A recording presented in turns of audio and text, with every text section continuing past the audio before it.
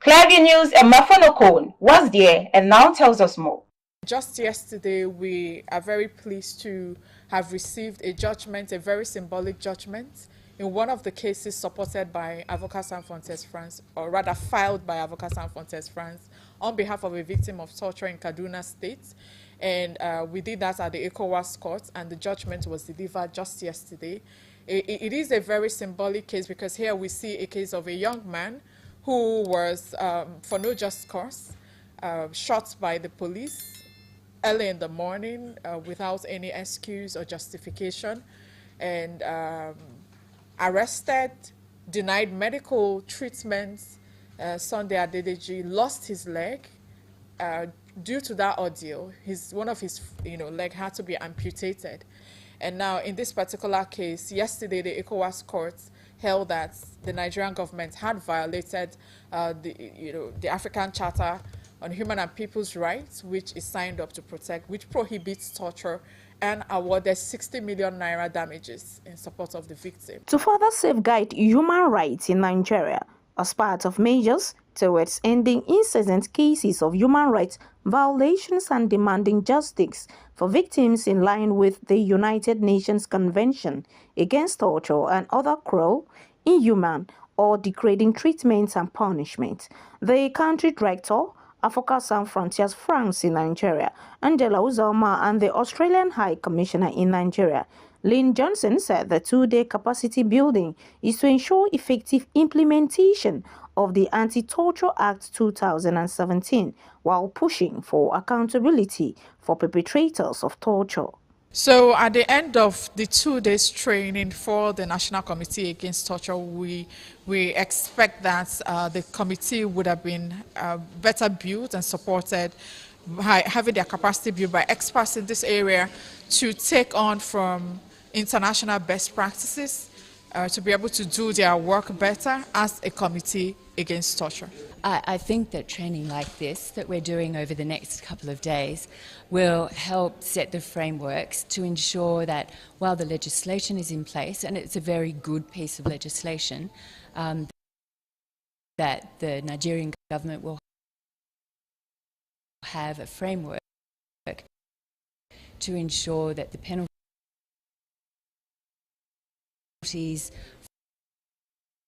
for proven cases of torture are implemented, and that will act as a deterrence to put an end to any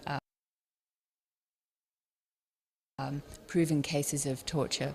Other stakeholders at the event said the capacity building program for members of the National Committee Against Torture represents a strategic initiative to fulfill the requirements of Article 18 of the Options Protocol to the Convention. The National Committee Against Torture is a key driver, or at least ought to be a key driver in the fight against torture and cruel, inhuman and degrading treatment. But, over years, that committee had been inert, has been, a lot of people don't know about it. It's been unable to function as it ought to have functioned. So the Lawyers Without Borders and those who have supported them have done an incredibly great service to Nigeria in trying to build capacity within the National Committee Against Torture so that they can also, on their part, begin to do the work that they were created to do.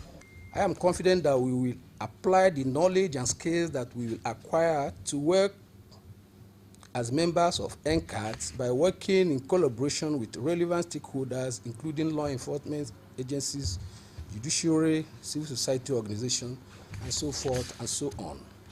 By doing so, we can ensure a comprehensive and coordinated response to torture and create an environment where accountability and justice will prevail. Avocats Sans Frontières France, otherwise known as Lawyers Without Borders, has been working to support victims of torture through legal assistance across Nigeria since 2009.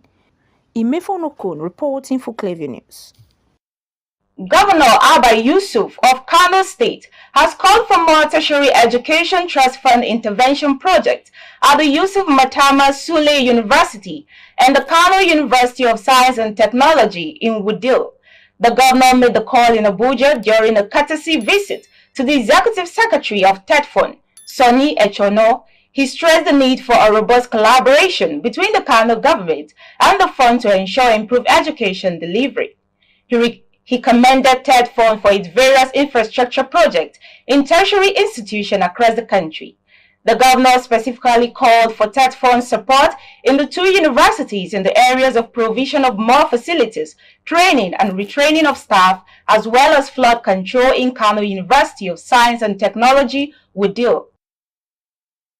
Governor Babagana Zulum of Borno State has approved the release of 62 million as scholarship for indigent Borno State students in law school and those studying immersion courses in French language.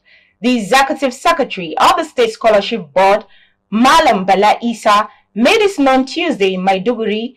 Isa said the amount also covered the procurement of a vehicle and a secretariat for the National Union of Borno State Students, NUBOS. He explained that the beneficiaries of the law scholarship were 19 students drawn from the 6 law school campuses in Nigeria, while the French language beneficiaries were 5 students in Benin Republic and other foreign students. He said French language is very important to the people as Borno, as the state is bordering 3 French-speaking countries of Cameroon, Niger, and Chad. The family of 2 orphans, Abdul Malik Abubakar and Ibrahim Abdullahi, have cried out for justice after members of a vigilance group shot them in Bobota, Dabi Kwali Area Council of the Federal Capital Territory. The orphans, who are siblings, were sleeping in their room on Sunday, July 9, 2023, when members of the vigilance group invaded the premises and started shooting. During the sporadic shooting, the siblings were hit in their legs and buttocks, after which they were rushed to hospital for treatment. One of the brothers, Abdul Malik, while writhing in pain on the hospital bed, said he was shot because he refused to give members of the vigilance group his phone. The victim said the hospital is demanding 50,000 naira before they are treated and therefore demanded for justice. Heavy rains are continuing to cause havoc across northern India, claiming at least 20 lives since Saturday. The bad weather, which is expected to continue into Friday, has downed trees, flooded homes, and closed major roads in several states. Delhi has been placed on high alert this Tuesday as floodwaters level in Yamuna River rose to dangerous levels. Officials have since relocated thousands of people living near the riverbanks to safer locations. Residents living in other vulnerable areas have also been told to prepare to be evacuated if needed. Traffic over a key bridge, which runs over the river, was cut off and schools are closed for a second day due to heavy downpour. The Hill's Chief Minister, Arvind Kejriwal, said the next 2 days would be crucial for the city, but added that his government was prepared to tackle any situation. India's weather department has warned that heavy rains are expected to continue in the region well into the weekend. Tens of thousands of protesters have blocked roads across Israel after vowing to escalate action against the government's planned judicial reforms. Police used water canoes to clear the Jerusalem-Tel Aviv highway, and at least 42 people have been arrested. It comes after a bill to remove the power of the Supreme Court to review ministers' decisions passed its first reading in Parliament on Monday night. The reforms have polarized the country, sparking months of mass demonstration in dramatic scenes inside the Parliament building in Jerusalem just before MPs voted on the bill. Protesters tried to glue themselves to the floor by the entrance to the chamber before they were dragged away by guards. The bill is part of a package of reforms aimed at scaling back the power of the judiciary that have been proposed by Prime Minister Benjamin Netanyahu's government, which is the most right-wing in Israel history. It argues that the court exercised too much political interference, overriding the will of the electorate. Critics of the reform says the government's plans are too extensive and are a great threat to the country's democratic system. Protest leaders had called for a day of resistance this Tuesday in the event that the bill brought on Monday night past the first of 3 readings required before it can become law. The demonstrations began early on Tuesday morning as protesters waving Israeli flags, banging drums, carrying flares and chanting slogans blocked roads across the country, causing snarl-ups during rush hour. Meanwhile, a group of war veterans held a protest inside the terminal at Ben Gurion International Airport with supporters dressed as red cap characters from the dystopian novel and TV series The Handmaid's Tale, greeting people arriving into the country. Major protests are expected around the airport on Tuesday afternoon. The controversial reform plans have deeply divided the country, with weekly mass protests often drawing hundreds of thousands onto the streets since the government unveiled them at the start of the year. All 6 people aboard Tutori's helicopter in Nepal were killed when it crashed soon after takeoff in the Everest region this Tuesday. Aviation authorities said the Manak air flight was heading for the capital, Kathmandu, from near Lukkala, the gateway for climbing expeditions to the world's highest peak, with 5 Mexican travelers and at Nepali pilots on board. The chopper lost contact about 10 minutes after taking off at 0419 GMT.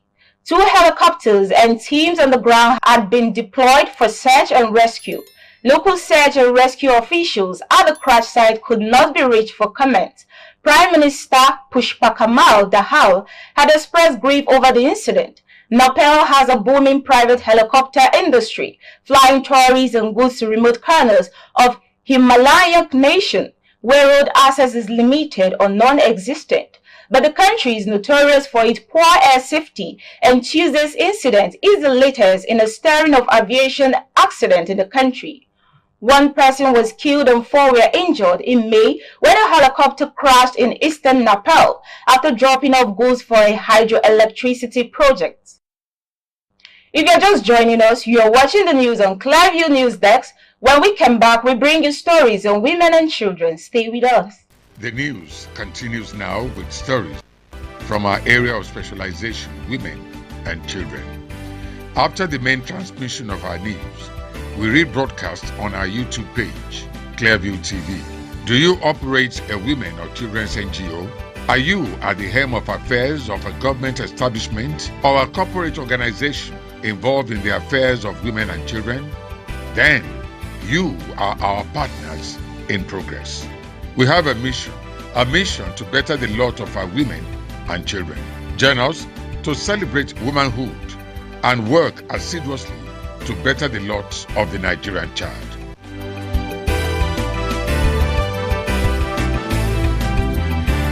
This is our mission.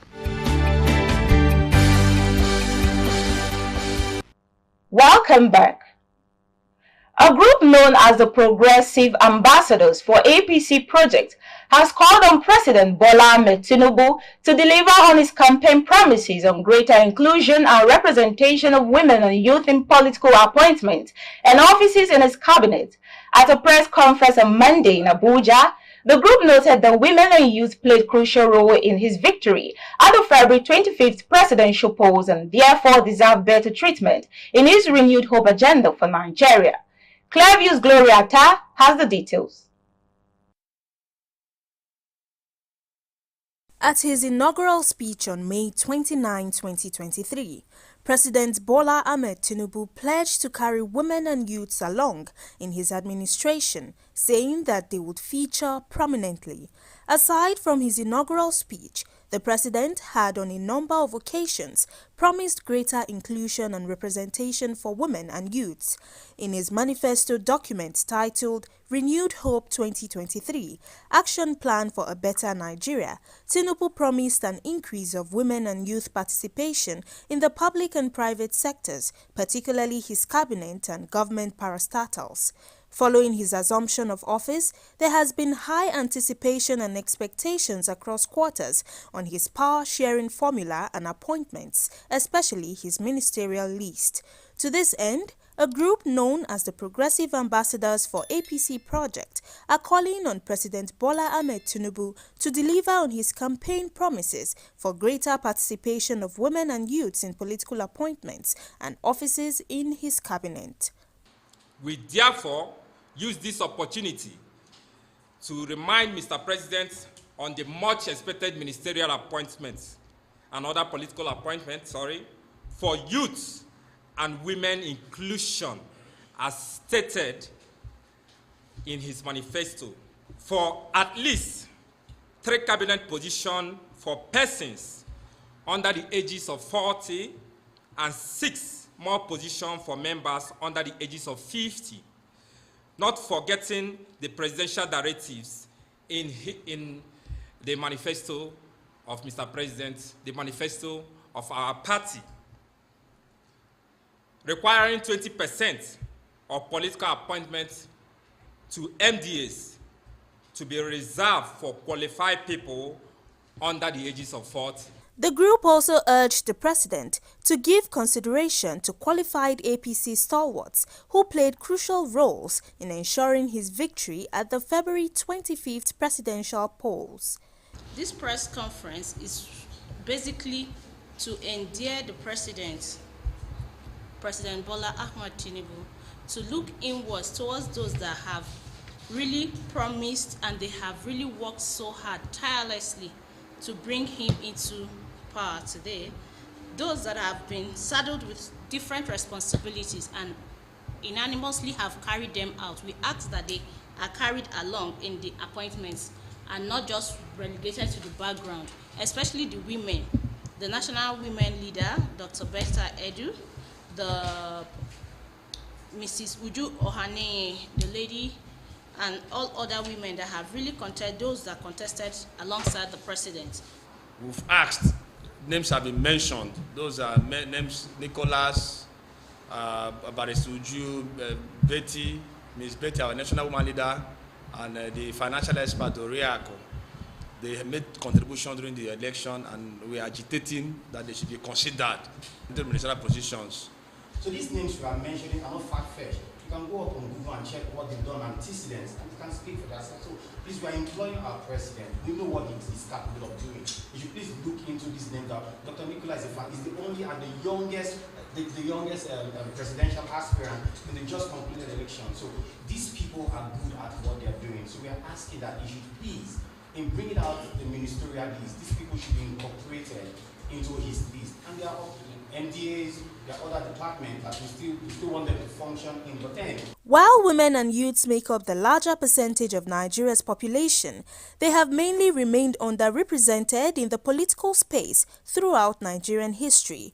The group, however, says it is confident in President Bola Ahmed Tinubu's capacity to turn the tide around for women and youths in the country. Gloria Atta, reporting for Clearview News.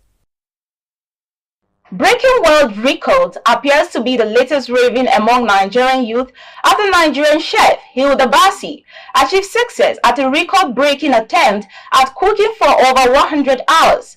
Since then, many people have come out to declare their intentions of breaking different Guinness World Records, with the latest from a man identified as Donny Green, who wants to undergo a 100-hour crying marathon, which he calls Cryathon.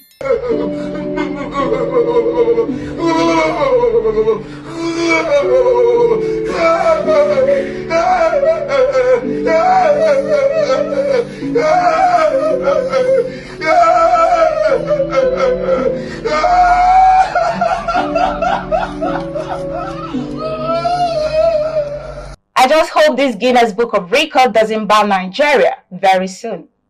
And that's the news, but before we go, a recap of the top stories.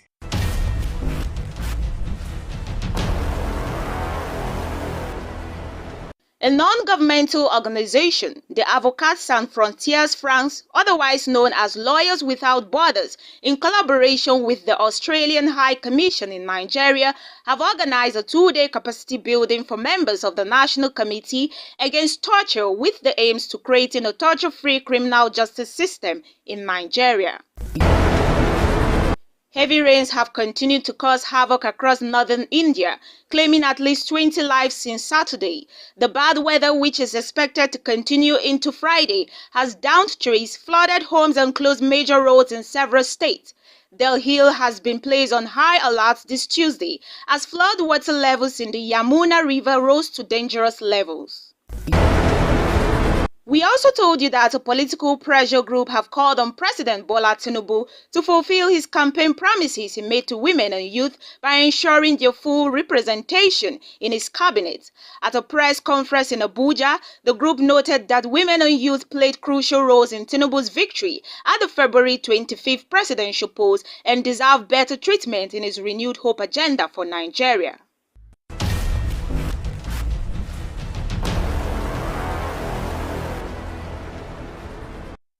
Remember to like us on Facebook, Clearview Television. Follow us on Twitter at Clearview Online. Follow us on Instagram at Clearview News. And also remember to subscribe to our YouTube channel at Clearview TV.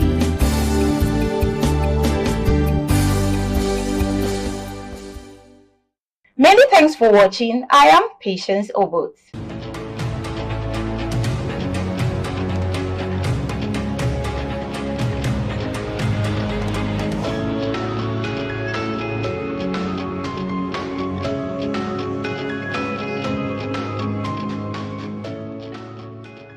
Several states in Nigeria have experienced the wrath of nature. Many have been hit by floods that are destroying homes, businesses and lives. Despite having a connection to climate change, the floods were predicted, so they did not occur without warning. Despite the fact that certain states are vulnerable to flooding, little has been done to increase their resilience over the years. Since not enough measures have been taken over the years to guarantee that people are as protected as possible when such calamities strike, which they frequently do, families have been left at the mercy of nature. In Anambra State, the 8 local government areas of Ogbaru, Onitsha North, Onitsha South, Anambra East, Anambra West, Awka North, Ayammili and Oyi are said to be underwater. Jigawa State in the north has also experienced its share of devastating floods this year. Torrential rainfall that lasted for over 30 hours triggered floods in several parts of the state, including Kirikasama, Dutse, Hadejia, Kafinausa, Guri, Ayo, and Jahun local government areas, which resulted in the loss of lives and many homes. Farmlands and crops also suffered damage. Certain Lagos neighborhoods have been devastated by floods, particularly in the Alimosho, Koshofe, and Ifelodun-Ajeromi regions, with about 65 structures severely damaged. Residents in the state, particularly those living on the banks of the Ogun River, are now at risk due to the projected high severity of flooding caused by severe rainfall and the release of water from the Onyan Dam, which has increased the level of water in the lagoon. Thousands of travelers are trapped in Kogi State after major routes connecting the north-central state to the rest of the country are submerged by the country's worst flooding in a decade. The state's capital, Lokoja, is located at the confluence of Nigeria's 2 largest rivers, the Niger and the Benue. The floods are being blamed mostly on the release of surplus water from Cameroon's Lagdo Dam and unusual rainfall. Heavy downpours and the overflowing of reservoirs on Nigerian soil, as well as in parts of Cameroon, are to blame for the floods. Authorities have issued a warning that flooding in some states in the south and center of the nation might persist in the upcoming weeks. Authorities in Nigeria said the death toll from heavy flooding in the country in recent weeks stand at more than 500. The government has indicated that more than 1,546 people have been injured, while about 1.4 million have been forced to evacuate. In addition, some 90,000 homes and 146,712 hectares of farmland have already been damaged by the rains that have swept the country since the end of July. According to estimates from the authorities, the Federal Capital Territory and 31 out of 36 states in the nation have been impacted. The International Monetary Fund (IMF) has warned that the recent incidents of flooding in some states in Nigeria will worsen food insecurity and lead to further increases in food prices across the country. Noting that Nigeria and other countries in sub-Saharan Africa are the most food insecure regions and also the regions most vulnerable to climate change and yet the least prepared.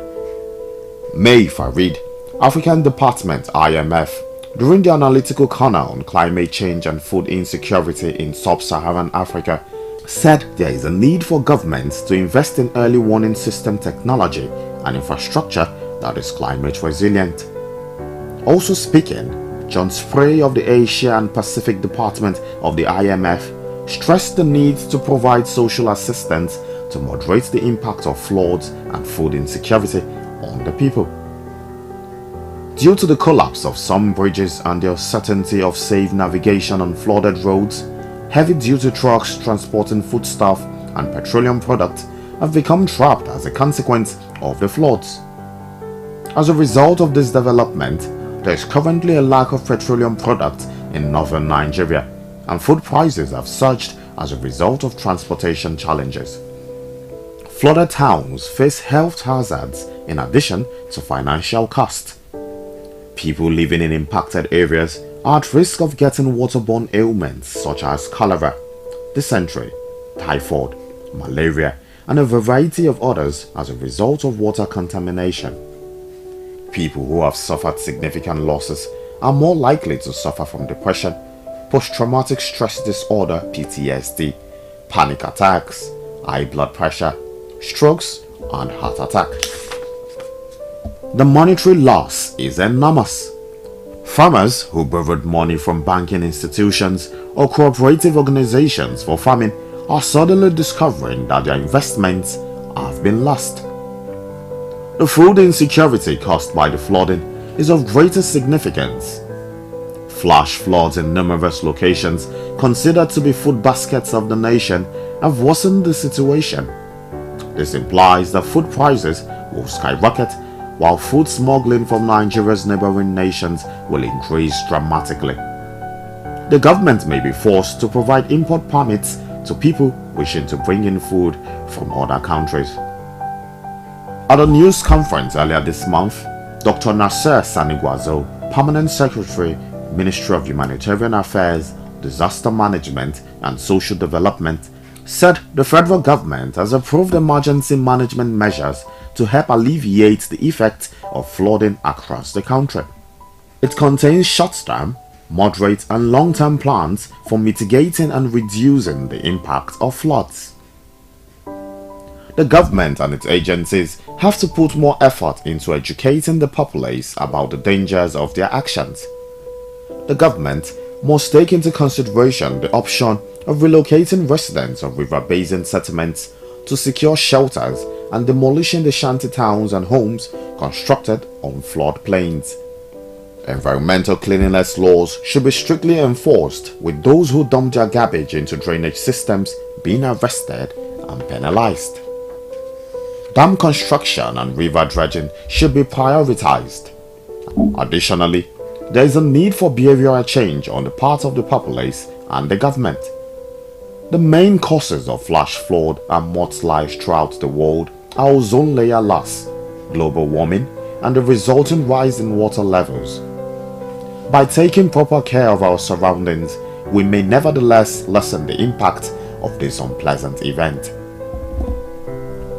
We are fortunate to have federal and state environmental ministries and emergency management organizations that can assist us in limiting the negative consequences of climate change on our environment.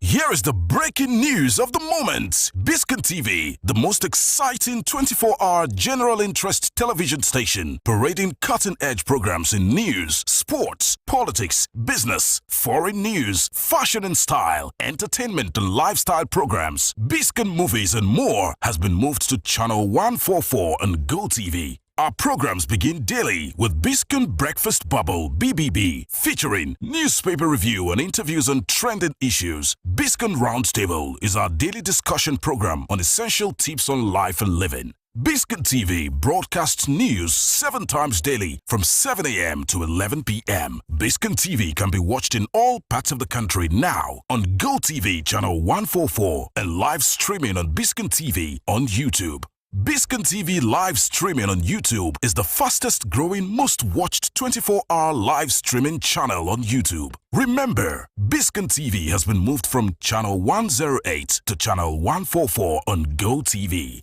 Biscon TV. Interactive, engaging, and unconventional.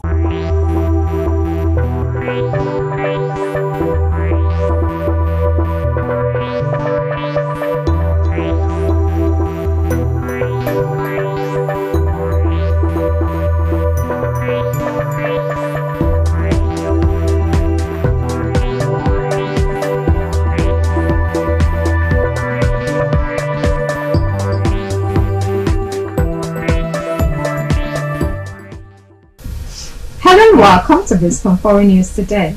I am Stella Power, and coming up in the news we have Wagner boss Yevgeny Prigozhin met Russia's President Vladimir Putin after mutiny. Zelensky honors Poles killed by Ukrainians in World War II Volhynia massacre. Migrant boat from Senegal carrying 200 people missing off Canary Islands. And 6 dead in China kindergarten stabbing. We'll bring you details of these and more after the short break. Stay tuned.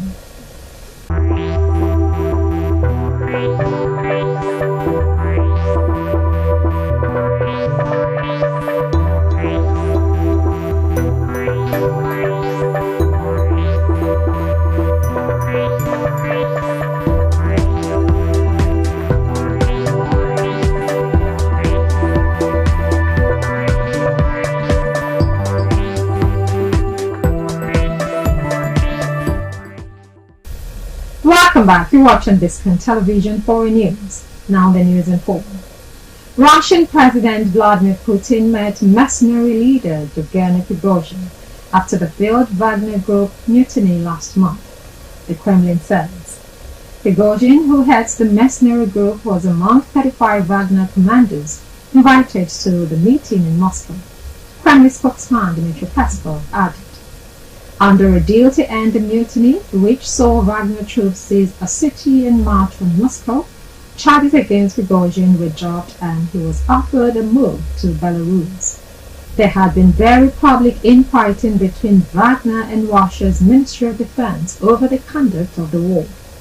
Prigozhin had repeatedly accused the ministry of failing to supply his group with ammunition. But on Monday, Mr. Peskov said the Wagner chief was among the commanders who were invited to the Kremlin 5 days after the mutiny collapsed. According to the spokesman, Prigozhin told Mr. Putin that Wagner unconditionally supported him. The Wagner chief's current whereabouts are unclear. The Wagner Group is a private army that has been fighting alongside the regular Russian army in Ukraine since last year's invasion. Now the Ukraine's President Volodymyr Zelensky and his Polish counterpart have jointly commemorated the Poles murdered by Ukrainian nationalists in the 1943 Volhynia massacre. In a Catholic cathedral in western Ukraine, Mr. Zelensky and President Andrzej Duda placed candles to honor the tens of thousands who were killed.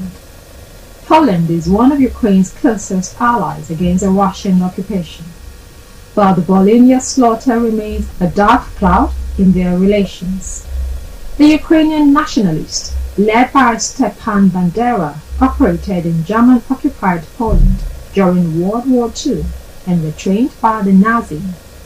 They attacked about 150 villages, murdering the minority Polish population. Poland puts the death toll as high as 100,000 and says Ukraine should apologize and ask for forgiveness. The Polish parliament has called the massacre a genocide, a description contested by Ukraine. The slaughter provoked reprisals from Poles against Ukrainian civilians. At least 2,000 Ukrainians were killed. The service on Sunday was a highly symbolic gesture of reconciliation, as Russian President Vladimir Putin has repeatedly and baselessly branded Mr. Zelensky's government Bandera-style Nazis. The cathedral service in Lutsk was ecumenical, with both Orthodox and Catholic clergy participating. Poland is one of the main suppliers of military and humanitarian aid to Ukraine. It has also taken in about 1 million Ukrainian refugees since Mr. Putin launched the Russian invasion in February 2022. Now, hundreds of African migrants, including many children, are feared missing as Spanish rescuers intensify the search efforts of the Canary Islands. The fishing boats, which departed from Kafountine, a coastal town in southern Senegal, approximately 1,700 kilometers away from Tenerife, carried at least 200 individuals. 2 additional boats with dozens of people on board are also reported missing. The aid group Walking Borders has alerted authorities to the dire situation. In response, Spain's Maritime Rescue Service has deployed a plane to aid in the search and rescue operation. The vessel carrying 200 migrants set sail from Kafountine on June 27, destined for the Canary Islands. While there is limited information available regarding the other 2 boats, Walking Borders' Helena Mileno disclosed to newsmen that one boat contains around 65 individuals and the other could have up to 60 on board. These figures raise concerns about the total number of people missing, potentially exceeding 300 across all 3 boats. This distressing news arrived shortly after Europe witnessed one of the deadliest migrant shipwrecks in the Mediterranean, where an overcrowded trawler sank off the Greek coast. Despite 78 confirmed deaths, the United Nations reported that approximately 500 individuals remain unaccounted for. The perilous journey from West Africa to the Canary Islands is regarded as one of the most treacherous migration routes. Migrants typically brave the powerful Atlantic currents on simple dugout fishing boats, making the passage incredibly dangerous. Away from that, 6 people, including 3 children, have been killed in a kindergarten stabbing in China's southeastern Guangdong province. Police said they have arrested a 25-year-old man with the surname Wu in Lianjiang. The other victims are a teacher and 2 parents, according to reports. 1 person is also injured. Police have called this a case of intentional assault, but not elaborated on a possible motive. The attack happened on Monday at 0740 local time, just as parents were dropping their children off for summer classes. The man was arrested at 8 o'clock. Lianjiang has a population of about 1.87 million. As videos of the attack spread across Chinese social media, they sparked outrage and shock. The stabbings also feed into a disturbingly familiar pattern. Firearms are banned in China, but the country has seen a spate of knife attacks in recent years, although there was also one incident where the attacker used a chemical spray to injure a classroom of 50 children. Newsmen has counted at least 17 knife attacks in schools, colleges and universities since 2010. 10 of those happened between 2018 and 2023. In August last year, a knife-wielding assailant stormed a kindergarten in southeastern Jiangxi province, killing 3 people and wounding 6 others. In most of these cases, the perpetrators are male and have expressed a grudge against society. Similar patterns have been seen in mass killings in other countries, from the US to Japan. But experts say there may be some additional reasons for the apparent increase in mass stabbings in China. Still to come, Turkey hints on joining the European Union. We'll bring you details after the short break. Stay tuned.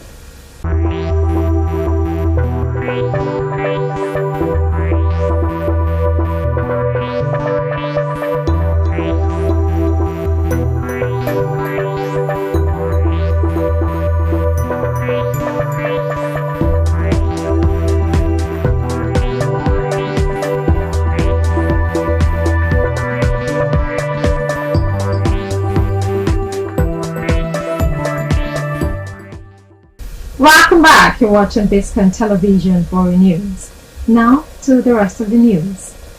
Turkish President Recep Tayyip Erdogan on Monday introduced a new condition for approving Sweden's membership in NATO, calling on European countries to open the way for Turkey to join the European Union. The surprise announcement by Erdogan before departing to a NATO summit in Lithuania's capital added new uncertainty to Sweden's bid to become the alliance's 32nd member, which Turkey initially blocked, saying Sweden was too soft on Kurdish militants and other groups that Ankara considers security threats. It was the first time that Erdogan linked his country's ambition to join the EU with Sweden's efforts to become a NATO member. Earlier, Erdogan's office said he told US President Joe Biden during a telephone call that Turkey wanted a clear and strong message of support from the NATO leaders meeting in Vilnius. The White House readout of the Biden-Erdogan call did not mention the issue of Turkish membership in the EU. Erdogan and Swedish Prime Minister Ulf Kristersson were expected to meet later Monday in Vilnius. Now, Dutch Prime Minister Mark Rutte has said he will quit politics after his coalition government collapsed on Friday in a row over asylum policies. After nearly 13 years in power, Mr. Rutte is one of Europe's longest-serving leaders. He is now heading a caretaker administration until fresh elections can be held in November. But he told Parliament he would not run for a fifth term in office and would leave politics following the elections. Dutch MPs will vote later on the no-confidence motion brought by the opposition in a bid to topple him. The Netherlands has had a coalition government led by Mr. Rutte and his conservative VVD party for the past year and a half, but the four parties involved have been split on migration for some time. The VVD had been trying to limit the flow of asylum seekers following a row last year about overcrowded migration centers. His plans were opposed by junior coalition partners. The motion of no confidence has been filed by two left-wing opposition parties and far-right party of anti-Islam leader Geert Wilders. But it needs the support of at least one of the parties in Mr. Rutte's collapsed coalition in order to pass. Until the events of last Friday, Mr. Rutte was seen as one of the wiliest survivors in European politics, even earning the nickname of Teflon Mark. After addressing Parliament, Mr. Rutte told Dutch media that he had mixed feelings about leaving politics.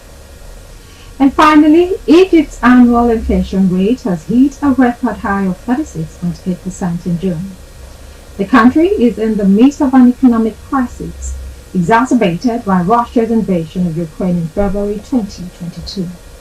The previous record inflation rate of 34.2% in July 2017 followed a sharp devaluation of the country's currency linked to a bailout loan from the International Monetary Fund (IMF). This year's record similarly comes after a bailout loan from the IMF last year.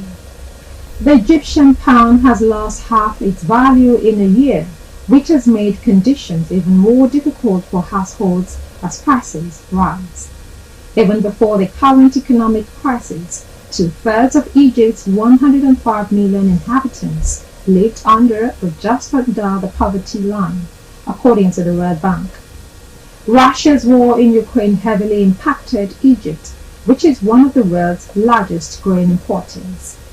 The invasion last year sent wheat prices skyrocketing and destabilized international markets. In Egypt, investors withdrew billions in foreign currencies, causing the country's dollar reserves to plummet to 20%. Reserves have risen since to $34.8 billion in March, including $28 billion in deposits from the country's wealthy Gulf allies, up $500 million since February. But they would need to increase by $7 billion to reach pre-war levels. And that's it on Biscon Foreign News. Compiled and produced by Tumilava Bolan. I am Stella Power. Thank you for watching.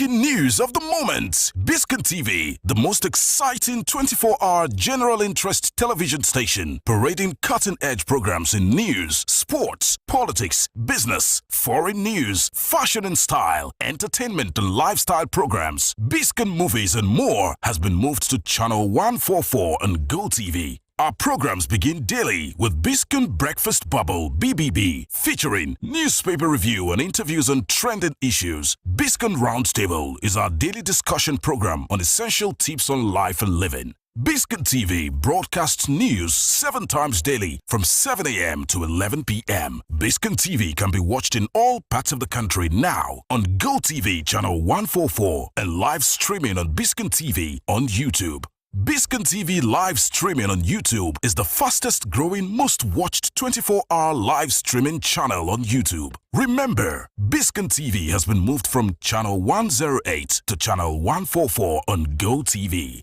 Biscon TV.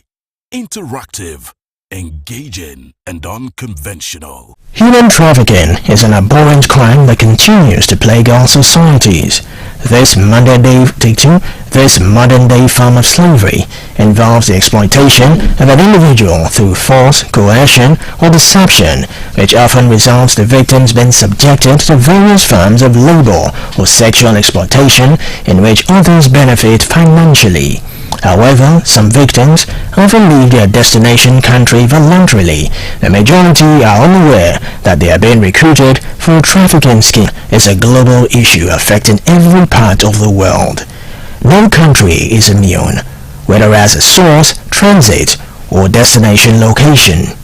Trafficking network has proven to be highly adaptable, employing sophisticated methods to deceive authorities and exploit victims. Today, there are approximately 45.8 million people caught in the trap of modern-day slavery around the world. This includes 10 million children, 15.4 million people in forced marriages, 4.8 million people in forced sexual exploitation, among others. According to the 2020% of human trafficking in Nigeria happens internally, while 39% is generated from cross-border trafficking. The general factors that increase vulnerability to trafficking in Nigeria include extreme poverty, lack of economic opportunities, corruption, conflict, insecurity, climate change, resulting migration, and Western consumerism. Unfortunately, globalization is a double-edged sword, and that it has shaped the world's market for the transportation of illegal migrants, affording criminal organizations the ability to expand their network and create transnational routes that facilitate the transporting of migrants. Take for instance, traffickers now use integrated technology to build their business model at every stage of the process, from recruiting to exploiting victims. Many children are approached by traffickers on internet platforms including social media, marketplace, through job advertisement posts, among others. Globally, national responses, particularly in developing countries like Nigeria, appear to be deteriorating.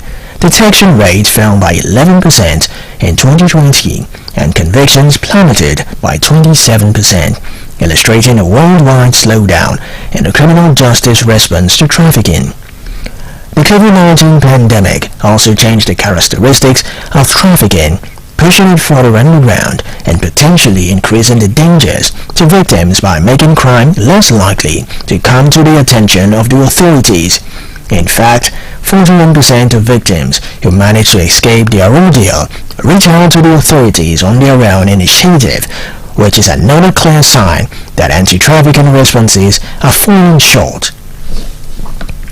Effort to combat human trafficking require comprehensive legislation that comprehensively criminalizes all forms of trafficking, protects victims' rights, and ensures their rehabilitation and reintegration into the society. Increased cooperation among governments, as well as collaboration with civil society organizations and non-governmental organizations (NGO), is crucial in order to effectively address this issue. Also, raising awareness about human trafficking and educating communities about the warning signs and prevention measures is essential in eradicating this heinous crime. it is very imperative for the country to invest in the training of law enforcement agencies, enhancing their capacity to identify, investigate, and prosecute traffickers. Equally important is the provision of safe havens for victims, offering them shelter, medical attention, counseling, and support to rebuild their lives. International bodies are vital in securing resources for victims assistance programs and implementing effective policies to dismantle trafficking networks. Citizens in the country need to acknowledge the existence of human trafficking, condemn it unequivocally, and actively engage in its eradication. Also, there must be a joint effort among citizens to tackle grave violation of human rights, offering them hope and a brighter future for the countless victims ensnared on the darkness of human trafficking. Here is the breaking news of the moment. Biscon TV, the most exciting 24-hour general interest television station, parading cutting-edge programs in news, sports, politics, business, foreign news, fashion and style, entertainment and lifestyle programs, Biscon movies and more, has been moved to channel 144 on GoTV. Our programs begin daily with Biscon Breakfast Bubble (BBB), featuring newspaper review and interviews on trending issues. Biscon Roundtable is our daily discussion program on essential tips on life and living. Biscon TV broadcasts news 7 times daily from 7 a.m. to 11 p.m. Biscon TV can be watched in all parts of the country now on GoTV channel 144 and live streaming on Biscon TV on YouTube. Biscon TV live streaming on YouTube is the fastest growing, most watched 24-hour live streaming channel on YouTube. Remember, Biscon TV has been moved from channel 108 to channel 144 on GoTV. Biscon TV. Interactive, engaging, and unconventional. Racism is a belief that groups of humans possess different behavioral traits corresponding to inherited attributes and can be divided based on the superiority of one race over another. It may also mean prejudice, discrimination, or antagonism directed against other people because they are of a different race or ethnicity. Modern variants of racism are often based on social perceptions of biological differences between peoples. These views can take the form of social actions, practices, or beliefs of political systems in which different races are ranked as inherently superior or inferior to each other, based on presumed shared inheritable trait attributes and qualities. There have been attempts to legitimize racist beliefs through scientific means, such as scientific racism, which have been overwhelmingly shown to be unfounded. In terms of political systems like apartheid, the expression of prejudice or aversion in discriminatory practices or laws. Racist ideology may include associated social aspects such as nepotism, xenophobia, otherness, segregation, hierarchical ranking, and supremacism. While the concepts of race and ethnicity are considered to be separate in contemporary social science, the two terms have a long history of equivalence in popular usage and older social science literature. Ethnicity is often used in a sense close to one traditionally attributed to race. The division of human groups based on qualities assumed to be essential or innate to the group, e.g. shared ancestry and shared behavior. Racism and racial discrimination are often used to describe discrimination on an ethnic or cultural basis. Independent of whether these differences are described as racial, according to the United Nations Convention on the Elimination of All Forms of Racial Discrimination, no distinction between the terms racial and ethnic discrimination.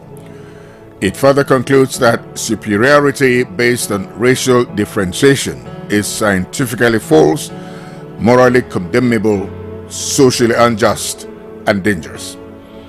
The convention also declared that there's no justification for racial discrimination anywhere, in theory or in practice.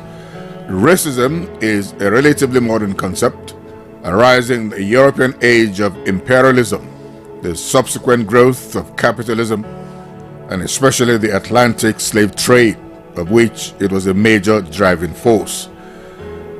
It was also a major force behind racial segregation in the United States in the 19th and early 20th centuries, and of apartheid in South Africa. 19th and 20th century racism in Western culture is particularly well documented and constitutes a reference point in studies and discourses about racism.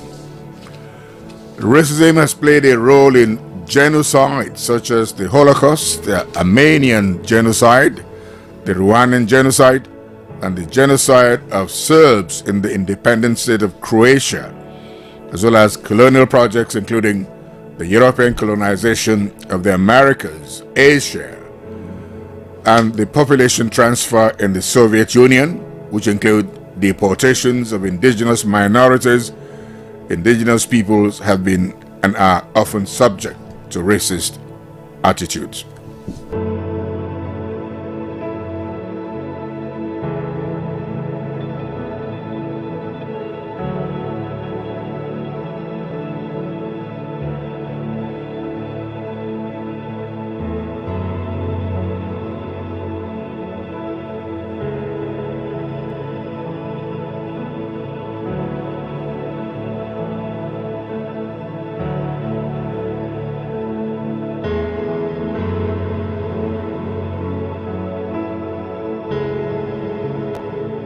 Here is the breaking news of the moment. Biscon TV, the most exciting 24-hour general interest television station, parading cutting-edge programs in news, sports, politics, business, foreign news, fashion and style, entertainment and lifestyle programs, Biscon movies and more, has been moved to channel 144 on Go TV. Our programs begin daily with Biscon Breakfast Bubble (BBB), featuring newspaper review and interviews on trending issues. Biscon Roundtable is our daily discussion program on essential tips on life and living. Biscon TV broadcasts news 7 times daily from 7 a.m. to 11 p.m. Biscon TV can be watched in all parts of the country now on Go TV channel 144 and live streaming on Biscon TV on YouTube.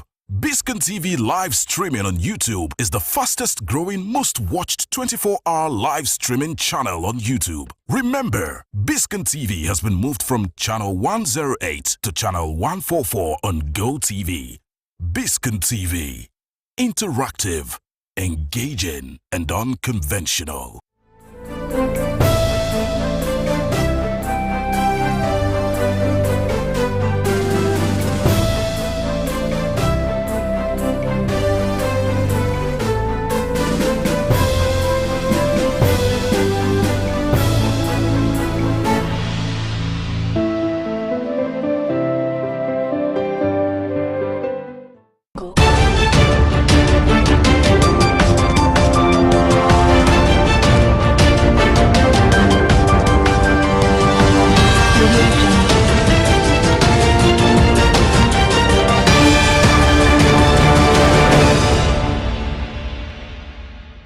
You're on to the news hour on Biscon Television. I am Stella Para. Thanks for joining us again. First, our top stories. On the national scene, President Bola Tinubu writes Senate seeks confirmation of service chiefs. Court fixes October 17 for case against ex-AGF Abubakar Malami. In business news, Nigeria now accounts for 33% of Africa's gas reserves, says federal government. On the foreign scene, Sweden hails historic step as Turkey backs NATO bid. And in the weather sports, I won't wait for fight with Tyson, Fury or Deontay Wilder, says Anthony Joshua. Now the news in full. President Bola Tinubu has written the Senate seeking for the screening and subsequent confirmation of the new Chief of Defense Staff and service chiefs. The request was contained in a letter addressed to the President of the Senate, Senator Godswill Akpabio. Akpabio, who read the letter on Tuesday during plenary, said that the request was in line with the Act establishing the armed forces. Recall that President Tinubu had last month appointed Major General Christopher Musa as the new Chief of Defense Staff and Major General Taurid Lagbaja as the Chief of Army Staff. President Tinubu also appointed Rear Admiral Emmanuel Ogala as the Chief of Naval Staff and Air Vice Marshal Hassan Abubakar as the Chief of Air Staff, and Major General Emmanuel Udiandeye appointed the Chief of Defense Intelligence. He urged the Red Chamber to consider his request expeditiously. Akpabio, after reading the letter, referred the request to the Committee of the Whole, as there was no standing committee on armed forces, just as this means that the service chiefs will be screened on the floor of the Senate, not at the committee level. Now, the governor of Nasarawa State, Abdullahi Sule, has emphasized that the problem of illegal mining and environmental degradation is a nationwide issue in Nigeria. He explains that the state government is trying to prevent the raw materials from being taken out of Nasarawa State and instead wants them to be processed locally. He mentions the challenges of implementing regulations and monitoring illegal mining activities, especially in remote areas. The governor also highlights the issue of multiple licenses being issued by communities and the need for a tripartite agreement involving the communities, state government and federal government. He acknowledged the involvement of security personnel and foreign companies in supporting illegal mining activities. The governor concluded by expressing the need for a comprehensive solution that involves cooperation between all levels of government to address the issues related to illegal mining and protect the interests of the state and its communities. About the material is actually a fundamental problem we have in this country. One, about the illegal mining you have mentioned, and two, about the degradation of the environment. And these people are doing most of these things without following the due process of mining. So at the end of the day, they finish their digging, they abandon the site. They are not concerned about what is going to happen to the people. They are not concerned about the environmental hazards. They are not concerned about all the atmospheric contamination that they are causing. No, nothing whatsoever. So it's a fundamental problem that we have to sit down and look at it again. At the last NEC, we discussed it, and then I believe very strongly with the kind of leadership we have today in this country, that this is one thing that has to be tackled. Otherwise, it is going to be a disaster for this country. These people mine very expensive products. They go to these communities like what you are seeing with some traditional rulers. They give them peanuts, and the communities are happy because these are very poor people. So, and then at the federal level here, they say they have their authority to do that. And some of these people actually get their security from Abuja. And then they come into those kind of places and start mining. So it is not easy problem. I have been from one side to another, trying to do this. We started with a company called Kenyang. We went to another company called Tongi. Now you have different companies that are doing this. We go to Toto, we come back to, so it's a major problem as I'm saying. So, and it's something we have to sit down, at the next level and find a solution. During the last NEC, when our chairman was the former vice president, Professor Osibanjo, a committee was set up of certain governors. I was a member, and then we had the minister then of Minister of Mines and the rest of that. But that committee never saw the light of the day because there was constantly misunderstanding between the states and the ministry. This is something that some people in the ministry are benefiting, some people from the local communities are benefiting, some traditional rulers are benefiting. They want the confusion to continue like that. So at the end of the day, it's Nigeria as a whole that is losing, because there is like this material that is being taken out right now at night. How does the ministry here in Abuja quantify this is the amount that is taken, so that if the people are paying some kind of royalties, they are paying on the quantity? Who monitors that? That's the argument we have been putting with this Ministry of Mines, that they feel, somebody has any special interest. Because they don't have any way. They just issue the license and they have no way of knowing how much is taken out. They cannot monitor it. Now, a High Court of the Federal Capital Territory has deferred hearing on a case instituted against the immediate past Attorney General of the Federation and Minister of Justice, Mr. Boubacar Malami SAN, for allegedly abusing his office. Justice Oluyemisi Adelaja adjourned the case for a definite hearing, even as he directed the service of all the necessary court papers on the ex-AJF to enable him to enter his defense in the matter.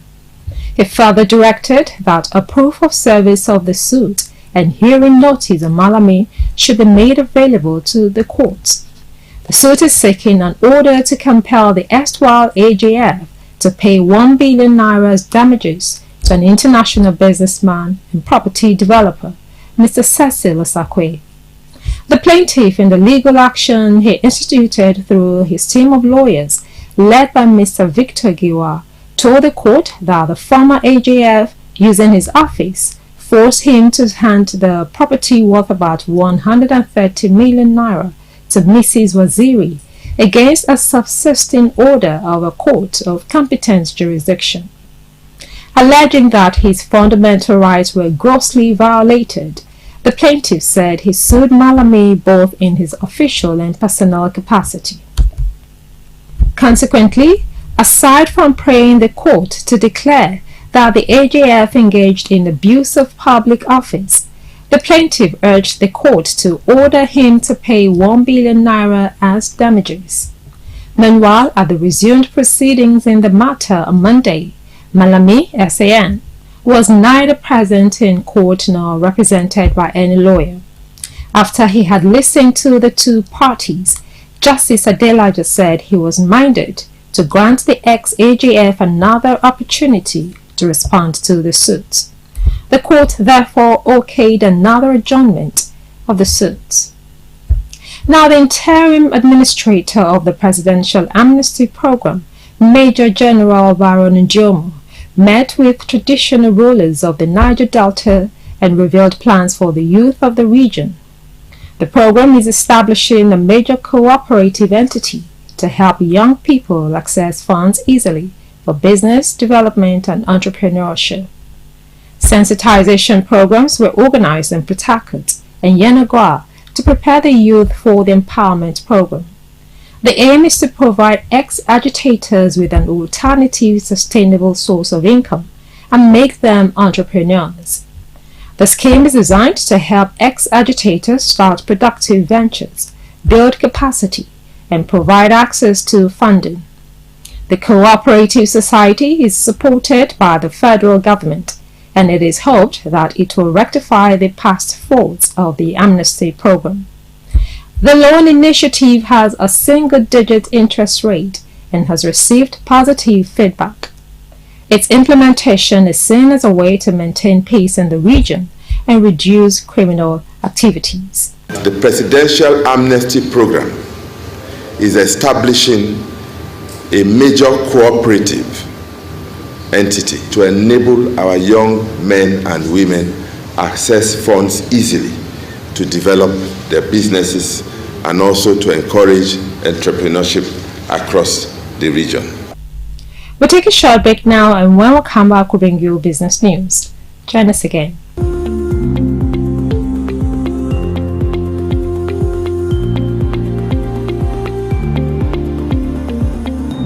Welcome back. You're watching Biscon Television News. Now to business news. Nigeria currently accounts for 33% of the total gas reserves in Africa, according to the federal government.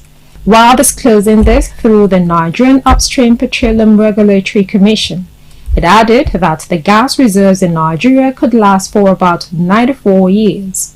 The Chief Executive Officer, NUPRC, Benga Komolafe, disclosed this in Abuja at the Nigerian Association for Energy Economics 16th Annual International Conference with theme Energy Evolution, Transition and Reform, Prospect for African Economies. He said it was important to note that oil and gas would continue to guarantee energy security for Nigeria's massive population, estimated to be about 200 million. He noted that over the last 2 centuries, The world had witnessed the evolution of various energy sources, from the traditional biomass to coal, oil and gas, hydropower, wind, solar, blue hydrogen, and other renewable. He said the global call for decarbonization and increased focus on cleaner energies had provided the avenue for Africa to diversify its portfolio while leveraging its abundant oil and gas resources for energy security and economic development.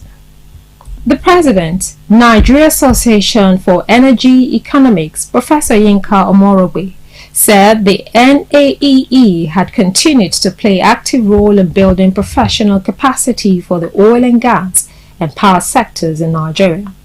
According to her, the conference had over the years brought to light the doggedness of association in keeping its objectives of providing a forum for the exchange of ideas and advancement of professional experience in energy economics.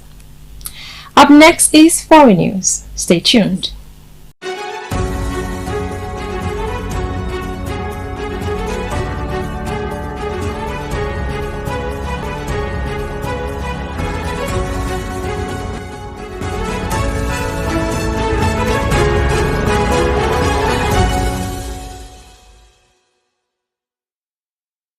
Welcome back. You're watching Biscon Television News.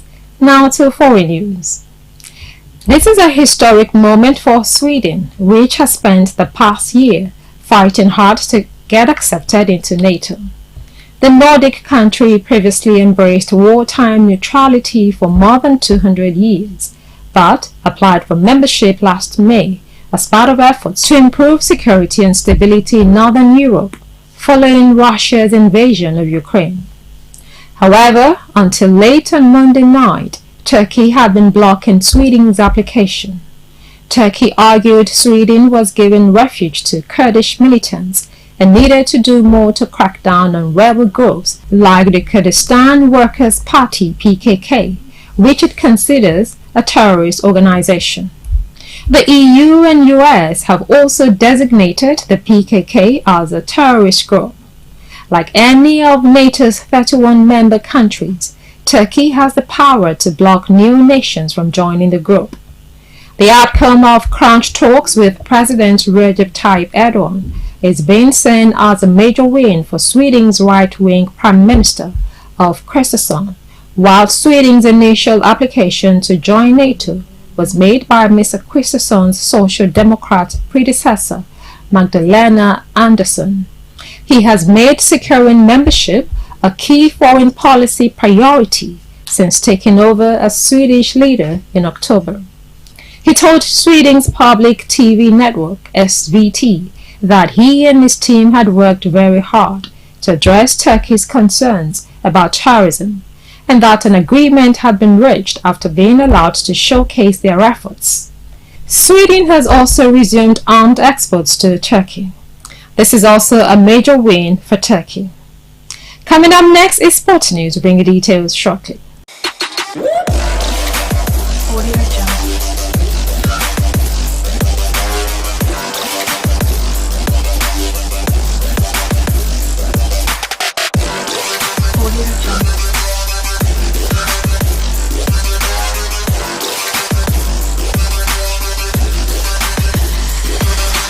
Welcome back. You're still watching Biscon Television News. Now to the world of sports.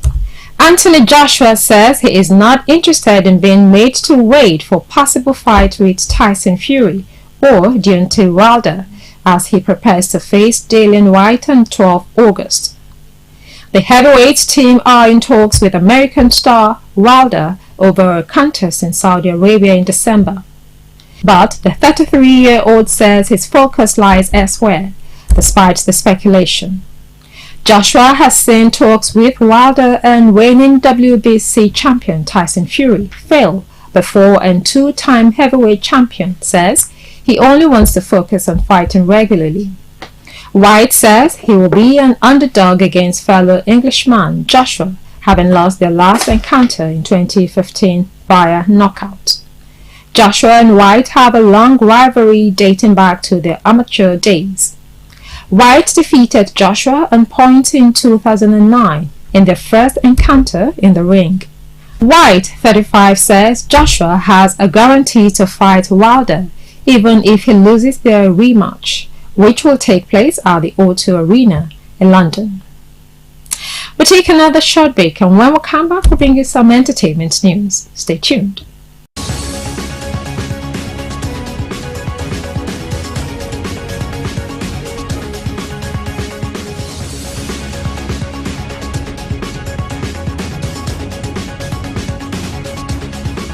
Hello and welcome to Showbiz News. I am Olafiju Ajideba. Fast rising star Spyro has taken to Instagram to once again shoot his shots at Megan Good, American actress. In a chat posted by celebrity blogger Tunde Edmonds, Spyro, born Oludipe Oluwasomi David, professed his undying love for the divorced actress. The singer first slid into Good's DM in 2021, despite the fact that his initial message was unanswered. He re-entered her DM 2 years later. After the success of his smash hit Who's Your Guy, he reaffirmed his love for her and informed her he wants to settle down. The 25-year-old father begged the 41-year-old actress to look beyond their age gap. After the post went viral, the singer acknowledged Edna's post in the comment section, thanking him for bringing his dream one step closer to reality. The elder sister of May Edochie has spoken amidst divorce proceedings between her sister and husband, Yul Edochie. May Edochie has filed for divorce against her husband, actor Yul Edochie. It was also reported that the court has granted her full custody of her 3 children and the mansion. The elder sister of May Edochie has comforted her in the comment section as she prays for God's strength for her sister. And that's all we have for you today on Showbiz News.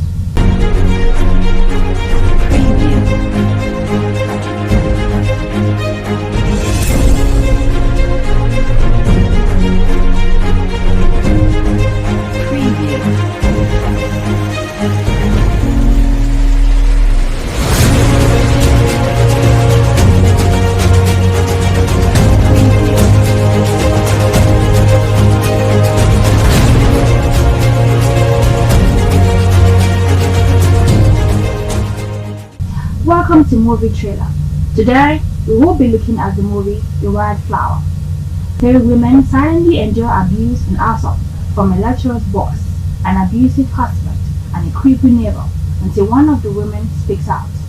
Starring Benyemi Okolawo, Damila Rikuko, Zubin Michael, Musa Rex, Toyin Abraham, and many more. Directed by Jordan Steven, written by Miyu Akimolayo. Let me tell you something. Husband and wife, they fight well. Don't worry, when you get married, you understand. Really? Yes, sir. Have you ever worked in close contact with a man? You need to learn to relax. You know the greets. I mean, as I small rich, stingy. Ada, you must never go anywhere alone with her. Do you understand me? Do you know that you are the sweetest woman I have ever had? And the sweetest woman I will always have. One would hardly see any woman with a natural hair these days. All we have is bone straight hair, fake bum bum. Rolly, you're not a kid. I just want to have a taste. Oh, this is very common, I must point out. Some of these women will never speak up. I want him to pay for nearly destroying my life. I want him to pay. I can assure you she has no other option but to withdraw her statements and tender a public apology. Things like this shouldn't still be happening. Every dog has its day. No go better for your papa normally. I swear. Tell her to drop this witch hunt of a thing and apologize. Let's not make this any more difficult than it already is. You're out. And you're a clown. I built this company with my blood and my sweat. You will not make yourself a cover girl for rape victims. Survivors, doctor, not victims. He knows what to say. He has so much swag. See, I'm harmless, so I like you. Come and watch BB Niger. On the said night, Did you accept to collect money from the claimant? I told you, and you acted like you knew everything. I told you. Objection, my lord. Objection overruled. She seduced me. One thing led to another, and we had consensual sex. And that's all we have for you today on Movie Trailer.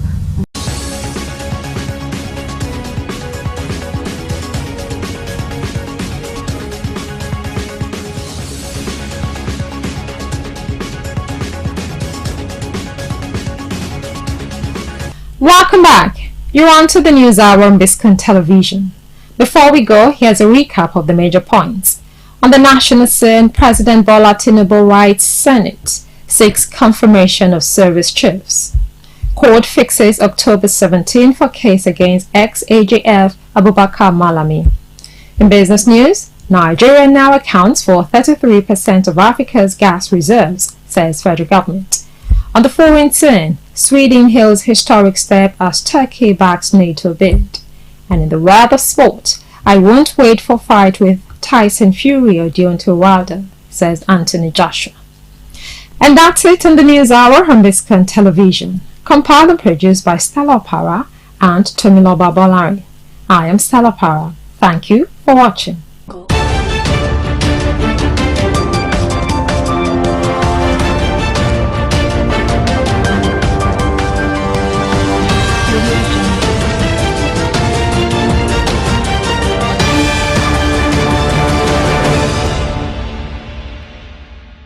Here is the breaking news of the moment. Biscon TV, the most exciting 24-hour general interest television station, parading cutting-edge programs in news, sports, politics, business, foreign news, fashion and style, entertainment and lifestyle programs, Biscon movies and more, has been moved to channel 144 on GoTV. Our programs begin daily with Biscon Breakfast Bubble (BBB), featuring newspaper review and interviews on trending issues. Biscon Roundtable is our daily discussion program on essential tips on life and living. Biscon TV broadcasts news 7 times daily from 7 a.m. to 11 p.m. Biscon TV can be watched in all parts of the country now on GoTV channel 144 and live streaming on Biscon TV on YouTube.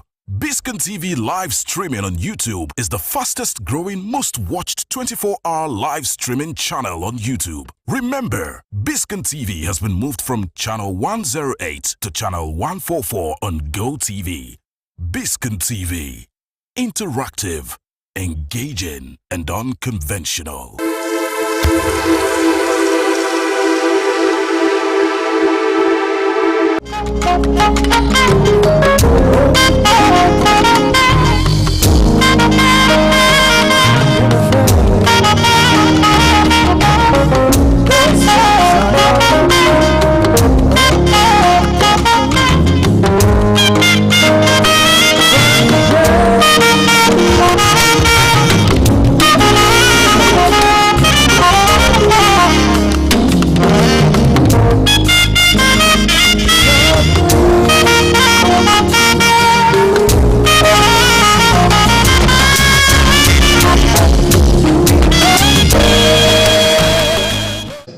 Samuel Adegbaili, GCOP. Please, let's appreciate Baba. He's always here. 12:31 p.m. is in the club. And you can trust him by 6 p.m. he's on his way out. Nothing stops him. We also have on ground our own KPAC in waiting. A past chairman in his own right. The man who moved, but our vice chairman also on ground here. Starting from the man I called me Oniba Bode, barrister, S.O. Jegede, the past vice chairman is all right. Me Oniba Bode, I greet you, sir. I also have the man who is in charge of the welfare program of the Island Club. But in talk in terms of charity homes and helping the needy, and also the parents and children. We're talking of also a past vice chairman in his own right, Prince Kola Apumeri. And Adelano Adeshida, the Royal Social, and a past vice chairman. I'm sorry I jumped protocol. My guys on seats there, the vice chairman, the current vice chairman of Island Club, the Olotu Ologede of Lagos, Otumba Dichi Veracruz.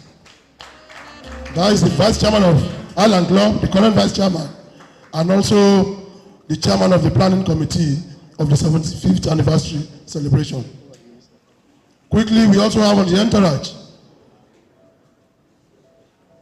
of our minister, Mrs. Modupe Ogutuashe, the former commissioner for training and establishment. Please, let's appreciate her.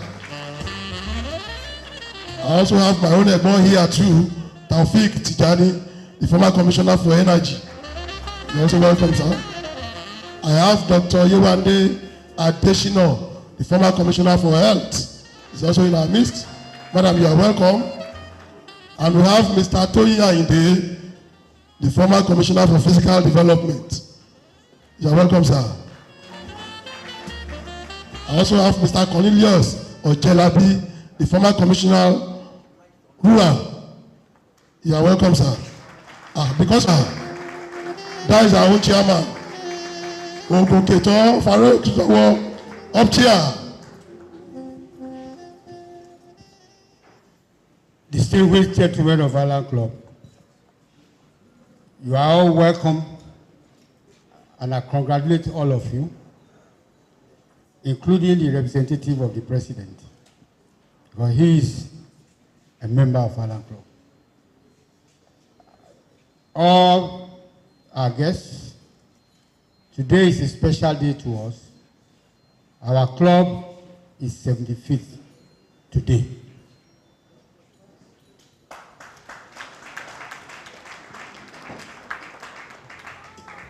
I've sent a message across to all members, wishing them a very, very happy anniversary, an opportunity for us to continue to grow, and God will be with all of us. On behalf of the trustees, management committee, and entire members of the Island Club, I warmly welcome home our grand patron, His Excellency, President Muhammadu Buhari, GCFR, President, Federal Republic of Nigeria, and Commander-in-Chief of the Armed Forces.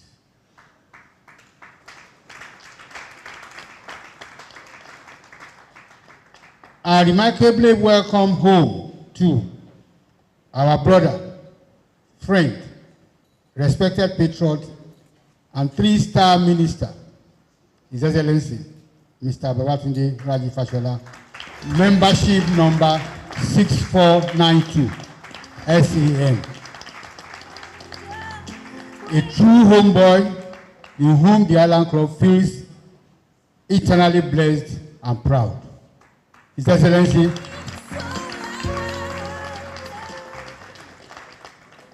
His Excellency, you are representing us very well, and we are proud of you. Can we give him a round of applause, standing ovation, please?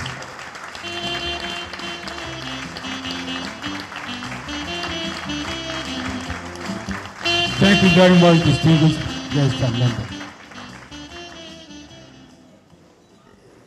His Excellency is here in a dual capacity today, and it is a great honor and privilege to all of us in Island Club and everything this club stands for.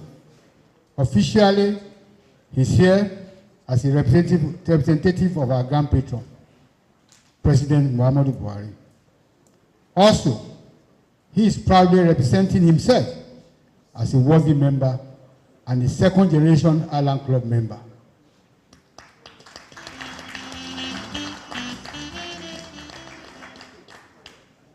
Distinguished guests, ladies and gentlemen, the purpose of this special lecture cannot be lost on any of us.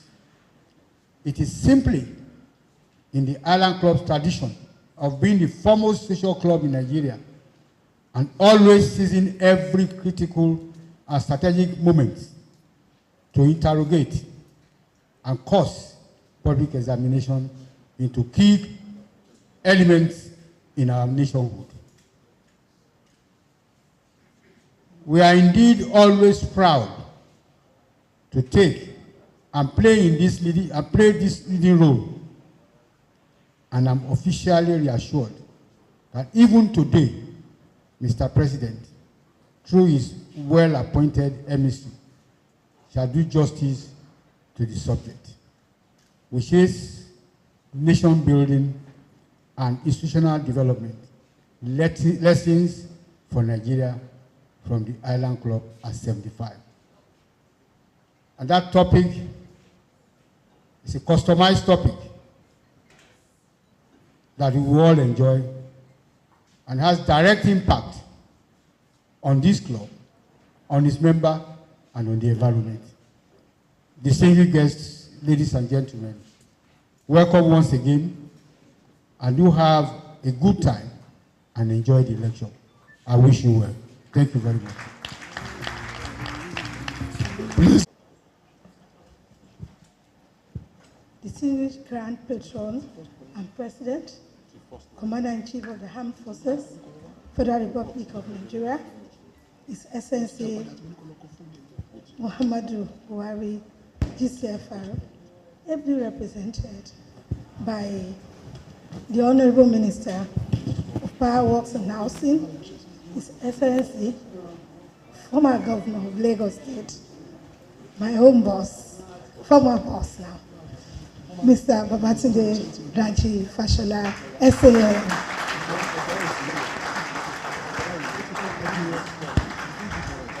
Your Excellency, just like what has been said earlier, we are indeed proud to have gone through you, and we thank God, whatever accolade is being showered on us today, part of the things that we do out here is part of the things that we have learned from you, and I'm indeed very grateful to have gone through you.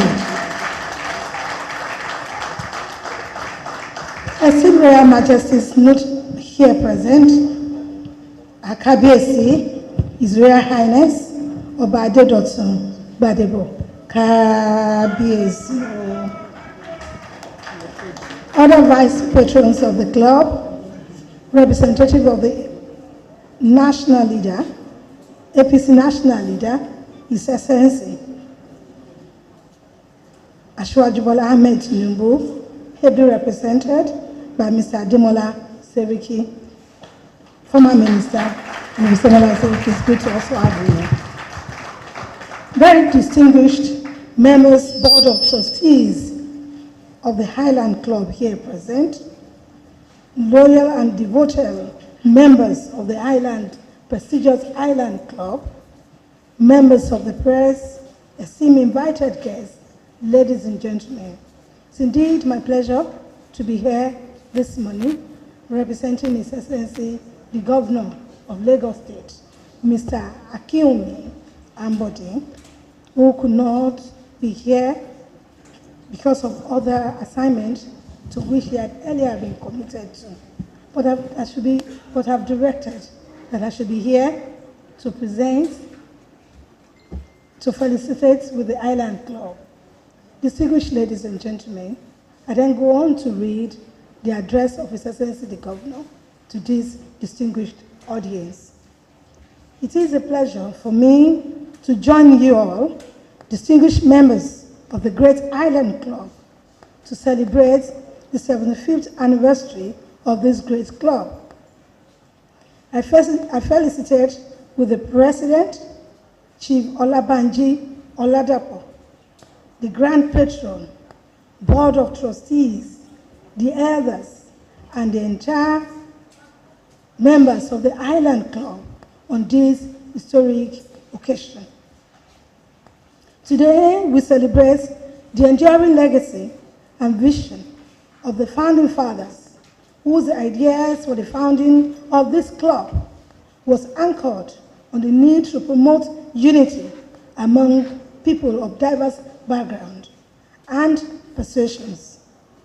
This is aptly encapsulated in the club's vision, which is to promote good fellowship and interracial harmony Over the years, this club has played and continued to play key roles as a major stakeholders in the social economic development of the estate. This occasion, therefore, provides an avenue for us as a government to commend your contributions and selfless service in both public and private capacities towards moving Lagos State forward. On our part as a government, we will continue to accord pride of place to social clubs in the state because we believe they have very important roles to play in ensuring social stability, promoting understanding and cooperation, which are critical to economic growth, prosperity, and general development. Distinguished ladies and gentlemen, I especially want to appreciate the President, executives, and members of the Island Club for the immense support this administration has enjoyed since inception. I thank you for supporting our policies and programs and for using this club as a platform to key into our vision to build a state that will be a pride not only to our nation, but also the sub-region and the continent. You are assured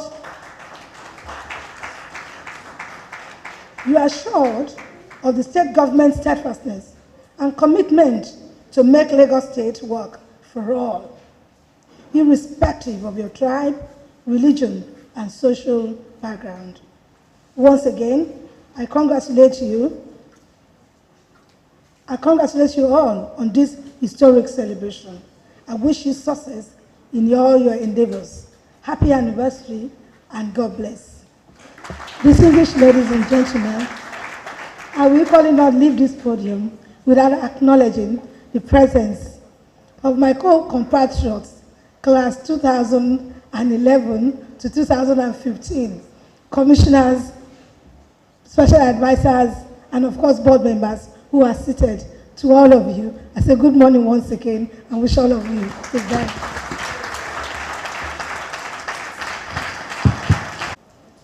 Good afternoon, everyone.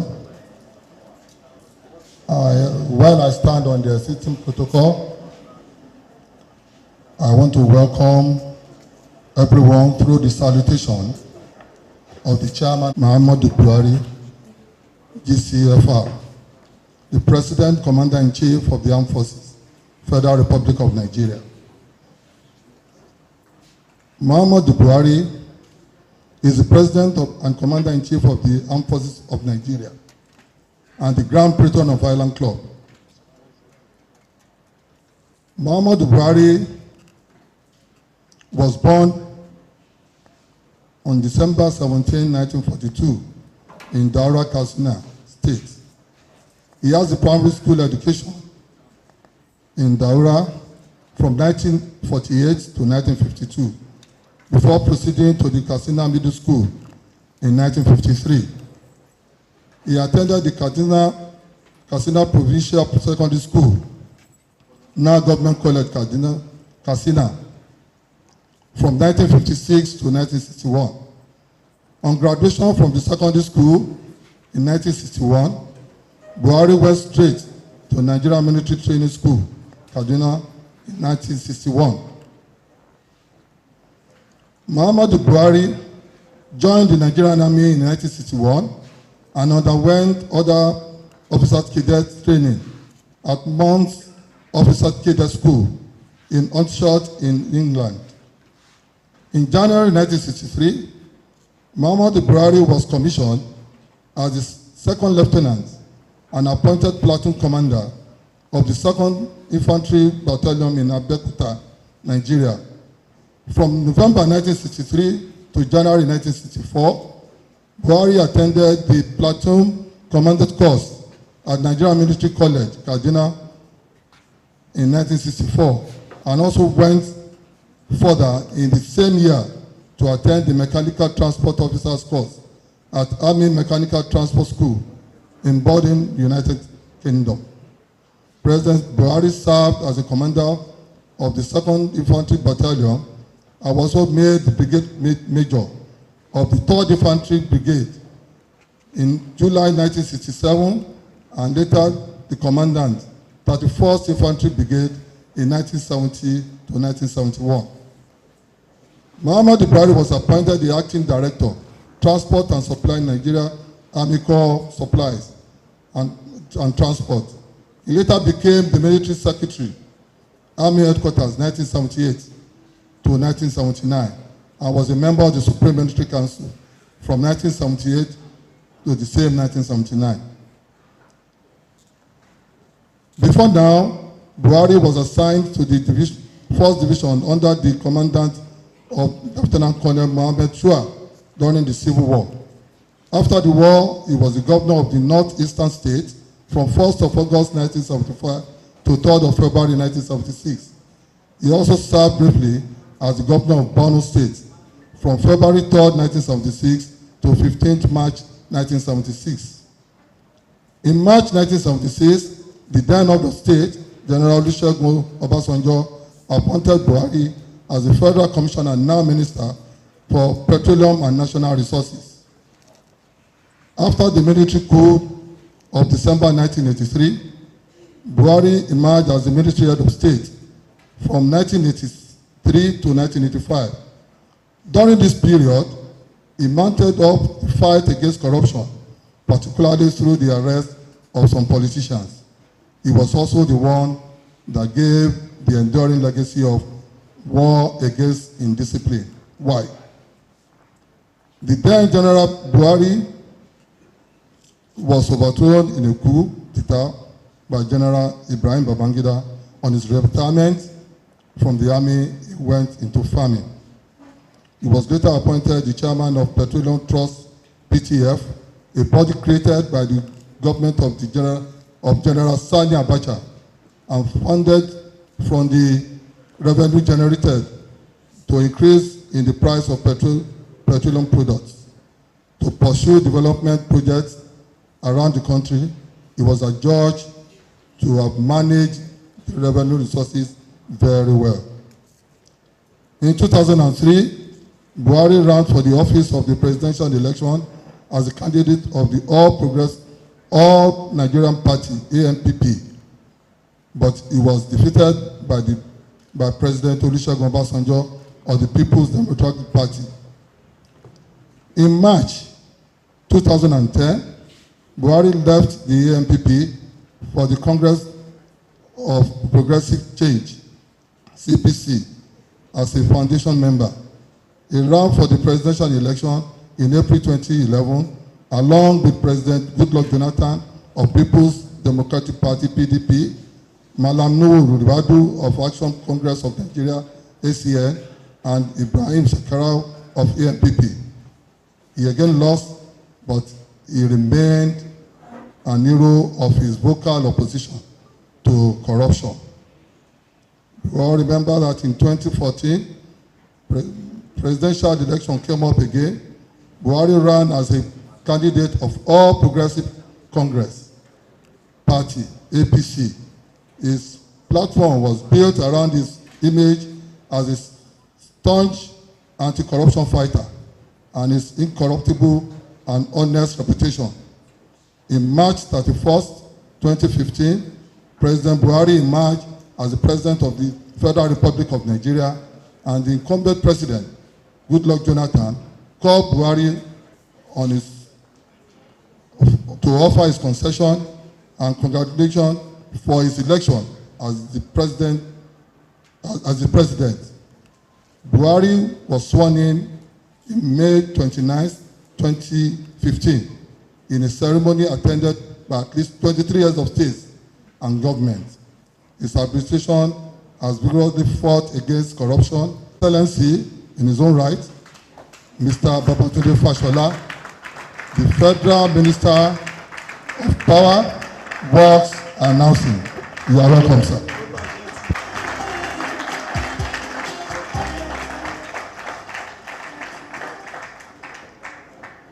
Former and serving members of the Lagos State Executive Council who are here, other heads of government agencies, members of government agencies who are here, Your Royal Majesty, the Alake of Egbaland, and other royal majesties who are in our midst. Let me say that, as you know, Mr. President is not here, and those courtesies come from him and with his authority.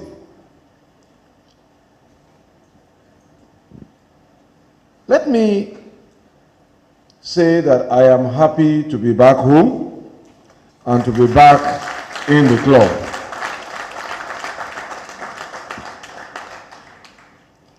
And go straight to Mr. President's speech. Permit me, Mr. Chairman, members of the Management Committee, worthy members of the Island Club, eminent Nigerians, to open my speech with words of congratulations and felicitations to the Island Club, to her leadership team, comprised of the Management Committee, a body of trustees, and her body of members on this occasion of the 75th anniversary of the club. To you all, I say happy anniversary and best wishes for many more years. Let me also use this occasion to extend felicitations to the Oba of Lagos, who also turns 75 today. May God continue to keep and bless him for Lagos and for Nigeria, and may his reign bring more glory to Lagos State and to Nigeria. As an institution, the Island Club has endured, not without challenges, but in spite of them. And there are many lessons for us as a people and a nation to learn from 75 years of history that has been woven into the walls and fabric of this great club. The first is perhaps the lesson which dispels the hyperbolic expression that flies around these days that Nigeria lacks institutions. The Island Club and many other social clubs who have endured over decades put a lie to this kind of uninformed statement. Apart from social clubs and non-governmental institutions, Nigeria has governmental institutions like federal, state, and local governments, and indeed judicial, parliamentary, law enforcement, and other institutions. The fact that we expect more from these institutions, the fact that they may be facing challenges, do not justify the unsupported assertions that they do not exist. Many of them have existed before and indeed after the creation of Nigeria, either as corporate entities, and they have evolved sometimes from very humble beginnings to what they have become today. At some times, they have worked very well. At other times, they have been challenged to give more, but they have never ceased to exist. This is why I said earlier that there is a lot to be learned from the Island Club. Her history is all too well known and published to warrant any repetition here. What is relevant for my purpose is to briefly recall that at one time, this was the place where the giants of Nigeria gathered. At the time, Lagos was the capital of Nigeria, and ministers, state commissioners, many public officers, and captains of industry were not only members of this club, they were very frequent and regular users of the club. Some of that has changed now. Lagos is no longer the capital. The capital has moved to Abuja. But the Island Club still retains its fair share of members of government and public servants at various levels, as it does among the leaders of the business committee. But we must remember that just a few years ago, this club faced very serious headwinds which threatened it to its very core. Attendance dwindled. Regular events around which brotherhood and conviviality that bound members together were threatened. Indeed, there were court cases. In the end, the storm calmed. Island Club went through a very tedious and I dare say very painful process of change. And here we are at a glorious dawn, which now heralds many possibilities.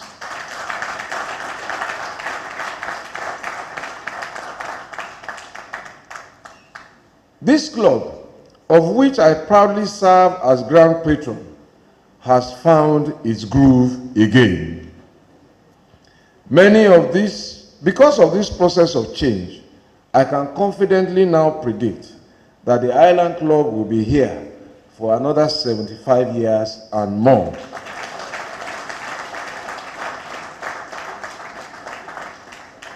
And the Island Club will be here long after all of us are gone. But the process of change and reform did not happen because Island Club did anything. It happened because people, yes, people, members of the club, and I believe non-members, who were men of goodwill, chose to act. As an institution, like governments or agencies, the Island Club, as a creature of charter, brought into existence by laws made by men, can do nothing by herself. It is men and women who define, who decide, and who determine what happens to institutions. When institutions do well, it is men and women who are entrusted with authority over that institution who have done well, and the same is true, vice versa. This is one important lesson to learn from Island Club's history. At the time of perhaps the greatest crisis, the men entrusted with the fortunes of this club did not abdicate. They confronted the crisis, they embraced change, and they remind me somewhat of the story which has been told about the eagle, but which I crave your indulgence to repeat because of its profound lessons about change and hard decisions. The story goes thus, that the eagle has the longest lifespan of its species. It is said to be able to live up to 70 years. But to reach this age, the eagle must make a very difficult decision. In its 40th year, it is said, the eagle's long and flexible talons can no longer grab any prey, which serves as food. Its long and sharp beak also becomes bent. Its old age and heavy wings, due to very thick feathers, stick to the eagle's chest and make it very difficult for the eagle to fly. Then the eagle is left with only two options: die or go through a very painful process of change. This process is said to last for 150 days, approximately 5 months. The process requires the eagle to fly to a mountain top and sit on its nest. There the eagle knocks its beak against a rock until it plucks it out. Then the eagle will wait for the new beak to grow back, after which it will pluck out its talons. When its talons grow back, the eagle starts plucking its old age feathers. After this, the eagle takes its famous flight of rebirth and lives for another 30 years. This story is not biologically proven and seems scientifically perhaps impossible for the eagle to live for 5 months without food. But it is nonetheless inspiring, and it is this inspiration that I seek to draw and share from. In order to better our nation and ourselves, we too have to start the change process. We need to free ourselves from habits that have held us hostage in the past so that we can embrace the promise of a better Nigeria which beckons ahead. If an eagle can make a life-saving and life-changing decision at 40, why can't we now? In order to take on a new journey ahead, we need to let go of our negative and limiting beliefs. When I took office on May 29, 2015, on the basis of the mandate that you generously gave me as your president, one of the challenges I had to deal with was Nigeria's food security risk. With so much arable land, we were entirely dependent on others to feed ourselves, especially for staples and grains. We were spending about $5 million daily to import rice that could be produced in Lagos, in Ogun, in Abia, in Kebbi, in Sokoto, in Jigawa, and many other parts of Nigeria. In the past, we had initiated laudable programs like the Operation Feed the Nation and the Green Revolution, which were aimed at securing our food supply and empowering our people. Regrettably, by a combination of many factors, not the least the vested interest of those who benefit from us importing food that we can produce, these initiatives did not achieve their laudable objectives. Those interests were still there when I assumed office in May 2015. They fought back when I announced our commitment to produce what we eat and our refusal to provide foreign exchange to import those things. I will not inundate you with the details of what they did, except to say that they nearly crippled us economically.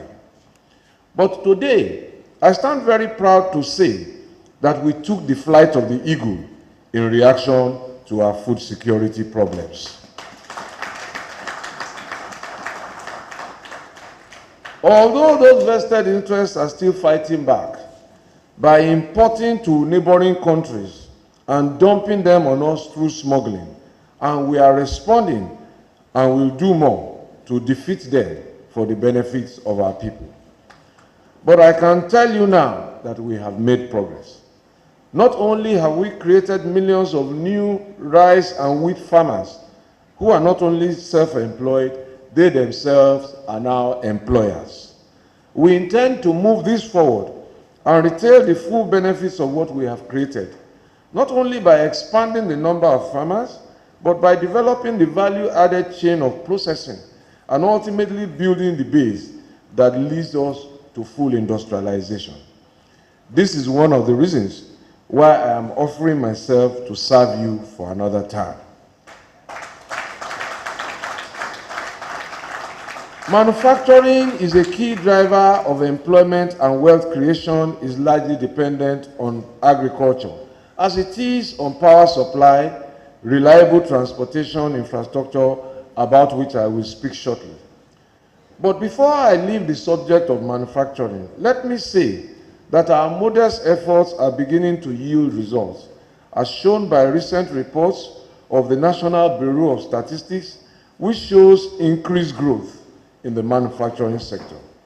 Let me say, therefore, that as far as our institutions are concerned, it will require us all, men and women of goodwill, right-thinking and well-meaning Nigerians, to get involved, to participate, to play our roles, and do our level best in the way that the members of the Island Club have done in order to change what we do not like and create what we want.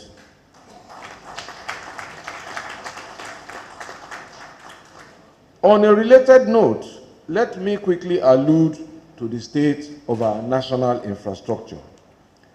A significant stock of our national infrastructure, whether it is power, roads, bridges, schools, airports, railways, hospitals, and many more, require replacement, repairs, maintenance, and expansion.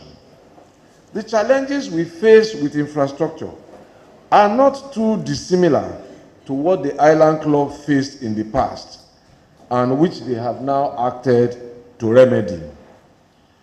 Most of the roads, bridges, airports, seaports, power plants that we need to get on with our lives were largely built in the 1970s and in the 1980s.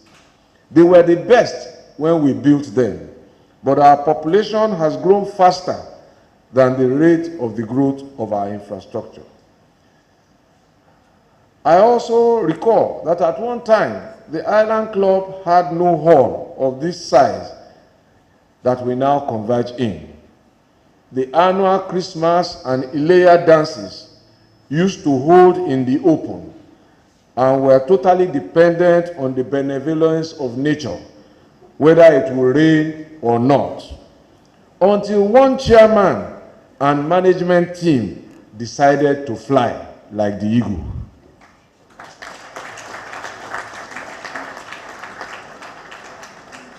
At the time they took the flight of change to bring down what remained of an old and clearly inadequate infrastructure, they did not have the resources to build this hall, but they had a lot of belief and a lot of resolve. And because of their commitment to change, we can now converge in this hall without fear, whether it rains or not.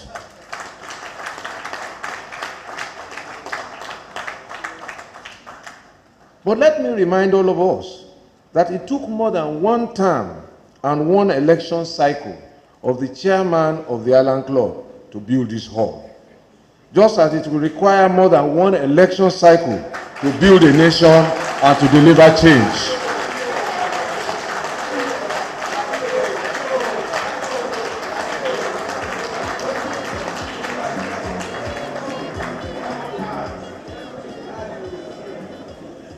Indeed, just this morning,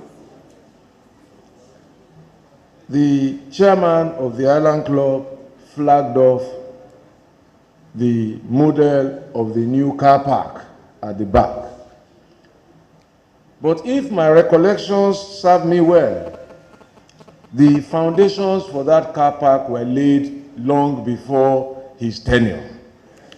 And if my recollection is accurate, his tenure ends sometimes in March next year. So it will take more than his election cycle to finish what he has started.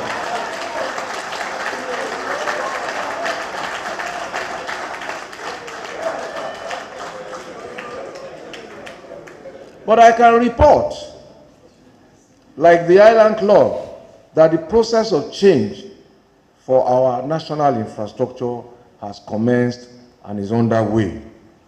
We have completed the Abuja-Kaduna Rail project, the Abuja Business District to the Abuja Airport Intra-City Rail, and recently the new Port Harcourt International Airport building, which were not completed because our country failed to pay the counterpart funding at the time we were earning $100 per barrel of crude oil.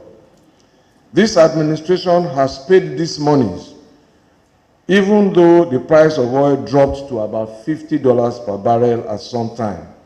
And simultaneously, we have committed to the construction of the Lagos-Abeokuta-Ibadan-Kano Rail, which has started. We have revived most of the road contracts that were abandoned, and we have started new ones.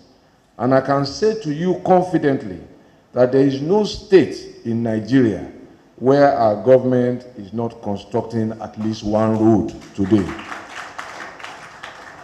In Lagos, which is the base of the Island Club, the Ikorodu to Shagamu Road, the Lagos to Ota Abeokuta Road, which were long abandoned roads, have now been revived, and our contractors are back to work.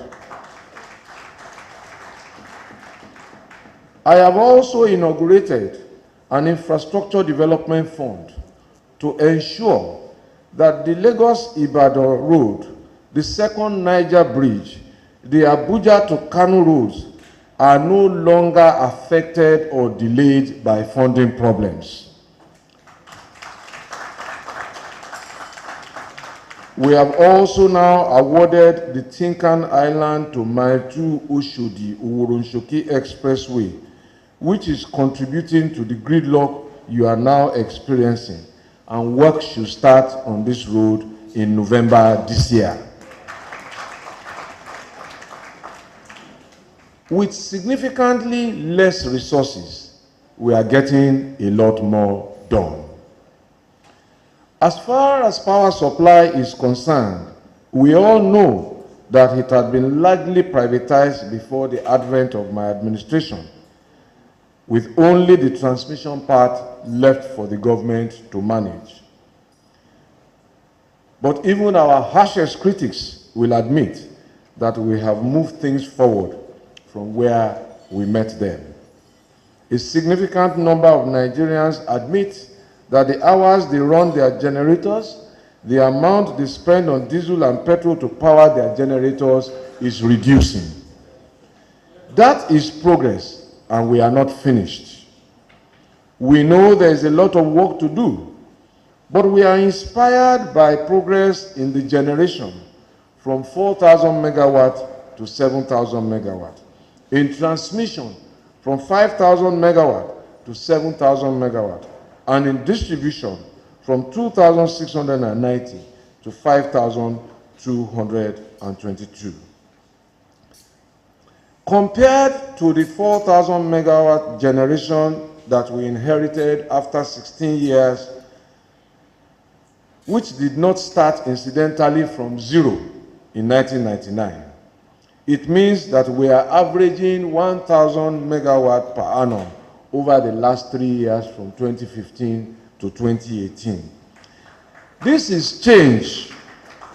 This is change for the better compared to 4,000 megawatt after 16 years, which, as I said, did not start in 1999, which is an average of 250 megawatt per year each of the 16 years.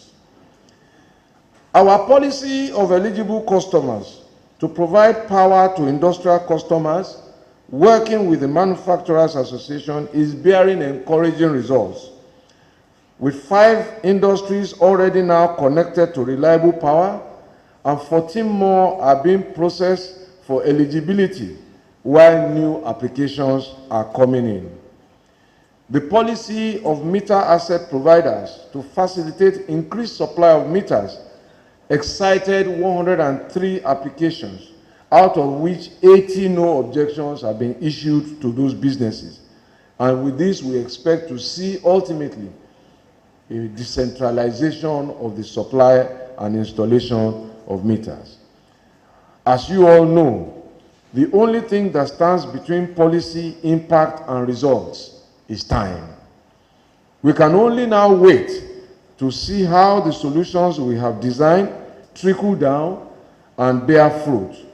But this is only one side of the power story, the on-grid side. On the off-grid side, another policy outcome of our government will imminently bear fruits in 9 federal universities, which are the pilot phase of supplying independent power to our children's places of learning. 2 markets in Abia State, Ariaria in Abia State with 37,000 shops, and Sabongari Market in Kano with 13,000 shops, are pilots of 15 markets which comprise 85,000 shops, 255,000 micro, small, and medium enterprises that will get reliable and uninterrupted power shortly. Indeed, just last week, Friday, the Vice President was here in Lagos to inaugurate the Sura Market Independent Power Supply Project, a product of our mini-grid policy that has delivered uninterrupted power to 1,047 shop owners in Sura Market. The feedback from the shop owners that they have not used their generators in the last 70 days since when the project was completed, and that their businesses are growing as they are employing more people and now looking for room to expand, confirms to me that we are on the right track.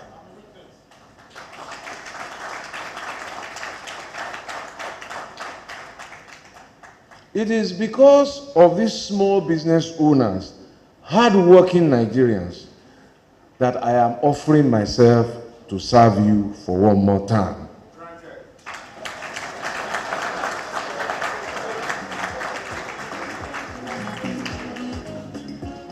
I could not conclude this address without a mention of our progress with regards to security. During my campaign for office in 2014, we were in a situation where insurgents had actually captured local governments and hoisted flags with a view to setting up their own parallel government. We have retaken all of that from them.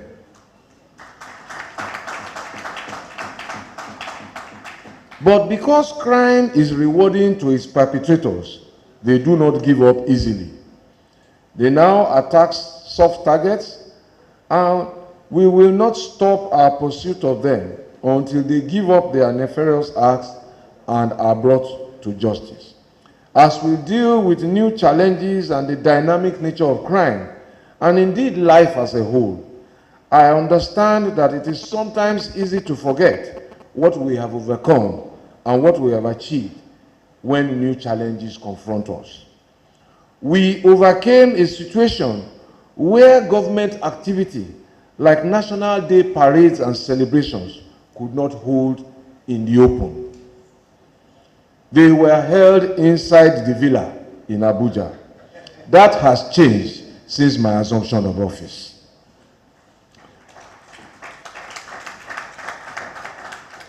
We rescued 107 children from Chibok incident and reunited them with their families.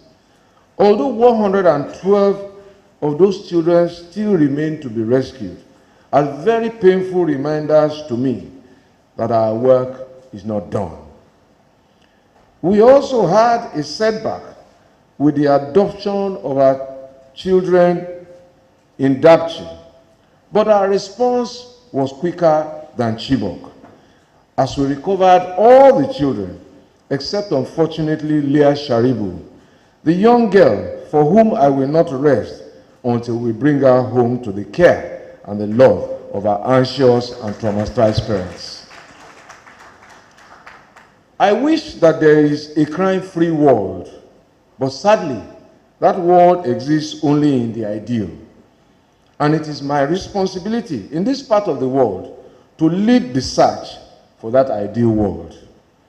Like the history of the Island Club to which I have referred, where the road to overcoming her challenges took more than one term of the chairman, it is obvious that we cannot solve all the problems we are faced with within one term of my presidency or one term of any other president.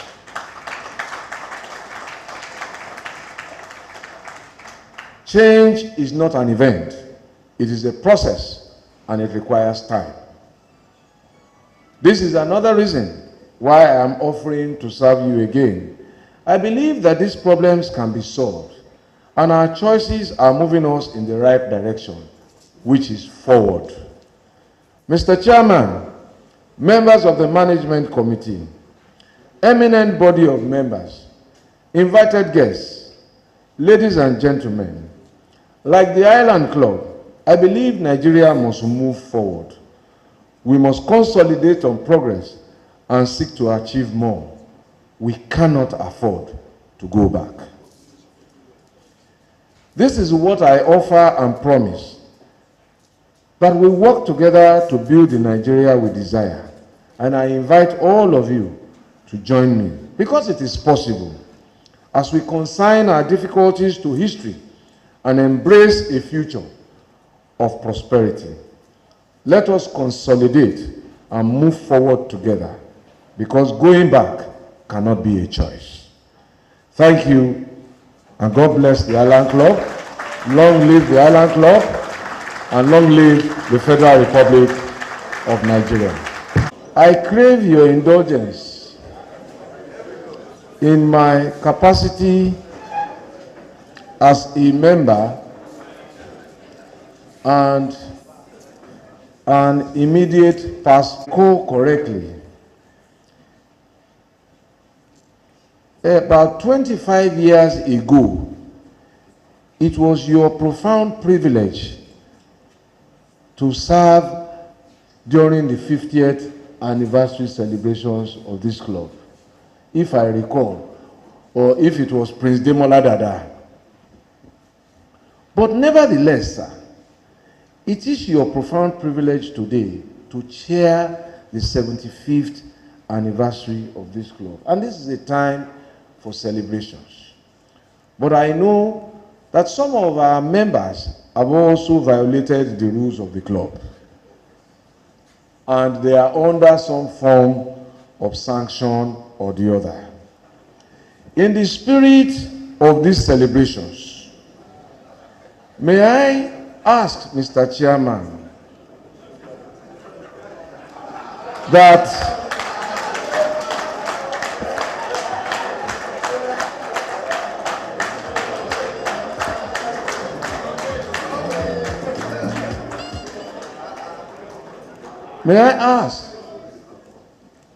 you show mercy, because as they say, the quality of mercy is twice blessed. It blesses the giver and it blesses the receiver.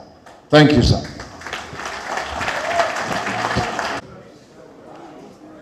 Audience, His Excellency, sir, His Excellency, ma, Kabiyesi, representative of Asiwaju, distinguished Kabiyesis, and the Vice Chancellor. Let me just say this for the public consumption.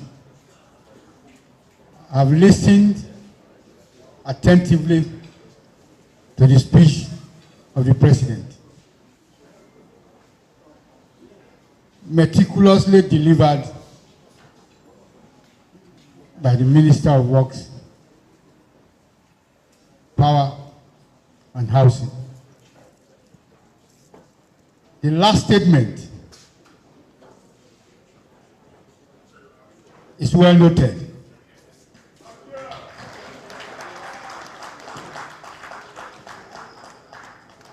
And since democracy is the epitome of Island Club, it will look at the appropriate time.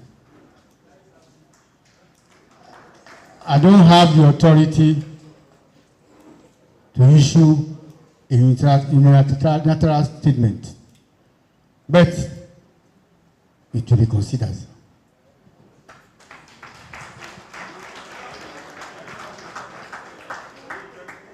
On that note, we have here, which I would like distinguished personalities on the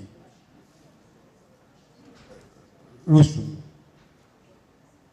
to launch for us the commemorative bouquet of the club, 75th anniversary commemorative bouquet.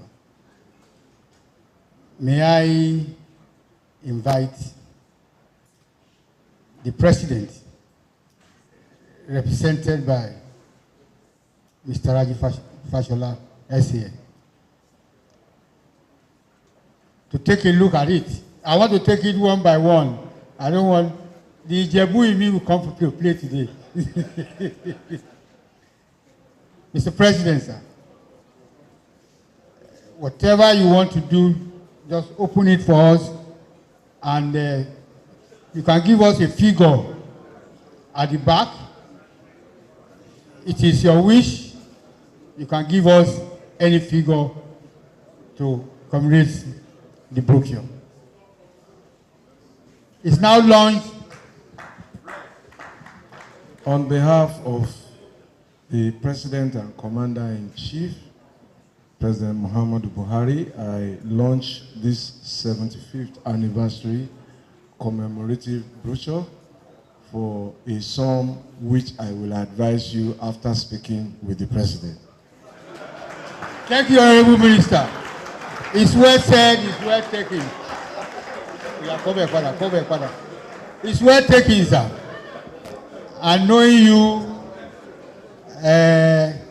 in our days in Batu, at 3 a.m. you are still the person I would meet at 10 a.m., at 10 p.m.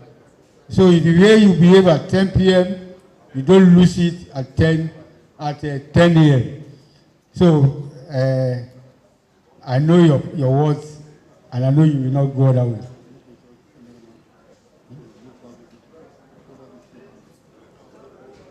Gentlemen, I have a complaint which I need to address to the representing His Excellency. I know that as a woman, as a mama, you will take of Lagos State, Mr. Kiumi Ambode, unveil the brochure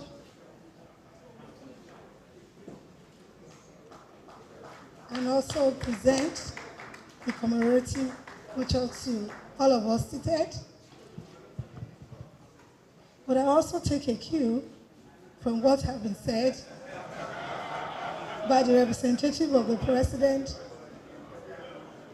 to also promise that I will consult with the governor, and on that note, I will get back to the club on how much and what the figures will look like in terms of our contribution to this elderly project. Thank you. Thank you, Madam Deputy Governor. There is a generation, you are part of the administration of His Excellency. So, it is still the game.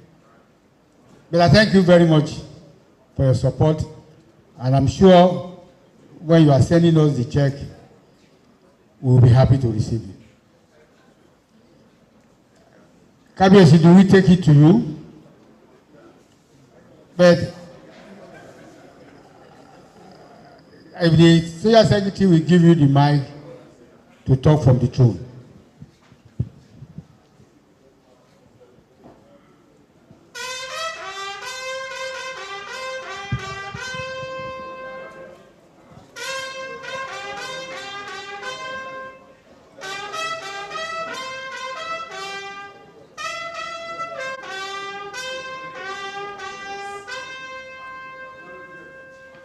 Your Excellencies, Alailu is here present, members of the High Table, trustees, past chairmen, members of the executive, distinguished members of the Island Club. As an old member myself, what I am seeing around here, particularly the multi-story car park. And I pray that as we keep on launching, already part of the launching, we'll never stop until the building is finished by the grace of God. For the commemorative brochure, I want to launch this with 6 figures.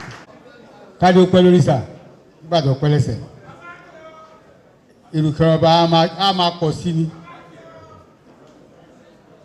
need to actually he has been introduced. He himself is a money man and is representing a distinguished member of this club. I assure you, Bola Ahmed Tinubu, the former governor of Lagos State. Mr. Ademola Seriki is well known to us, but I will ask him not to use the term of the president. kó má dàbẹ́ ní pé mo aṣọ eléyìí dáhùn. I will plead that I can use it both ways, because I'm still going to call the Honorable Minister as a personal member, as a plea. That will be considered unruly, and when I come back on the second time as a member, that's a private donation. I know the figure, but we're a bit, we have that challenge because of our Minister of Power. Business. And I'm sure he'll get back to us. He knows the implication of that. At the Island Club, you don't promise, you promise, you must fulfill. It's just like issuing a bounce check, you are gone. Embarrass the representative of your knee and the rest. I know how to get in touch with Kabiyesi. We will solve that problem on our own. But I'm looking directly at the Vice Chancellor. Since they are also certified charity organization, like us, except he let it go.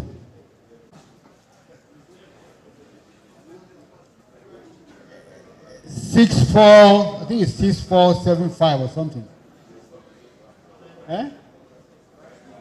6492 and 664. That shows that it's been long that you've been here. Otherwise, your number used to be here before. 6492 to now launch this brochure in his private capacity. Honorable Minister, sir.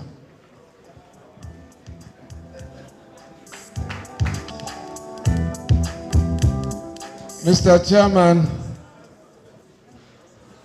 has called and 6492 response. And in my capacity as a member, I assure the club, the members, that I will do the needful and I will send a very handsome purse. Thank you very much, Honorable Minister. We know you.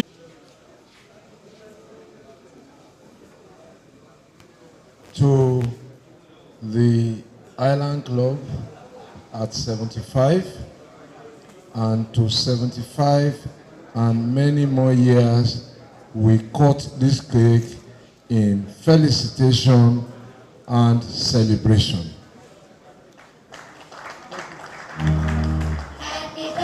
Can I invite the trustees?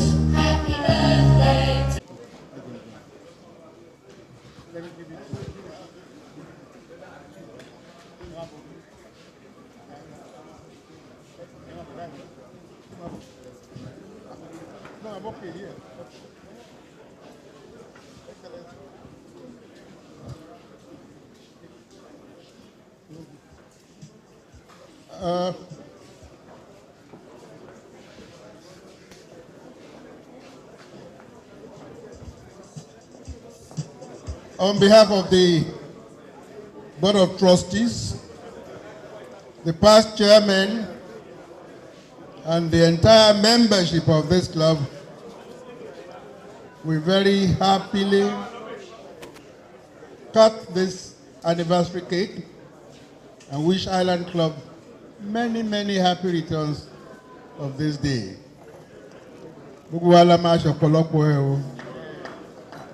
Àwa tá à ń ṣe 75, àwa náà la máa ṣe 80 o. Àwa náà la máa ṣe 85 o. Àti ẹ̀ bá wa ṣe 100. After that, a máa gbàdúrà fáwọn tó máa tẹ̀lé wa.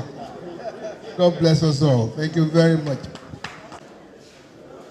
Mr. Babatunde Fashola, we want to thank you very much, sir, for the wonderful lecture you delivered, very thought-inspiring. We also want to thank the Governor of Lagos State, Mr. Akinwumi Ambode, who is ably represented by the Deputy Governor herself, Mrs. Oluranti Adepole. We thank you very much. We thank you very much. We want to thank His Royal Majesty, the Alake of Egbaland, Oba Michael Adedotun Gbadebo. We thank you very much, sir, for taking time out all the way from Abeokuta here to the Island Club. We also want to thank the representative of His Royal Majesty, Odi of Ife, Oba Eniton Ade Usi, who is ably represented by Oba Fayemi Johnson. We thank you very much, sir. We also want to thank the chairman of Ikoyi Club, Mr. Tunde Akinleye. Thank you very much. We must not forget to thank, I of course must not forget to thank the representative of the special guest of honor of today, the former governor of Lagos State, Asiwaju Bola Ahmed Tinubu, who is ably represented by my own minister, Honorable Demola Seriki. We thank you very much for coming. Also, the representative of Ojora, of Ijora,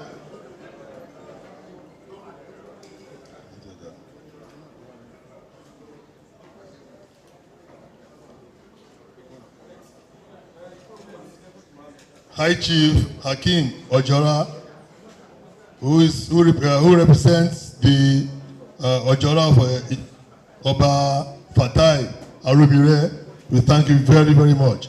The gentlemen of the press, we thank you very much for your wonderful coverage of this event. The trustees of the Island Club,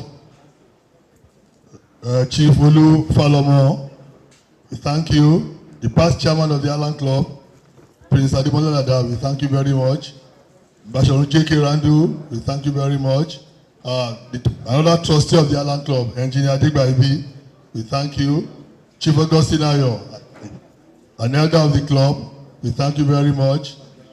Bishop Atilade, we thank you very much. All past vice chairmen here, we thank you. Distinguished gentlemen of the Island Club and our guests, we thank you very much. God bless all of you all. Thank you. Nigeria's Premier Club is a club for you and me. Island Club with a blame of the peacock, truth and dignity. Island Club is for fellowship, it's interracial, it's for comradeship. Hail Highland Club, Hail Highland Club is Nigeria's Premier Club.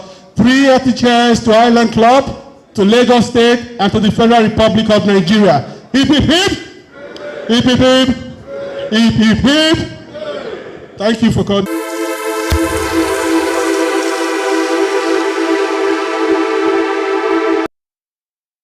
Here is the breaking news of the moment. Biscon TV, the most exciting 24-hour general interest television station, parading cutting-edge programs in news, sports, politics, business, foreign news, fashion and style, entertainment and lifestyle programs. Biscon Movies and more has been moved to channel 144 on GoTV. Our programs begin daily with Biscon Breakfast Bubble (BBB), featuring newspaper review and interviews on trending issues. Biscon Roundtable is our daily discussion program on essential tips on life and living. Biscon TV broadcasts news 7 times daily from 7 a.m. to 11 p.m. Biscon TV can be watched in all parts of the country now on GoTV channel 144 and live streaming on Biscon TV on YouTube.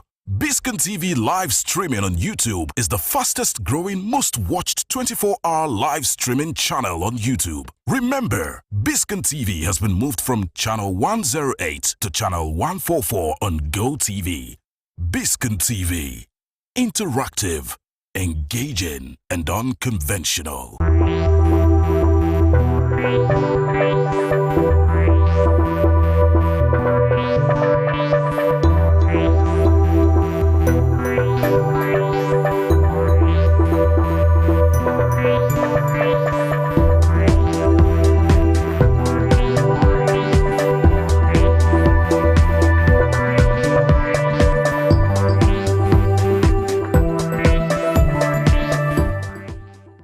Hello and welcome to Biscon Foreign News today. I am Stella Para. Coming up in the news, we have Sweden hails historic step as Turkey backs NATO bid. Donald Trump seeks to delay classified documents trial until after 2024 election. Major protests across Israel as judicial reform advances. And police raid family home of exiled Hong Kong activist Nathan Law. We'll bring you details of these and more after the short break. Stay tuned.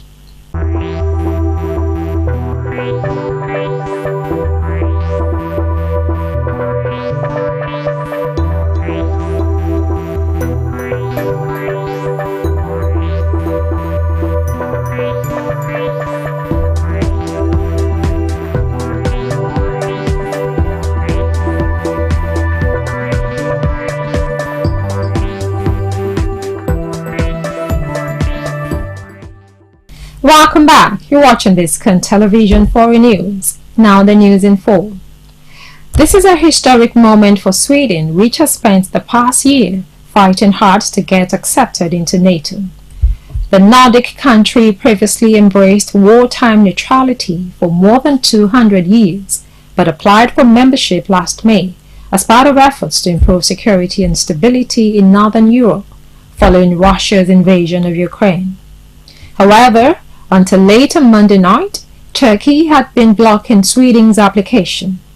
Turkey argued Sweden was giving refuge to Kurdish militants and needed to do more to crack down on rebel groups like the Kurdistan Workers' Party (PKK), which it considers a terrorist organization. The EU and US have also designated the PKK as terrorist group. Like any of NATO's 31 member countries, Turkey has the power to block new nations from joining the group. The outcome of crunch talks with President Recep Tayyip Erdogan has been seen as a major win for Sweden's right-wing Prime Minister Ulf Kristersson. While Sweden's initial application to join NATO was made by Mr. Kristersson's Social Democrat predecessor, Magdalena Andersson, he has made securing membership a key foreign policy priority since taking over as Swedish leader in October. He told Sweden's public TV network SVT that he and his team had worked very hard to address Turkey's concerns about terrorism and that an agreement had been reached after being allowed to showcase their efforts. Sweden has also resumed armed exports to Turkey. This is also a major win for Turkey. Now, Donald Trump seeks to delay classified documents trial until after 2024 election. Donald Trump has asked for his trial and charges to illegally stashing classified documents to be postponed until after the 2024 election. In a filing on Monday, lawyers for the former U.S. president said a proposed trial date of 11 December would deny them reasonable time to prepare. They also cited challenges in finding an impartial jury due to the election. Mr. Trump pleaded not guilty to 37 counts during an arraignment in Miami, Florida last month. Prosecutors allege he illegally held onto files with sensitive information at his Mar-a-Lago estate and obstructed federal government efforts to retrieve them. The Department of Justice has not commented on the latest filing, which applies both to Mr. Trump and his aide, Walt Nauta, who has also pleaded not guilty in the case. The trial date was initially set for 14 August, but it was later postponed until 11 December to give both sides more time to prepare. Prosecutors asked for that delay, anticipating the defense would oppose the initial schedule. In the filing, Mr. Trump's lawyers described the case as extraordinary and argued the amount of evidence that needs to be reviewed warrants a delay. They argue it will be challenging to prepare for the trial before the presidential election in November 2024, for which Mr. Trump is the front runner to win the Republican nomination. His legal team then asked the federal court in Florida to hold off altogether and setting a new date for criminal proceedings to begin. The government's request to begin a trial of this magnitude within 6 months of indictment is unreasonable, telling, and would result in a miscarriage of justice. The document filed by Chris Kais, one of Mr. Trump's lawyers, claims. It will create extraordinary challenges in the jury selection process and limit the defendant's ability to secure a fair and impartial adjudication. It adds, Judge Aileen Cannon, who is overseeing the initial stages of the case, will rule on the request. Away from that, tens of thousands of protesters have blocked roads across Israel after vowing to escalate action against the government's planned judicial reforms. Police used water cannon to clear the Jerusalem-Tel Aviv highway, and at least 42 people have been arrested.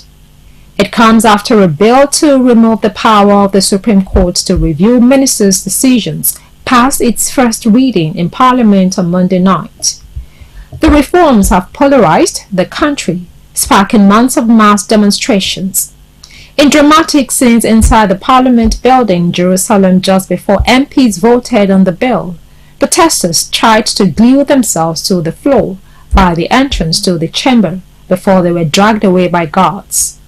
The bill is part of a package of reforms aimed at scaling back the power of the judiciary that have been proposed by Prime Minister Benjamin Netanyahu's government, which is the most right-wing in Israel's history.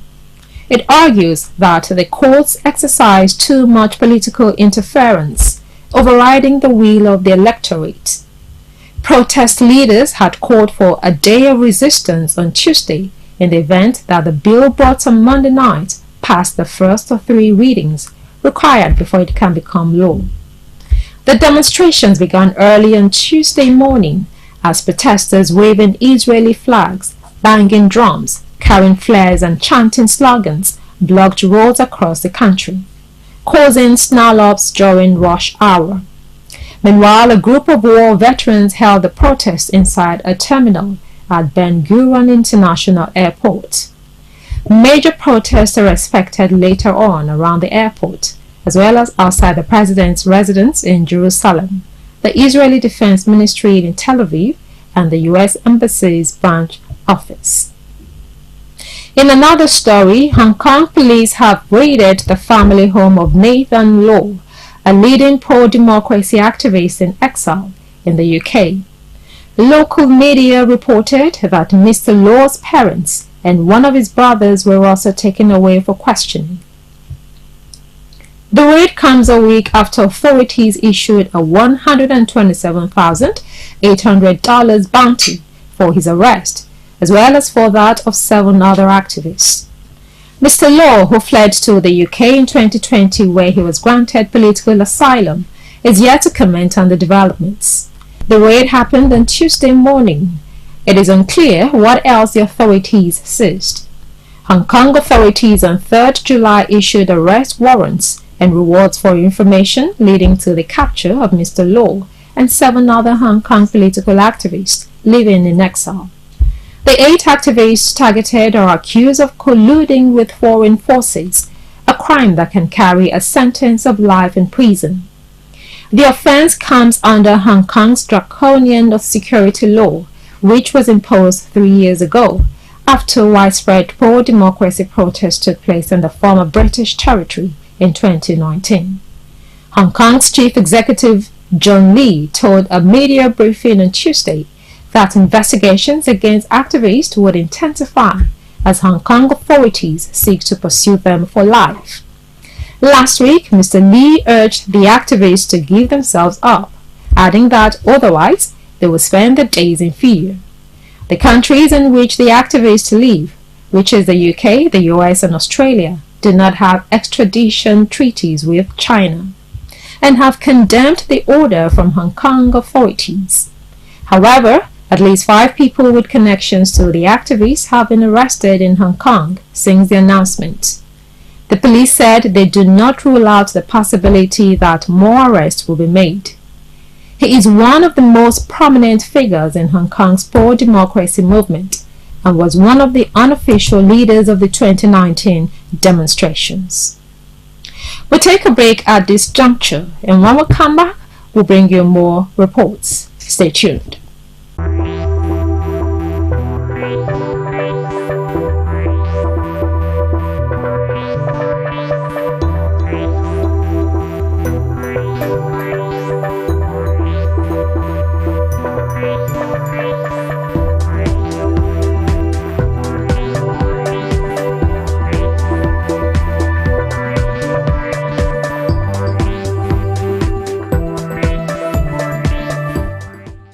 Welcome back. You're watching Biscon Television Foreign News. Now to the rest of the news. 8 South African police officers allegedly implicated in the assault of civilians on the side of a Johannesburg motorway have been suspended. Earlier this month, the officers attached to the VIP Protection Unit assigned to protect Deputy President Paul Mashatile were filmed dragging the civilian-clothed military trainees out of the vehicle and beating them. One of the men was left unconscious after a kick in the head. It's still unclear what sparked the attack. The video caused outrage in a country where questions have been raised about why the country's political elite needs such protection when ordinary South Africans bear the brunt of crime. Deputy President Mashatile, who said he wasn't present at the time of the incident, condemned what he described as the unnecessary use of force against unarmed civilians. The police spokesperson, Brigadier Atlanta Murphy, said the officers would be subjected to disciplinary procedures and said that her department would not discuss the matter further. In another development, the president of Mauritania, Mohamed Ould Sheikh El Ghazouani, called for the return of Mali to the G5 Sahel organization. Mali left the regional military alliance fighting jihadist groups in May last year, citing loss of autonomy and instrumentalization within the organization.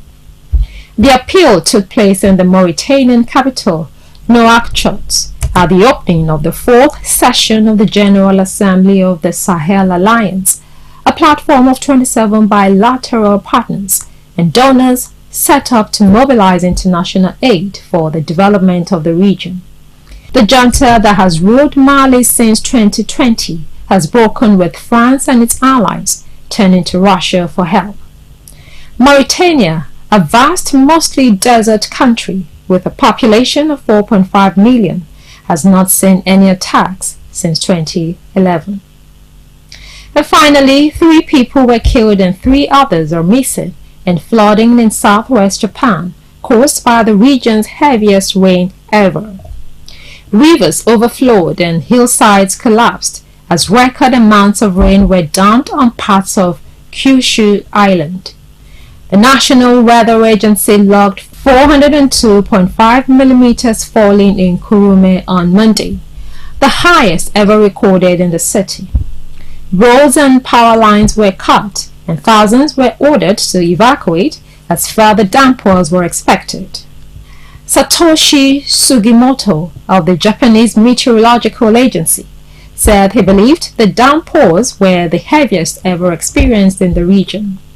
At least 3 people died in the flooding, but the toll could rise, government spokesman says.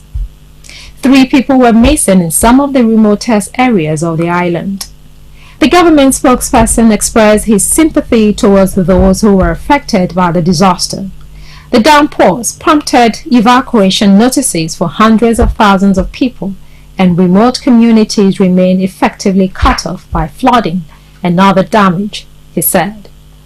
Japan is currently in its annual raining season and often brings heavy downpours and sometimes results in flooding and landslides as well as casualties. And that's it on Biscon Television Foreign News for today. Compiled and produced by Tomiloba Bolari. I am Stella Para. Thank you for watching.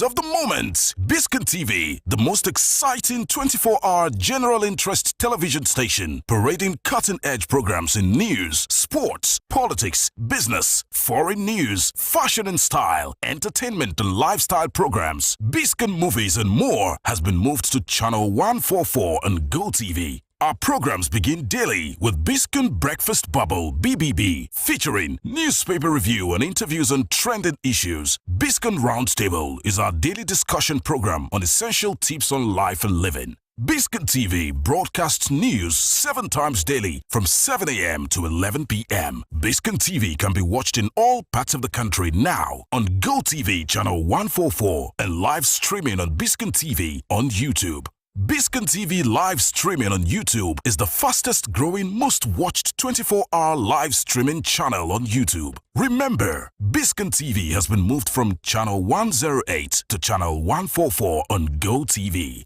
Biscon TV. Interactive, engaging, and unconventional.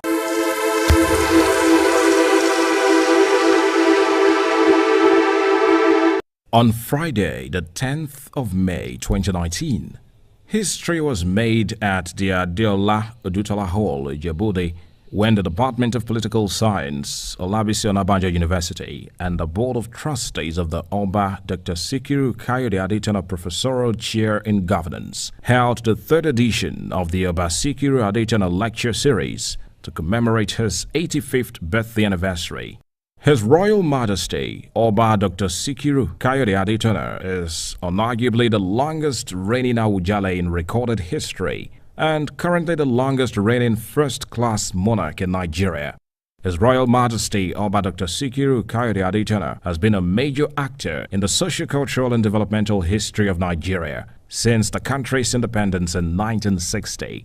Born on the 10th of May 1934, he attended Oluyiwa College, now Adeola Odutola College, Ijebu, from 1951 to 1956. Between 1957 and 1958, he took up an appointment with the then Audit Department of the Western Region, Ibadan. But after a while, he resigned his appointment in 1938 to further his studies in accounting in the United Kingdom. His Royal Majesty, Oba Dr. Sikiru Kayode Adetona, was crowned the 52nd Awujale and paramount ruler of Ijebu land and presented with the staff of office by the Premier of the defunct Western Region, the late Chief Samuel Ladoke Akintola, on the 2nd of April 1960. It is without any iota of doubt that the 52nd Awujale of Ijebu land, His Royal Majesty, Oba Dr. Sikiru Kayode Adetona, has used his sagacity and creative ingenuity to bring the traditional institution in tandem with civilization. Old and fetish practices have been jettisoned, making the institution attractive to successful technocrats, professionals, and business moguls of royal lineage. It is pertinent to state that since His Royal Majesty, Oba Dr. Sikiru Kayode Adetona, ascended the throne of his forefathers in 1960, there has been no inter- or intra-ethnic clashes recorded in Ijebu land. This year's lecture series had Professor Ayodele Olukotu addressing the audience on the topic of discourse, grassroots governance, the soft underbelly of Nigeria's political architecture.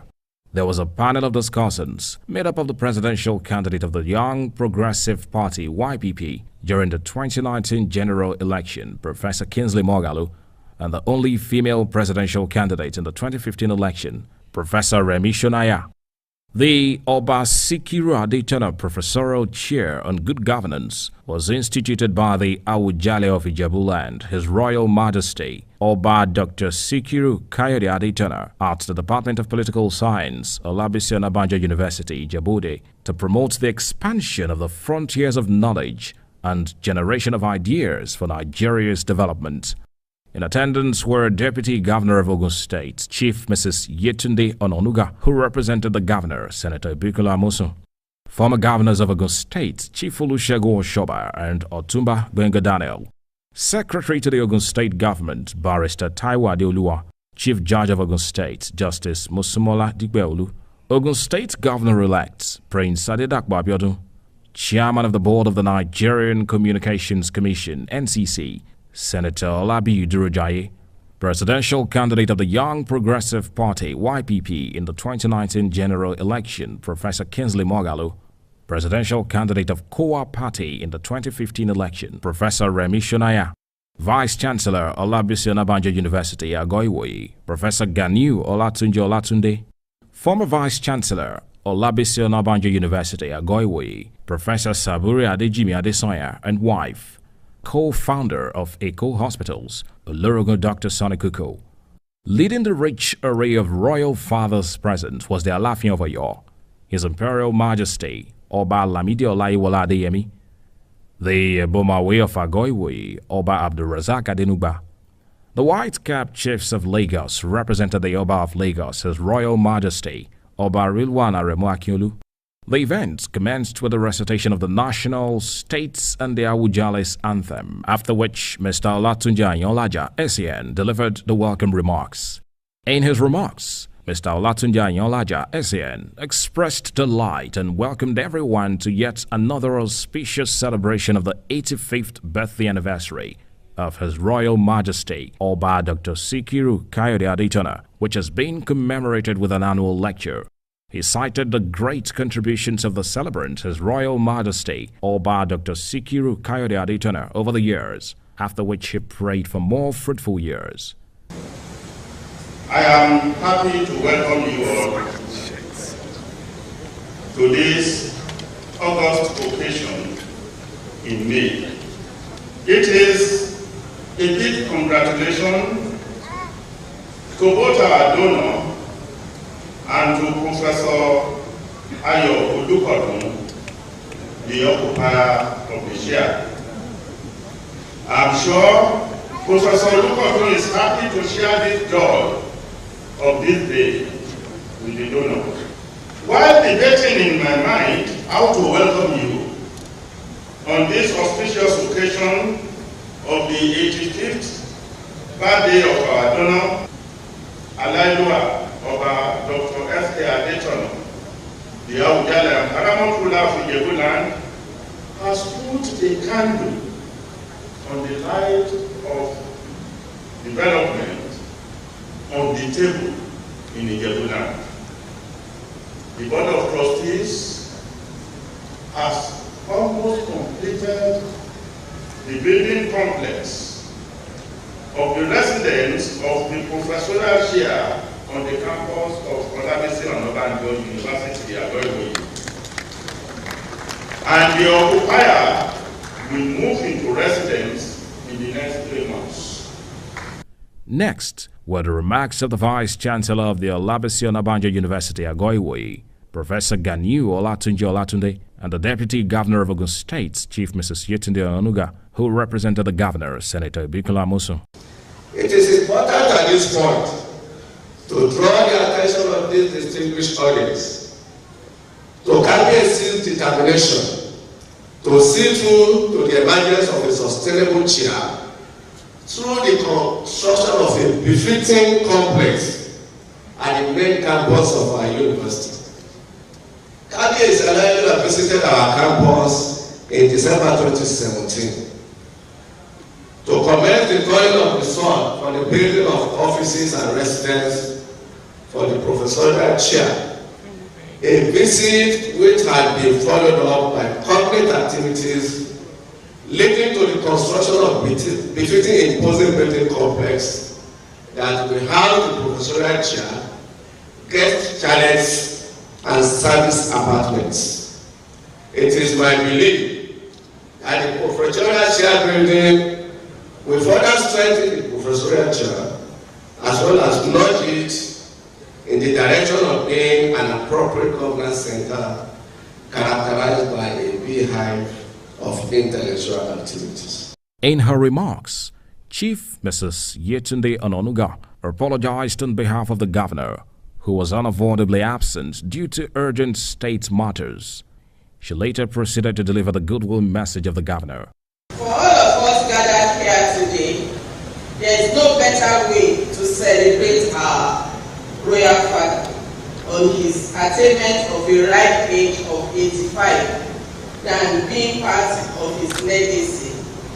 Oba Dr. Sikiru Adetona is a man of many parts, whose life and legacy will transcend many generations. We are therefore grateful to the Almighty God for sparing the life of our KPAC, for him to continue to contribute his quota and make available his wealth of experience and resources towards the process of nation building.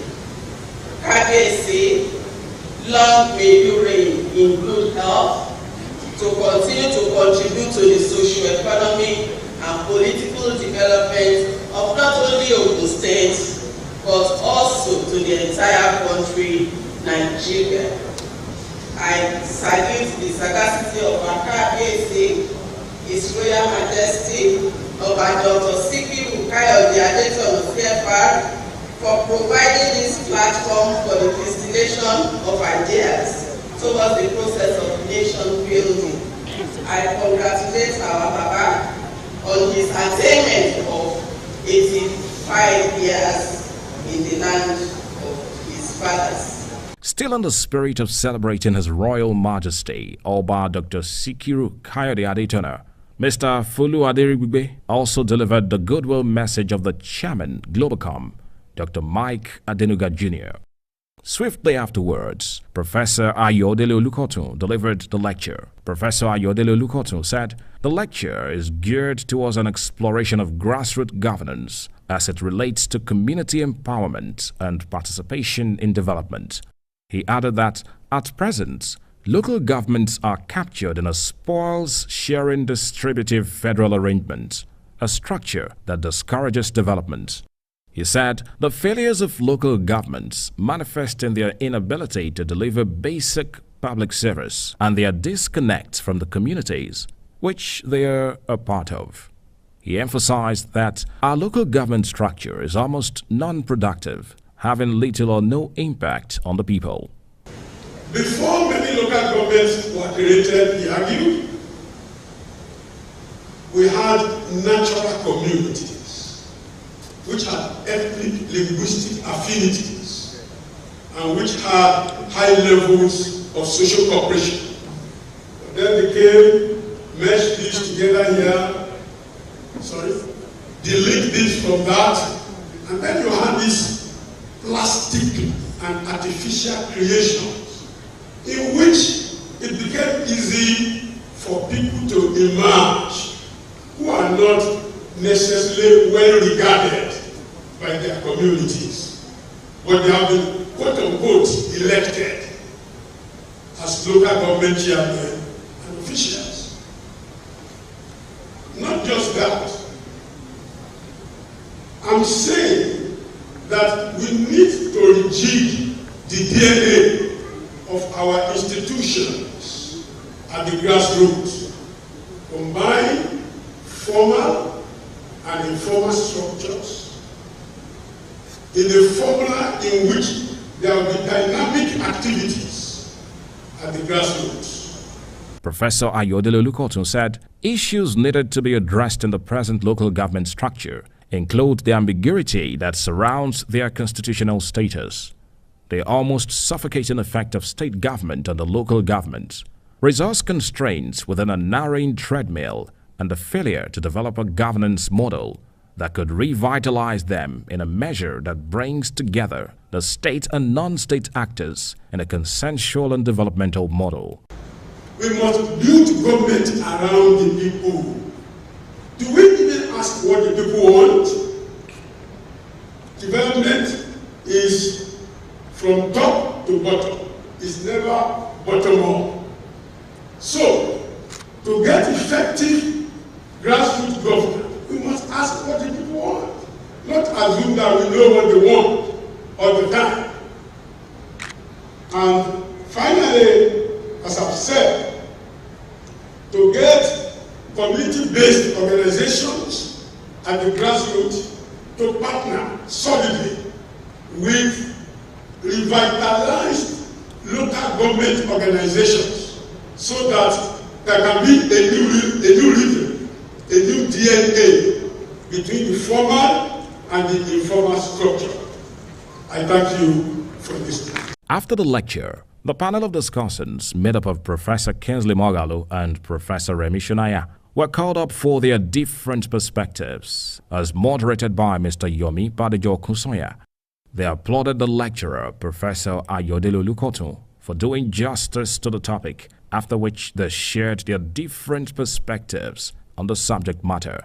Now, probably the sentence that stands out crucially for me in Professor Olukoto's paper is the following. It says, policies that work elsewhere, when transplanted into the Nigerian public sector, become totally ineffective. That is that the official assent is usually given by our government, by the federal government, the state government. They will nod, yes, this should be done. And even those who are in the position to do the things, ministers, president, vice president, will be calling on, I don't know who, to do those things. Are you not the ones empowered to act? I think that is a major issue that we are contending with. Should local governments be scrapped? Yes, I agree with Professor Olukoto that they should be scrapped. The most important reason why they should be scrapped is because the real issue about the failure of local governments in our country is the question of the long-delayed but inevitable constitutional restructuring of the Federal Republic of Nigeria. Without restructuring Nigeria, it will be very difficult for us to get local government and local governance in Nigeria right. What we should do is that there should be two tiers of government in Nigeria: the national government and the subnational government. The subnational government can then create whatever structures they deem appropriate at the local level. Next was an appreciative message from the celebrant, His Royal Majesty, Oba Dr. Sikiru Kayode Adetona, who prayed for everyone who contributed to the success of the occasion and his reign in Ijebu land so far.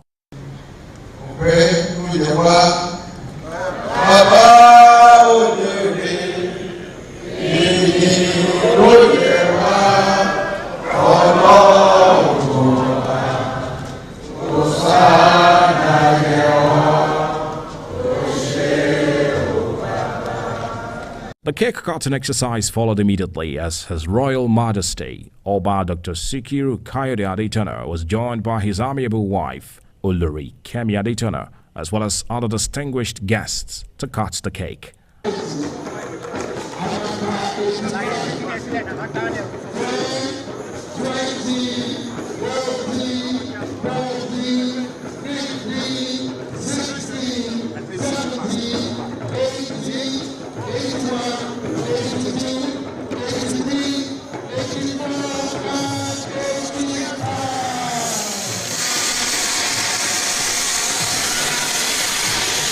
The event came to an end with a vote of thanks delivered by the chairman, Publicity Subcommittee of the event, Mr. Biodun Shobanjo.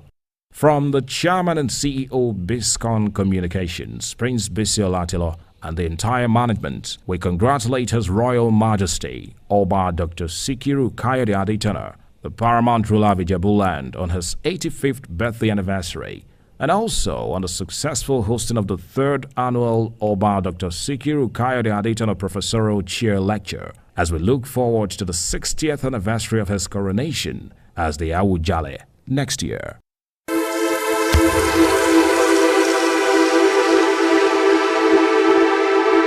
Here is the breaking news of the moment. Biscon TV, the most exciting 24-hour general interest television station, parading cutting-edge programs in news, sports, politics, business, foreign news, fashion and style, entertainment and lifestyle programs. Biscon movies and more begin daily with Biscon Breakfast Bubble (BBB), featuring newspaper review and interviews on trending issues. Biscon Roundtable is our daily discussion program on essential tips on life and living. Biscon TV broadcasts news 7 times daily from 7 a.m. to 11 p.m. Biscon TV can be watched in all parts of the country now on GoTV channel 144 and live streaming on Biscon TV on YouTube.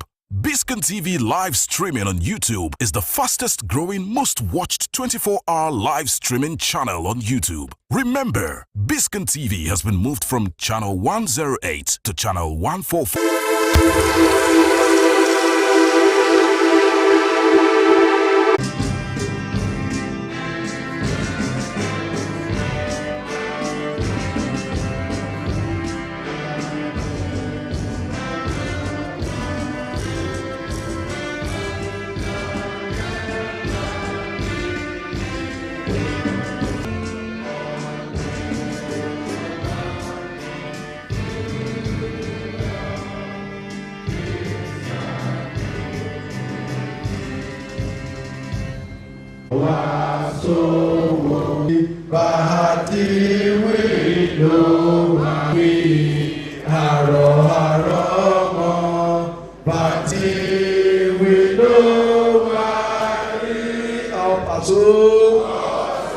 Board of Trustees members, HRN, Oba Fatai Irao, Ogunis, past presidents, loyal fathers, the great elders of ASO, Association of Friends, distinguished members, gentlemen of the press, distinguished ladies and gentlemen. It is of great pleasure that I welcome the Vice President, his entourage, and other distinguished guests to the unique event to kickstart a week-long event of celebration the 40th anniversary of our club, the Association of Friends. The topic of this lecture is structuring a Nigerian federation. Could not have come at a better time than now that has dominated debates within the country's political circles. This informed our decision to request that our dear Vice President and erudite Professor of Law, Professor Oshibadu, SAN, GCON, is the most qualified to do justice to this topic. We thank you, sir, for accepting our invitation. Kindly permit me to refresh your memory with the little story of how the Association of Friends was established exactly 40 years ago. The Association of Friends came out of a vision of some young men, 8 of them, who decided in 1978 to concretize their blending relationship and dominance of social space within the substable institution that will outlive them.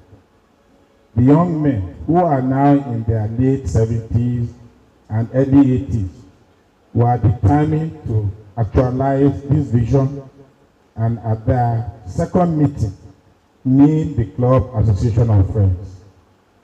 The 8 pioneer members of the club are Alhaji Sule Onabiyi Okolaro of Ebala, the live chairman of the club, our membership today, and elected ex-governors, royal fathers, serving right honorable speaker, and distinguished legislators, serving and past, captains of industries, retired securities, chief, honorable commissioners, directors, and senior management of corporate organizations, high-ranking politicians, and enter the club.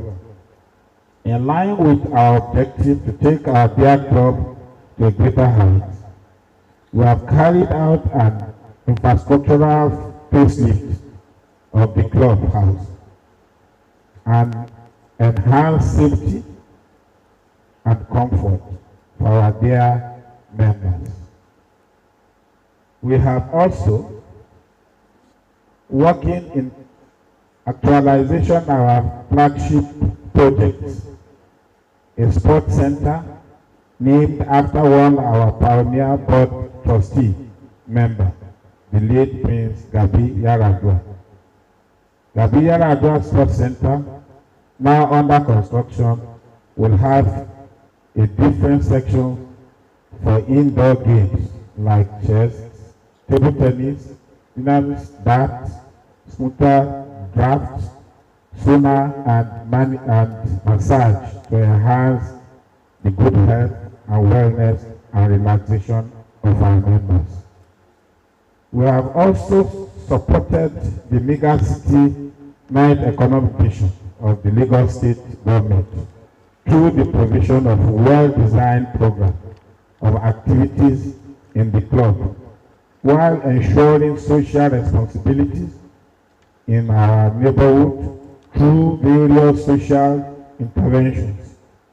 Your Excellency, in the next 24 hours, hundreds of residents of Wasimi, a village near us, Maryland, Lagos, will benefit from our club's medical outreach program in partnership with Eye Foundation. Through this intervention, surgical operations and corrective procedures will be carried out on glaucoma and cataracts patients after initial screening. Eyeglasses and prescription drugs will be dispensed to beneficiaries free of charge.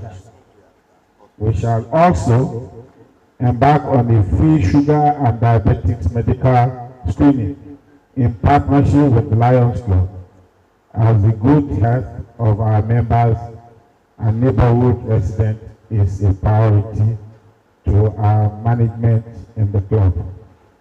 It is worthy to note that every development project that we have embarked upon from inception to date has been fully financed through the generals of our members. While we are not averse to grants from a major donors and government as a major social club, even though none such privileges have so far been extended to us, may I therefore appeal to both the federal government and the Lagos State government to support our club in this execution of major interventions aimed at touching the lives of our members and the people resident around us. Your Excellency, the good news, however, is that irrespective of the aforesaid, we have maintained our profile as a socially responsible club, and our distinguished members have contributed their quota to the well-being and economic development of our dear nation. As we mark the jubilee of our great club, the Association of Friends will have every reason to thank God for His blessings and grace on our members. When we look back at the humble beginning and where we are today, we cannot but substitute to founders and our pioneers for their vision, determination, and commitment, which have culminated into milestones and the strides we have recorded. Your Excellency, distinguished ladies and gentlemen, you will agree with me that the last 40 years of the club is worth celebrating. The sacrifice of our pioneer visionary have not gone in vain, and we are waxing stronger day by day, like a red lizard on the high Iroko tree, who looked down, shook his head, and said, "I have done well." I think we have done well, and we deserve a round of applause. In conclusion, I want to thank Your Excellency for coming, all the distinguished and eminent personalities present here today, for taking time out of their busy schedules to participate with us in our Rubik's Jubilee celebration. And I hereby extend our invitation to you to join us as we move to take the club to the next level. And with your support, we will continue to positively impact on our members and the nation at large. Long live Association of Friends, long live Lagos State, long live Federal Republic of Nigeria. All pursuit, all pursuit. I thank you all for this. Who loves tradition a lot, has a lot of respect for tradition. I see that the traditional rulers have been properly seated. Thank you very much. God bless you for that. Our Saki will be in Kuti, the level of the kingdom in the international airport access. Thank you very much for coming. That was his name. I was trying to actually get to across to us. And I'm happy that KBC, Oba Tim Adonai is also here with us. Thank you. Well, you know, a vice president would have been a very rich asset to the broadcasting profession if he had chosen to do that. I'm a converted. Each time he mounts the microphone to talk, the roster to talk, I have to listen. Is it the picture or his reasoning? Wow, I'm proud of you, sir. You said that public. I've said that in your absence, and I think I should say that. Now you've heard the president say a few things about the club. Would you dwell for 15 minutes or so in the document you're about to watch that tells us more about this wonderful club celebrating 40 and still standing? Your hands please together for Association of Friends, ladies and gentlemen. Thank you.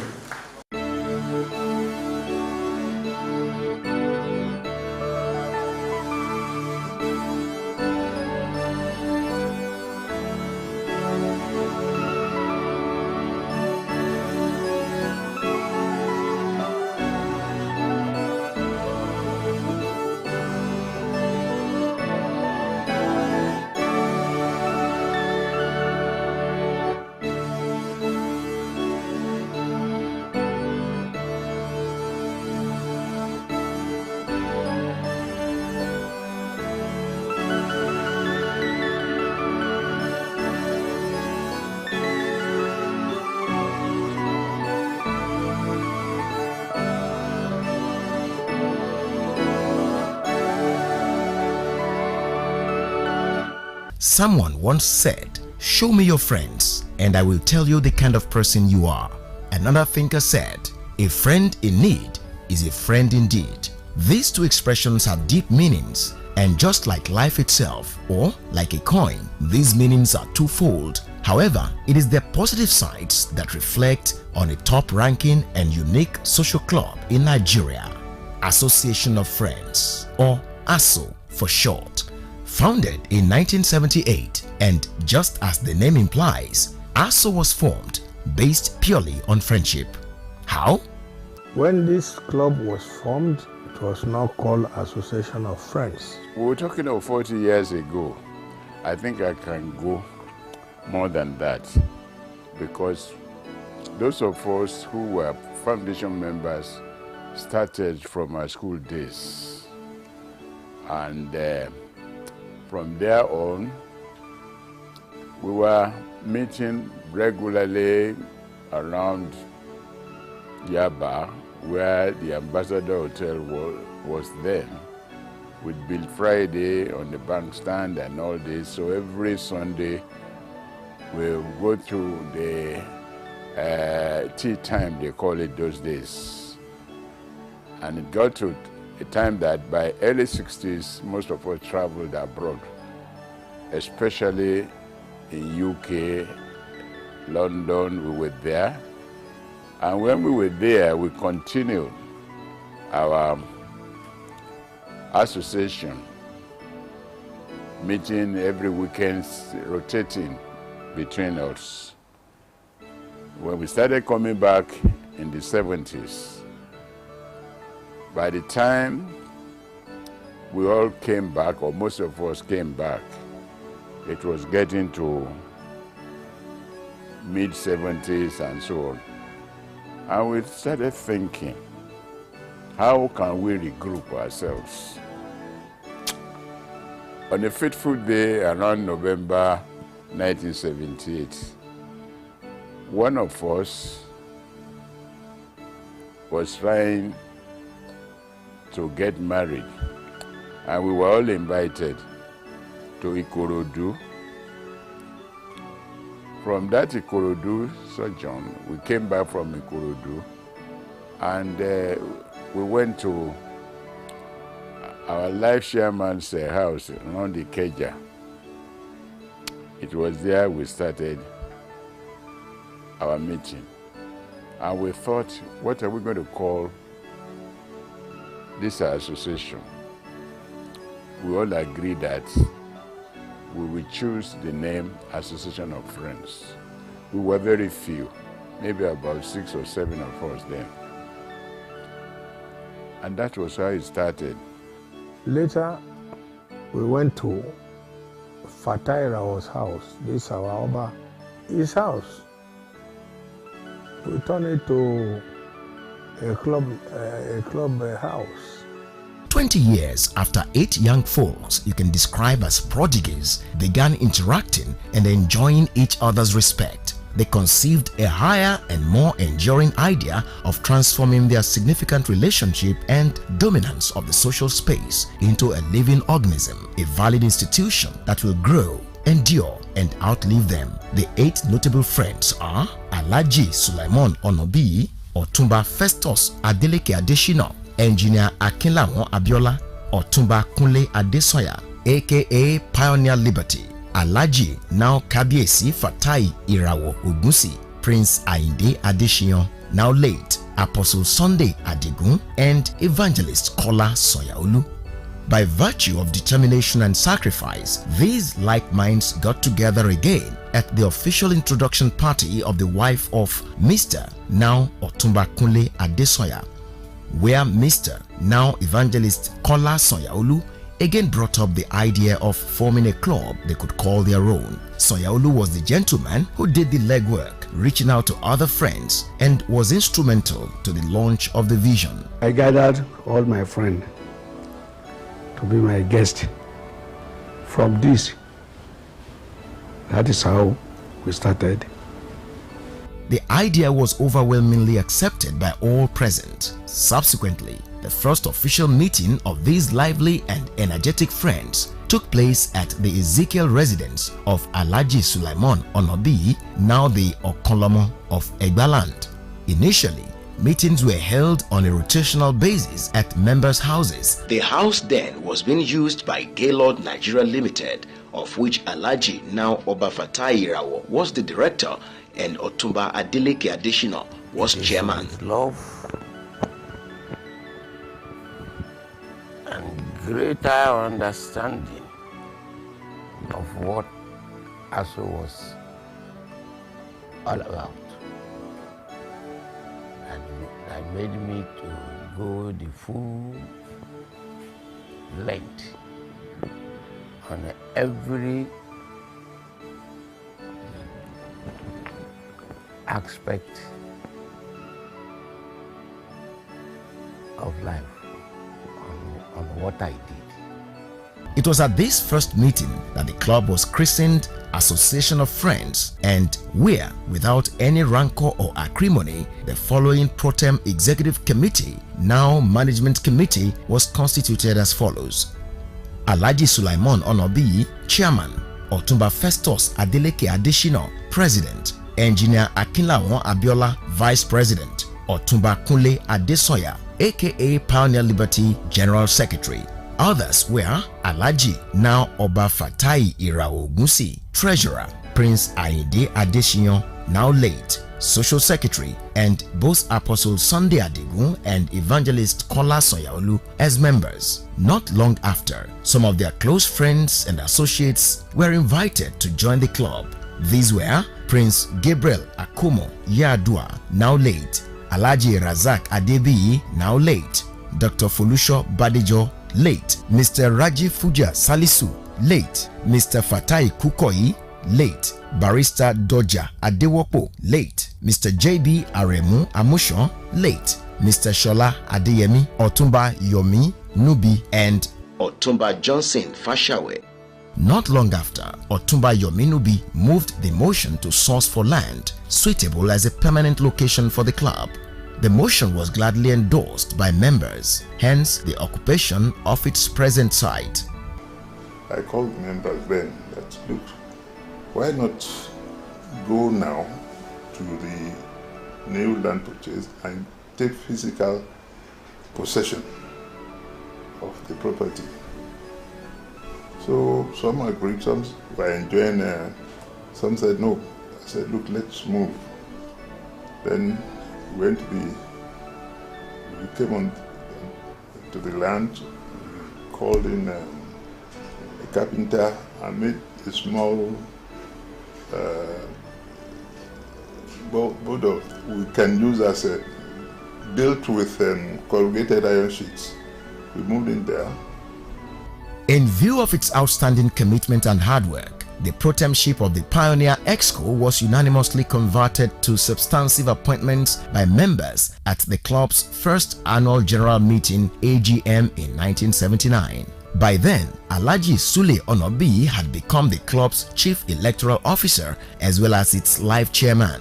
Also, as the A's vote of confidence on Otumba Adeleke Adeshina's exemplary leadership drowned the nays at every AGM, he continued to pilot and stabilize the club's affairs successfully for 18 years, making the club a toast of the society and a magnet for men of timber and caliber, so to speak, into her fold. The 40 years journey of ASU was definitely not without its challenges and achievements. What were they like? Oh, we had many challenges, but we were able to surmount them through dint of hard work and commitment. Major achievements, the realization of our dreams of having an association that goes beyond being an association but becomes a family. In terms of what the association has done to first the members themselves, we have engendered the spirit of helping each other in whichever business you are to become better in life. That's one. Two, because we believe in the community that we have tried to spread our tentacles into neighboring areas by encouraging them.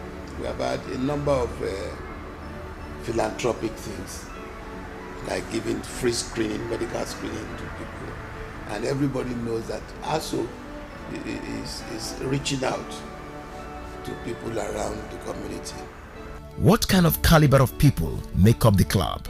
You have young men, professionals, distinguished politicians, you have royal fathers, who are all coming in and taking over gradually. What is the criteria for membership? For the Association of Friends, you got to earn the position to be a member. The Association of Friends, even from the name, implies that you have an identity that is similar to each other. It's not just a club, and therefore that is why the name Association of Friends. Two things: one, you must be a friend, and that's why our condition is so stringent that you must have been a friend to another person, at least 2 other members, for 10 years. What are its aims and objectives? What are its visions and aspirations? How does the Association of Friends run its affairs? Any club that is not built on rule of law cannot stand the test of time. So how are also be able to stand 40 years? Because we have our laws, we have our constitution, which binds everybody. Association of Friends is no doubt a very strong social club, having survived 40 long years in which it obviously stood the test of time. Perhaps one of its underlying guiding principles is embedded in the Yoruba adage, Shemimbio Lugunre, meaning the secret or live wire of lasting friendship is to resolve squabbles and differences with openness, love, and sincerity, and not to bear malice. When people see us and say that you guys are cult, you are cult members. Yes, we are a cult. We are a cult because we are ready to assist each other. It was no competition to see who is rich or who is. The key word there was the love that comes amongst friendship. Definitely, this is the same principle of unity in diversity that has enabled Nigeria, a multi-ethnic and multi-religious nation, to forge ahead up till now, despite its enormous political and socio-economic travails. In that case, society stands to benefit much if it embraces the spirit of love, sacrifice, sincerity, and commitment to success that operates amongst members of ASO. The club's logo is instructive in this regard. It depicts 2 friends, fully united as one, meaning united we are.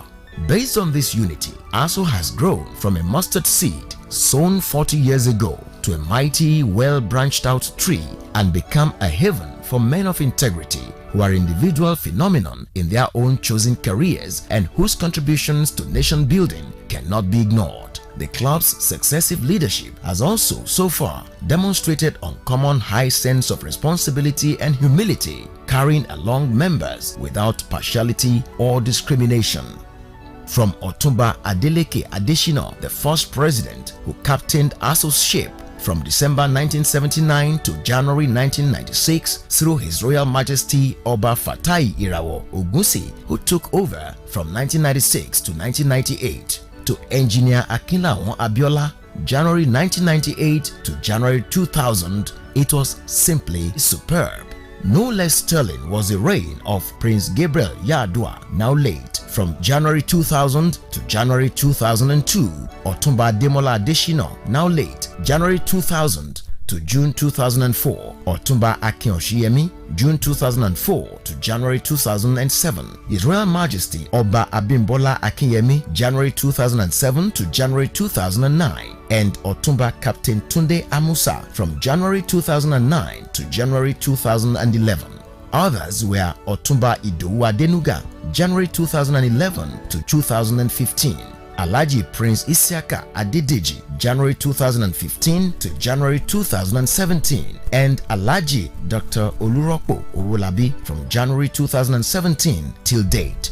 Although 40 years old and its pioneer members are now in their 70s and 80s, with one of them now late, the Association of Friends Club exhibits an unusual trait. The older its pioneers and the club gets, the stronger, more vibrant and more dynamic it becomes. What is the secret behind this? ASO is built on the funds of its members. We are not funded by government. We don't depend on grant from anybody. So this is a very well-structured club, disciplined club, where we have our laws and we follow them. The continuous injection of fresh, intelligent and dedicated minds into the club has reformed all aspects of its activities and made it more engaging and responsive to members' needs. This is achieved through its multifaceted approach to life. ASO prides itself on being an equal opportunities club where any member can aspire to any position once he can demonstrate the capacity and competence required. However, discipline is the key word. Members of ASO are well disciplined.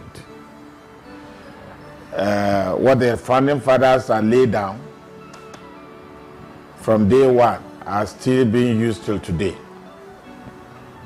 They are laid down in terms of discipline for members, in terms of social activities, in terms of love and understanding, and in terms of what even the name of the association is all about. They are behaving well, the people there now. In fact, I cannot believe their behavior because we have the top head now. When I say the top head now, means the president, the secretary, all these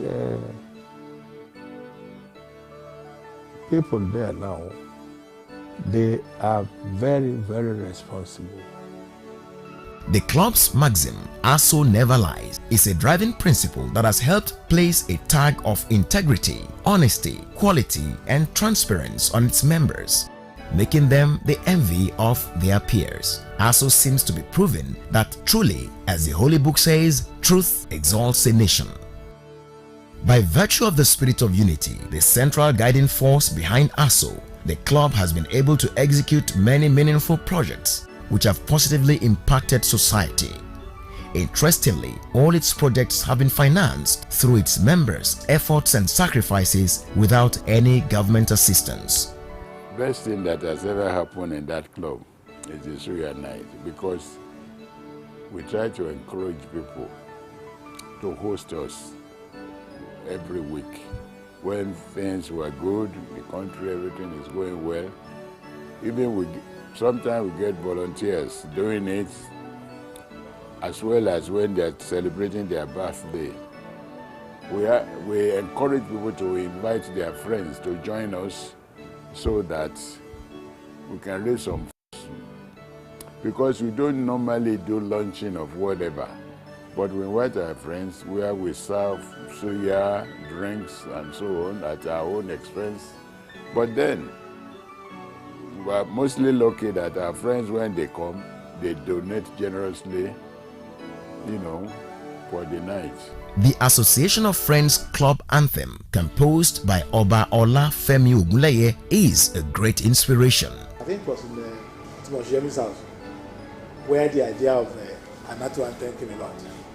And a typical rascally young fellow that I was there, we put so many cards on ground to dabble to it and make it formal.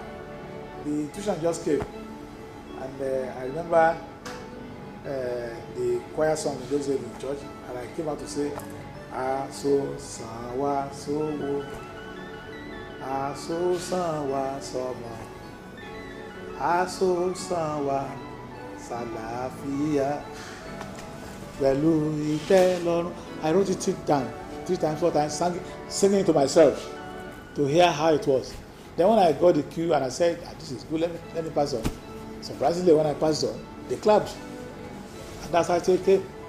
When people from different walks of life, regardless of ethnic, political, religious, and professional differences come together to commonly aspire for progress and development, the result usually is a larger-than-life bond. As demonstrated by ASO, friendship is a powerful tool to build enduring legacies, to fan the embers of unity through love, sacrifice, commitment, and discipline. Within its 40 years of existence, ASO has shown that wherever true friendship prevails, peace will dominate, and where peace reigns, there is bound to be stability and progress, which everyone desires. Therefore, as the Association of Friends, or ASO for short, marks its ruby anniversary We salute the vision and resoluteness of its founding members. We say kudos to them for instilling in members that unshakable spirit of unity which they have been spreading to the nooks and crannies of Nigeria and the world at large. Appreciate what the founding fathers has laid down.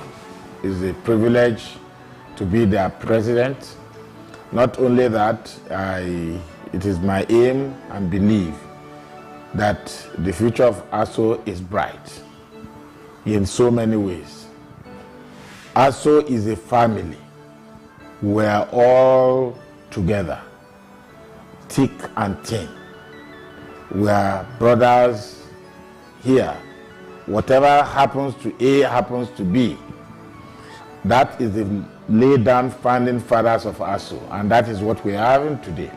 We salute their sacrifices which have created everlasting legacies that portray sincere friendship as a notable goal to pursue for a much more peaceful and progressive world. May the shadow of ASO never grow less. May it continue to grow from strength to strength. Long live ASO. Long live Lagos State.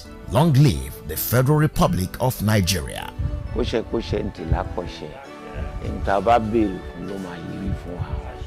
Tàbá béèrè fún kankan àríbẹ àrí inú wa sì dùn ayọ̀ wa kún. Thanks for watching. Together. He is in the video editing, photography, and multimedia. Thank you very much. That is very well put together. That's my job, so I should tell you. Congratulations for that. Thank you. Now, ladies and gentlemen, we have Chuba Kiriade also here in the audience. Haji Hakim Akpatira also here with us. He is the CEO of Dream Docs. And I must congratulate Association of Friends for this fantastic job.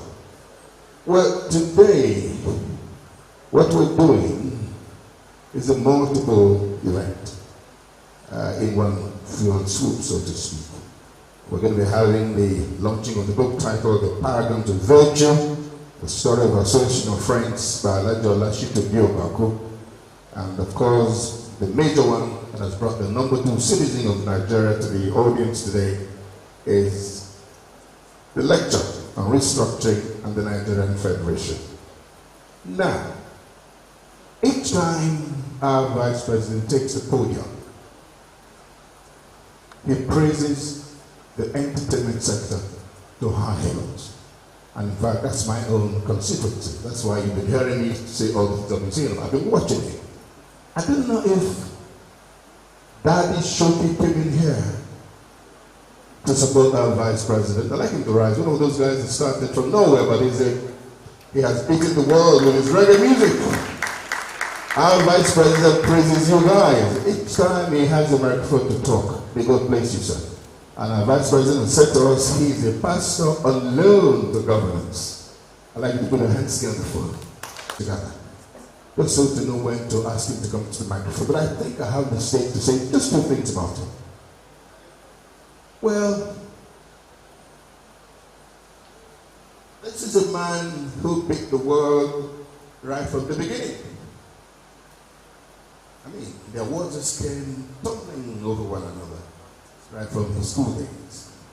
State Merit Award, 1971, the school prize for English Oratory, the other prize for English Oratory, the last prize for Best Performance in History, school prize for Literature, African Statesman, Intercollegiate Best Speakers Prize, 74, President Goodluck Jonathan conferred on him the highest, one of the highest awards of the land, Grand Commander of the Order of the Niger.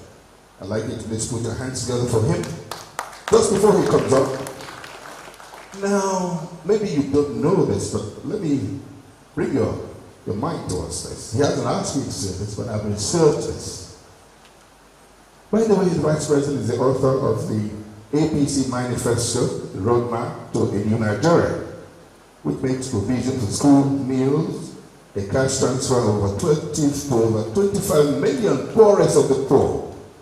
And of course, if you have your children in school, they can also be immunized by government. There are also a number of programs designed to create economic opportunities for Nigeria's massive youth federation. Distinguished ladies and gentlemen, this is our pastor, a great professor of jurisprudence, Professor Yemi Osinbajo. Elewu of Ewu. His Royal Majesty Oba Lateef Atanda Adams, the Onikate of Ikateland. My dear brother and friend, the incoming governor of Lagos State, Mr. Babajide Sanwo-Olu.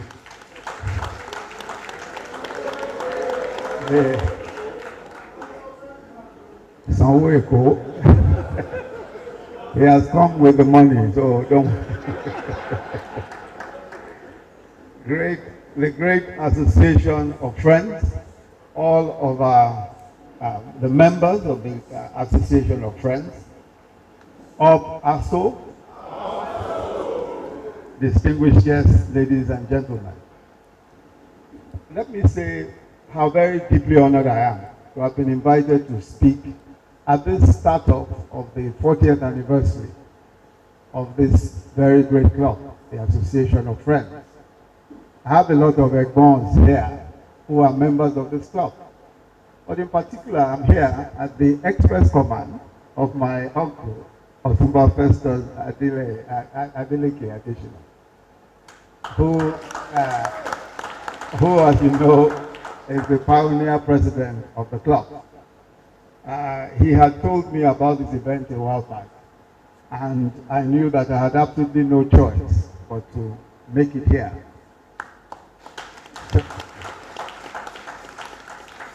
This club is a great gathering of some of the best minds in Yoruba land, and indeed in this nation. The club recognizes that it is the duty of the elite in any society to think for the society, to plan for the development of the society, and to set the standards of integrity, of morality, and of high values for the society. I want to commend the ASO Club for the excellent manner in which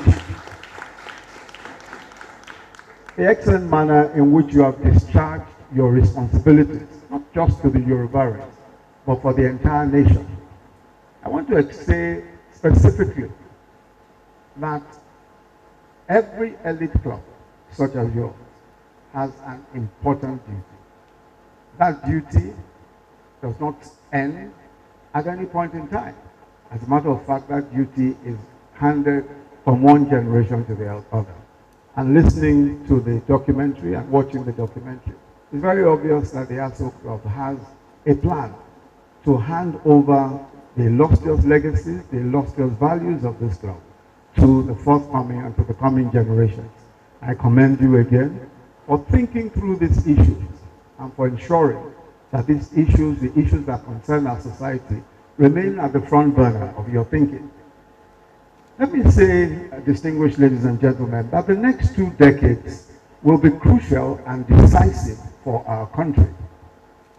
We would either become the preeminent nation in Africa and one of the world's leading economies, or we may become one of the greatest socio-economic disasters in history if we are not careful.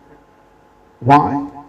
With our population growing at almost 3% a year, we will by the year 2050 become the world's 3rd most populous country.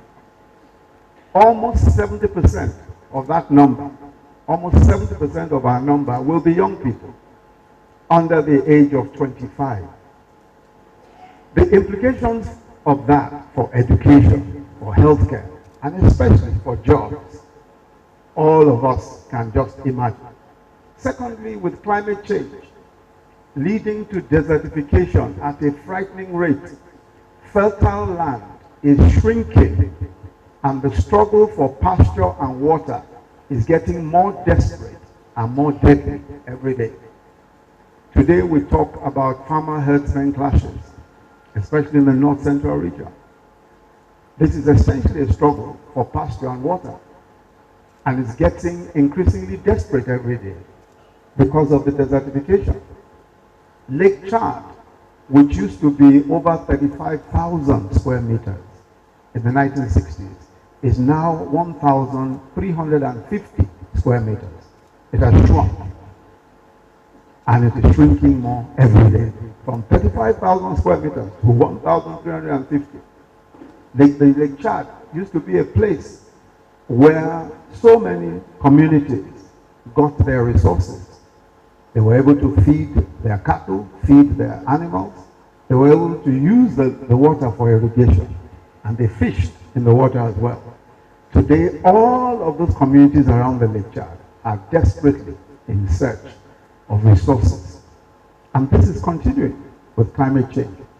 Thirdly, there is a rise in terrorism and terrorist activities, especially along our northern borders. And when I speak of our northern borders, I'm talking of the northern borders between Nigeria and other countries in the sub-region, in the northern part of the country, especially with the emergence of ISIS West Africa, giving rise to dislocation of whole communities in the sub-region, many of them coming into Nigeria.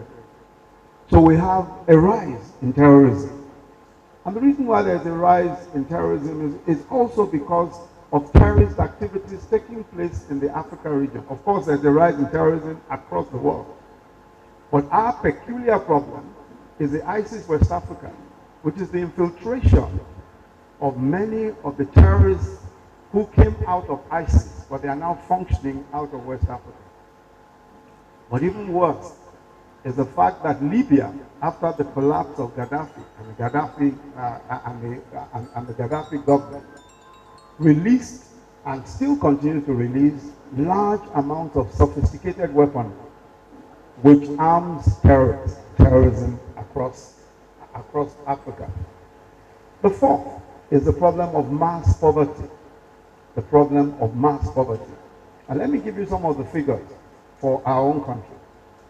The Nigerian Bureau of Statistics tells us that as of 1980, we had 17.1 million poor people, extremely poor. By that, people who found it difficult to find food, shelter, and clothing. That's extreme poverty. 17.1 million as of 1980. By 1985, because these surveys are done in segments of about 5 years, 4 years, 5 years. By 1985, that number had risen to 34.7 million from 17.1 million. By 1992, the number had risen to 39.2 million. By 2004, the number had risen to 68.7 million. By 2010, the number had risen to 112.47 million of extremely poor people. The last survey was done in 112. We haven't done subsequent surveys. We have a World Bank survey that shows that poverty is now at about 86 million. But we haven't, the latest survey of the MBS is yet to come. But as of 2012, we had a poverty figure of 112 million. 112.47 million as of 2012. Now, so in 1996, there were an estimated 67.1 million Nigerians living in absolute poverty. In 2004, the number moved up to 68.7 million. But by 2010, 2012, a most shocking thing happened. The number almost doubled to 112.47 million. What happened between 2004 and 2010? What happened? What is astonishing about the poverty situation is that it persisted even when the nation earned its highest revenues. The poverty figures increased despite the fact that the nation earned its highest revenues then. Now, all of these figures, as I'm sure you know, are the MBS figures and the World Bank figures, so we can verify and check all of that. But I want to give you some of the figures of oil earnings between 1990 and 2015. I want to give you some of the oil earnings just to demonstrate very clearly that despite rising oil figures, poverty continued to double and continued to increase. Between 1990 and 1998, Nigeria earned from oil $119.8 billion. $119.8 billion. That's between 1990 and 1998. That's an 8-year period. Between 1999 and 2009, the country earned 481 billion US dollars. That's between 1999 and 2009. 481 billion US dollars. Between 2010 and 2014, a 4-year period, 4 years, 2010 and 2014, the country earned 381 billion US dollars. That is the highest the country has ever earned, even in a 6-year period. We earned in a 4-year period, 2010 and 2014, more money than we had ever earned, even 6 years before, 7 years before, or 8 years before. In the 4 years, 2010 and 2014, $381 billion. Between 2015 and 2017 December, we have earned $94 billion. 94 billion. That's between 2015 and 2017 December. Now, up until first quarter of 2018, we've earned 112 billion naira. That's the lowest we've ever earned in any 3-year or 4-year period. I want to point out that if you take the period between 2010 and 2015, for most of that period, 2010 and 2015, Nigeria enjoyed an oil boom, with oil prices hovering between $100 and $114 a barrel on the average. This is the period where we earned the highest amount from oil in any 4-year period. But our external reserves fell in that same period to 30 billion by the end of 2014. The number of out-of-school children as of 2015 was 10.3 million. And in that period, we piled up our highest debt in the nation's history. Let me give you figures of the total debts, local and foreign. All of my presentation will be available. I'll give you a hard copy of the presentation so that everybody can go home and check the facts, just so that we are sure that what is being said is completely authentic and you have all the figures. Now, let me give you figures of the total debt, local and foreign, for federal government and the states from 2010 to date. 2010, our total debt as of 2010 was $35 billion. I'm going to leave out the small figures, $35 billion. 2011, it rose to $41 billion. 2012, it rose to $48 billion. 2013, it rose to $64 billion. 2015, it rose to $63 billion. So as of 2015, May 2015, our foreign debt in total, our debt, not foreign debt, our total debt, local government, state government, and federal government, aggregated, and I use the dollar figure because that's the figure that is used internationally. So our total debt as of 2015 stood at 63 billion. Today, it is 73 billion. The difference is 10 billion US dollars. What do these figures show? They show that when oil prices were at their highest, between 2010 and 2014, the government was borrowing heavily. From 2010 to 2014, debt moved from 35 billion to 63 billion. When we assumed office in 2015, the debt that the previous government left was 63 billion US dollars. Today, 3.5 years later, we're at 73 billion. Two reasons, and there are two reasons why, despite high earnings, we are poorer. Why is it that despite high earnings, we are poorer? And I wonder, I'm glad that we're dealing, we are here with the intellectual creme de la creme of our nation. And we must be able to look at the issues very clearly and tell ourselves, without politics, what is going on? What is wrong? Why are we where we are? The first reason why, despite high oil earnings, we are poorer is because of grand corruption, mismanagement of resources. And I'll explain. The difference between grand corruption and ordinary corruption, let me just explain that, because it's very important for us to understand it. Let me explain the difference. Now, grand corruption is directly stealing from the CBN, from the central bank. Directly taking money from the treasury without any contract, no pretense. You are not even, there's no contract. You just take money and you share it. That was going on. That was going on. And I've given several examples. Every time I talk about it, you know, you hear the opposition shouting, yelling. But that's what was going on. When I got to office as vice president, I couldn't believe it. I just could not believe what was going on. In one day, $292 million was signed out and taken, and it disappeared. $292 million. After that period, for 2 weeks, the Central Bank of Nigeria did not have cash dollars. The Central Bank did not have cash dollars. $292 billion without any real explanation. Oh, they gave some. We later discovered, of course, what became of the money. But it's very clear that if you can move out, on another occasion, $60 billion was moved out ostensibly for security. That's 60 billion naira, beg your pardon. 60 billion naira was moved out ostensibly for security purposes. But we know what happened to it. Defense contract was over $2.5 billion. No explanation. Nobody knows what happened. But I'm talking here about grand corruption. So it is possible that where you have corrupt government, that the large sums of money which can be used for development is simply taken.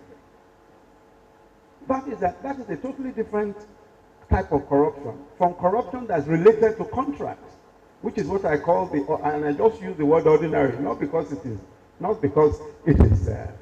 to be excused, no.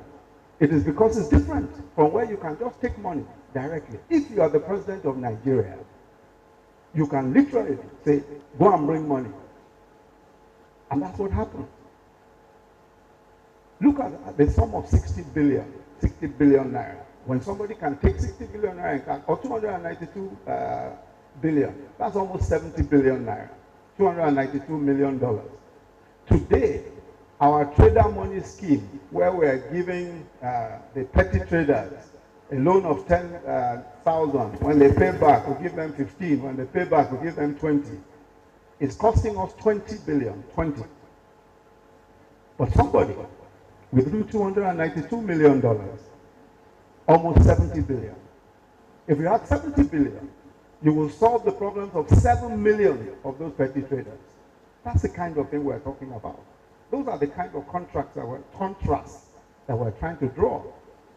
Did you ever hear anybody criticize the withdrawal of $292 million? Today somebody is saying it's political to give petty traders the bottom of the Nigerian pyramid money. The same people never, when $292 million disappeared from the central bank, they didn't say a word. They didn't say a word. But we'll come back to that. The second reason why, despite high oil figures, there is still poverty, is the fact that exploitation of natural resources and sharing of revenue is a failed approach. Because the oil industry by itself does not produce any good number of jobs. As a matter of fact, the oil industry by itself produces very few jobs. Very, very few jobs. Oil revenues cannot solve the enormous problems we have. Productivity, creativity is the key. This is the reason why many countries that don't have any natural resources are productive, they are wealthy, much, much wealthier than countries that even have oil resources such as ourselves. The key is productivity. Each state must be productive, generating revenues from agriculture, from manufacturing, and from the knowledge economy. And we must empower the bottom of the pyramid, the poor. We must give resources to the petty traders, because that is the largest working population that we have. Those informal traders who are all over Nigeria, that's the largest. And nobody gives them any credit. Nobody gives them facilities, because people just fear, banks naturally fear that they won't be able to pay back. So government must, as a matter of policy, ensure that such access to credit so that they can do better in their businesses. the so-called Meshai, Mesuya.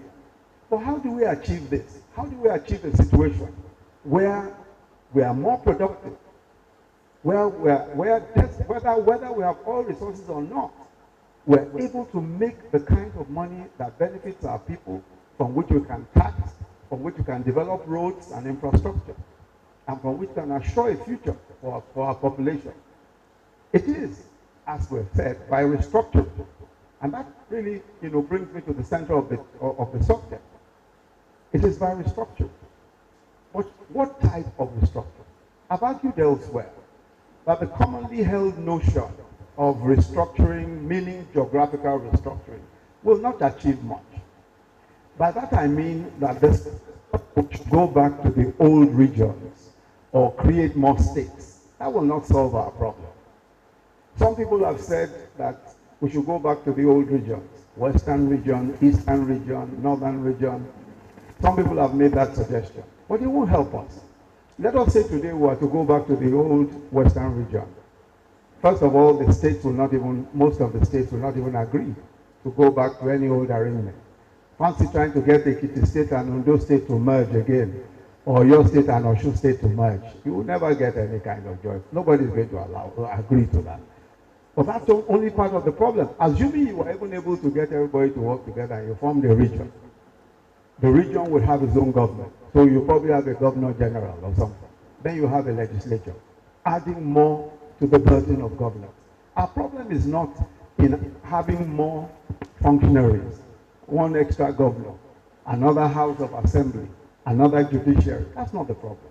In fact, that is one of our problems, is that the cost of governance is too high. There are too many people in public positions who are being paid money. That is one type. So in the national conference, I'm sure that some of us have had a look at the national conference conclusions. One of the conclusions they made at the national conference is that we should have 18 more states. We should create 18 more states. That was the recommendation of the national conference held in 2014. Can you imagine a situation where you have 18 more states to what we have at the moment? When we got into office in 2015, 23 states had not paid salaries. They were owing salaries between 3 months and 12 months. 23 states. So they were not even able to pay salaries. You now add 18 more to those states. Yes, you have 18 more governors, 18 more legislatures, 18 more judiciaries, or so. How does that solve our problem? How does that solve? As a matter of fact, it adds to the problem. What we need to do, and what we need to ensure happens is a restructuring that gives us stronger states. The states must be stronger. That is the type of restructuring that we need. I've spoken about this at the Lagos House of Assembly, the question of stronger states, and I'll just repeat some of the issues that I raised there. It is very clear that stronger states, more autonomous states, is what we need. Stronger states within a federation can, with the critical mass of resources they aggregate, solve the 4 problems I had highlighted earlier. The problem of poverty, the problem of climate change, and all of the other problems that I had highlighted earlier. Stronger states that are more autonomous can do so. Now, what does this concept of stronger states mean? It means 2 things. The first is what states must do for themselves. What must the states themselves do? I mean the 3 arms of government in a state, the executive, judiciary, and legislature. What must they do? They must work proactively and creatively as independent, administrative, and well-producing economic entities. Each state must become well-producing. Each state must produce its own wealth. Each state must be able to leverage on its strengths to generate revenues for development.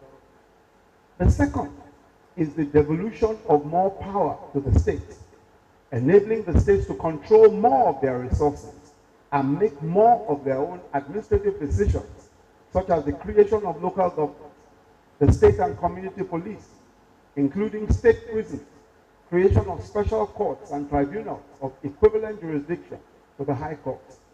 The point I'm making is that the states must have more powers and more rights. I'll just give an example of what happened in the Western region. I'll give an example of what happened in the Western region.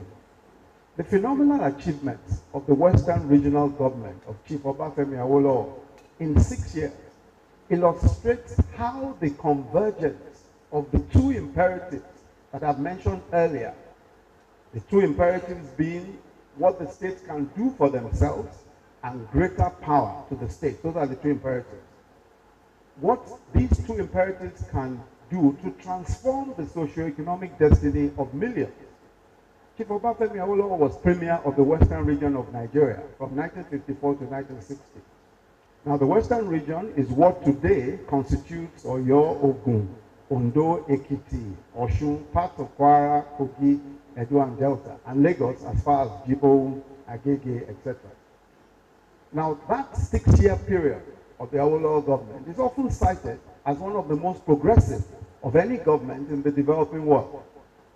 Some of the major accomplishments include a major agricultural revolution, government supporting and subsidizing cash crop production, using commodity exchanges to enhance agribusiness, several farm settlements, several agro-allied and other industries, Odua Textile, Ado-Ekiti, Okitipupa oil palm mills, Oluwa Glass, Ifon Ceramics, Ire-Ekiti brick industry, as well as several industrial estates and parks, including the Ikeja Industrial Estate, a network of roads across the region, the University of Ife, now Obafemi Awolowo University, a 26-story cocoa house Ibadan, airport hotel Ikeja, Western Nigeria Television, first of its kind, first in Africa, even ahead of many European countries, including Belgium, and of course ahead of South Africa.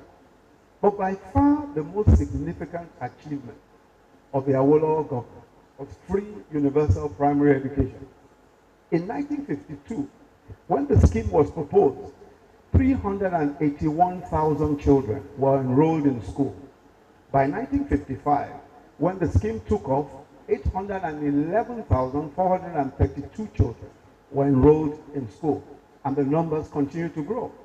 The government devoted as much as 41.2% of the 1958-1959 recurrent budget to education at that time, 41.2%, one of the highest in the world at that time. At the same time, the region nurtured a vibrant civil service and a judicial system, which is widely acknowledged as a model even today. So how were our phenomenal achievements possible? There was no oil revenue. There was no federal revenue. In fact, the Western region and all the other regions gave revenue to the federal government. It was the other way around. They gave revenue to the federal government. How did they do it? How was I able to do it?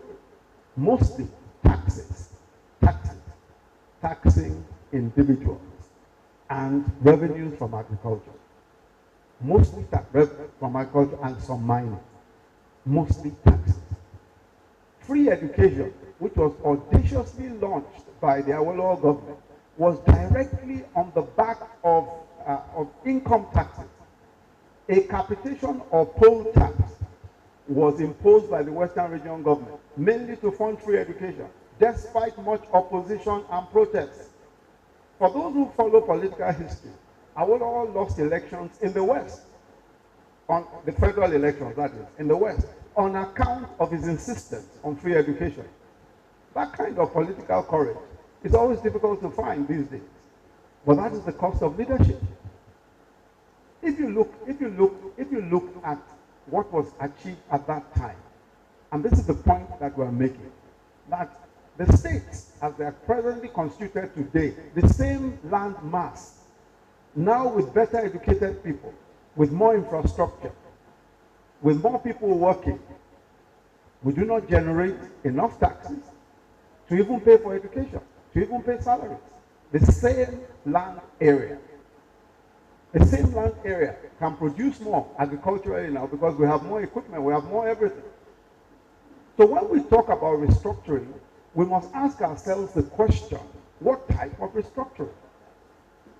The restructuring that we need is obviously the type that enables us to develop our own states in the same way that the Western region, the Northern region, Eastern region were able to develop their territories without oil revenue.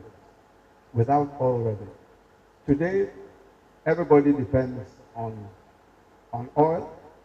Every month, the state governors or the state governments gather in Abuja, and the federal allocation is shared. So the truth is that a combination of visionary leadership and strong autonomous states is the winning formula for economic development. And that's really as simple as it is. Awolowo was also a visionary leader, but he had an autonomous region behind it. Today, most states of Nigeria do not generate, as I've said, enough IGR in 1 year to pay salaries for a month. They don't generate enough revenue in a whole year to pay salaries for a month. In fact, Lagos State, which is by far, the most productive of the states, earns enough IGR. It earns more IGR than 31 states put together. Well, I'm not sure. I'm not sure whether we should be clapping, because really, I mean, if one state can earn what 31 states, put together earn, that's a big problem. It means that only 5 states are even earning anything worth talking about. Most states are earning far too little to even support their own administration, to even support just themselves, just supporting even payment of their own salaries. I'm talking about payment of taxes, and this is very important, about payment of taxes, because all of us who are here are the Nigerian elite. Our tax to GDP is still under 10%. As a matter of fact, now it's probably close to 8%. It used to be 6%. It's probably closer to 8% now. But FIR statistics, the Federal Inland Revenue Service, their statistics tell us that only 914 Nigerians pay self-assessed tax of over 10 million naira. I want to repeat that so we understand it well. Only 914, not 914,000, 914, less than 1,000 people in Nigeria pay self-assessed taxes of up to 10 million naira in 1 year. Of that 914, 912 of them are in Lagos. The other 2 are in Ogun State. Nobody else is paying more than 10 million naira in assessed taxes. Now, if you have that kind of tax efficiency, we all know that there are hundreds of thousands of people who should be paying more than 10 million naira in taxes in 1 year. But only 914. Only 914. And of that number, the vast majority are here in Lagos. Only 2 are in Ogun State. I think I can say for myself that I belong to both. At least I am a citizen of Lagos and Ogun State. Well, for the rest of us, I think you have to decide what's happening in your state. But the process of creating stronger subnationals is possible, because we've talked about 2 things. We've said that we need to do 2 things. 1, we need to create autonomous, strong states.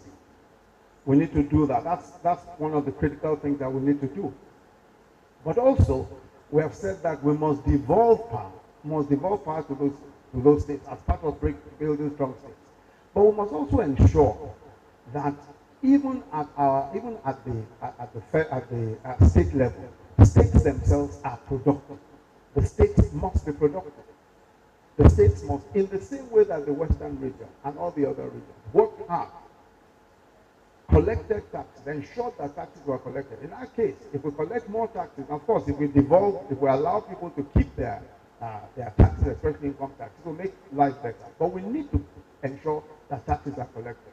We need to ensure that we generate income. And then, of course, the states must be stronger. But the point I'm also making is that even today, despite the fact that we haven't done any major constitutional changes, it is possible for us to have stronger states It's possible for us to have more autonomous states, despite the fact that we have not yet made a major constitutional change. And I think that even within our current legislative and constitutional framework, we can still have stronger states. In the period when we started civilian administration from 1999, I had the privilege of working in the government of Asiwaju Bola Ahmed Tinubu here in Lagos as Attorney General. And in that period, and also to date, the government of Lagos State, working closely with the State House of Assembly at the time, challenged the federal government and the National Assembly before the Supreme Court in several cases designed to deepen the autonomy of states. In other words, in that period, 1999 to 2007 and even beyond, and I'll show that even beyond that, there have been several other things that Lagos State government in particular has done. In that period, what Lagos State achieved was to achieve a restructuring by litigation. By litigation, Lagos State government was able to achieve a lot of what we are describing today as restructuring, or the things that we're looking forward to as restructuring, just by going to court, by challenging the federal government, by challenging the plenitude of federal government's powers at the Supreme Court. And I'll give a few examples of that. And to show also that by litigation, by going to court, by the states challenging the federal government in court, we can achieve a lot of what we want to achieve by way of restructuring. I'll give a few examples. One of the first things that we argued about is that states can, by virtue of their houses of assembly, create their own local governments. That's a very important part of autonomy. If I'm an administration of a state, I should be able to create the local government I want. If I want 30, I should create 30. If I want to reduce the number, I should reduce the number. Because the local governments are administrative units of the state, and we should be able to decide how many we want or how few we want. However, after the creation of the state, of the local government by law, the state must go a step further by submitting returns to the National Assembly, which in turn would list the new local government area in the Constitution. It is because the states can create their own local government that the Lagos State government at the time took the position that it could hold elections in the LCDAs, and that it created the LCDAs by law. But again, in consultation with the State House of Assembly, we agreed at the time to create, to set up LCDAs by law, and to empower the LCDAs to function administratively, but also to be capable of rendering the sort of services that local governments can render.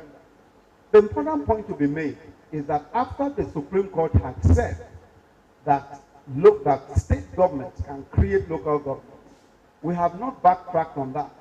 And even up until today, state governments have maintained that position. And just to reiterate the point, we went to the Supreme Court after we created 37 new local governments. The federal government argued under President Obasanjo that we had no right to create local governments. And President Obasanjo at the time stopped allocation to the state because we had created 37 local governments. We challenged it at the Supreme Court. And the Supreme Court agreed with us that we had every right to create local governments, but that after we created local governments, our local governments had to be listed by the National Assembly. But that by law, every state had the right to create local governments. When the Supreme Court returned its verdict, we then by law created the LCDAs, those that we have today, and allowed the LCDAs to essentially perform the functions of local governments. The second point, which we asserted at the Supreme Court, is that the Constitution intends that everything relating to local governments must be in the province of the state government, rather than in that of the state government. The National Assembly has no power under any provision of the Constitution to increase or alter the tenure of elected officials of local government councils. Only the House of Assembly of the state has such a power. In other words, we said that if we want our local governments to be to have 5-year terms rather than 3-year terms, we can by state law do so. Federal government cannot alter the tenure of local government chairman. We went to the Supreme Court, and the Supreme Court agreed with us that we had every right to determine the tenure of our local government chairman. This is establishing the autonomy of the state, establishing the power of the state to administratively control their own resources and control their administrative units. The third point, which we took to the Supreme Court and won, is that a state has exclusive legislative and executive authority over urban and regional planning functions. Even with respect to state lands in states, the federal government must seek building or other development control permits from the state. It is to the effect that the state has exclusive authority to make laws on urban and regional planning. Even where federal land is concerned, the federal government must still go back to the state. And I want to explain that point so that we understand it very clearly. What happened before we went to the Supreme Court was that federal government was issuing construction permits, development control permits to whoever it pleased in Lagos and in all other states. So they decided, especially where they said there was federal land, to issue their own construction permits. So if you look at the shops around Bodilon area, for example, all those police shops and all that, that was the federal government. Federal government issued the permits to those people to build the shops there. So whatever the state thought about the matter, it didn't matter, because they just simply said, this is federal land. We can issue our permits for federal land. So even if they like, they will decide, well, the whole of Ikoyi or Victoria land, a lot of that is federal land. Let us issue permits as we like. We took them to court and said, no, it is the state government that has the power to give construction permits.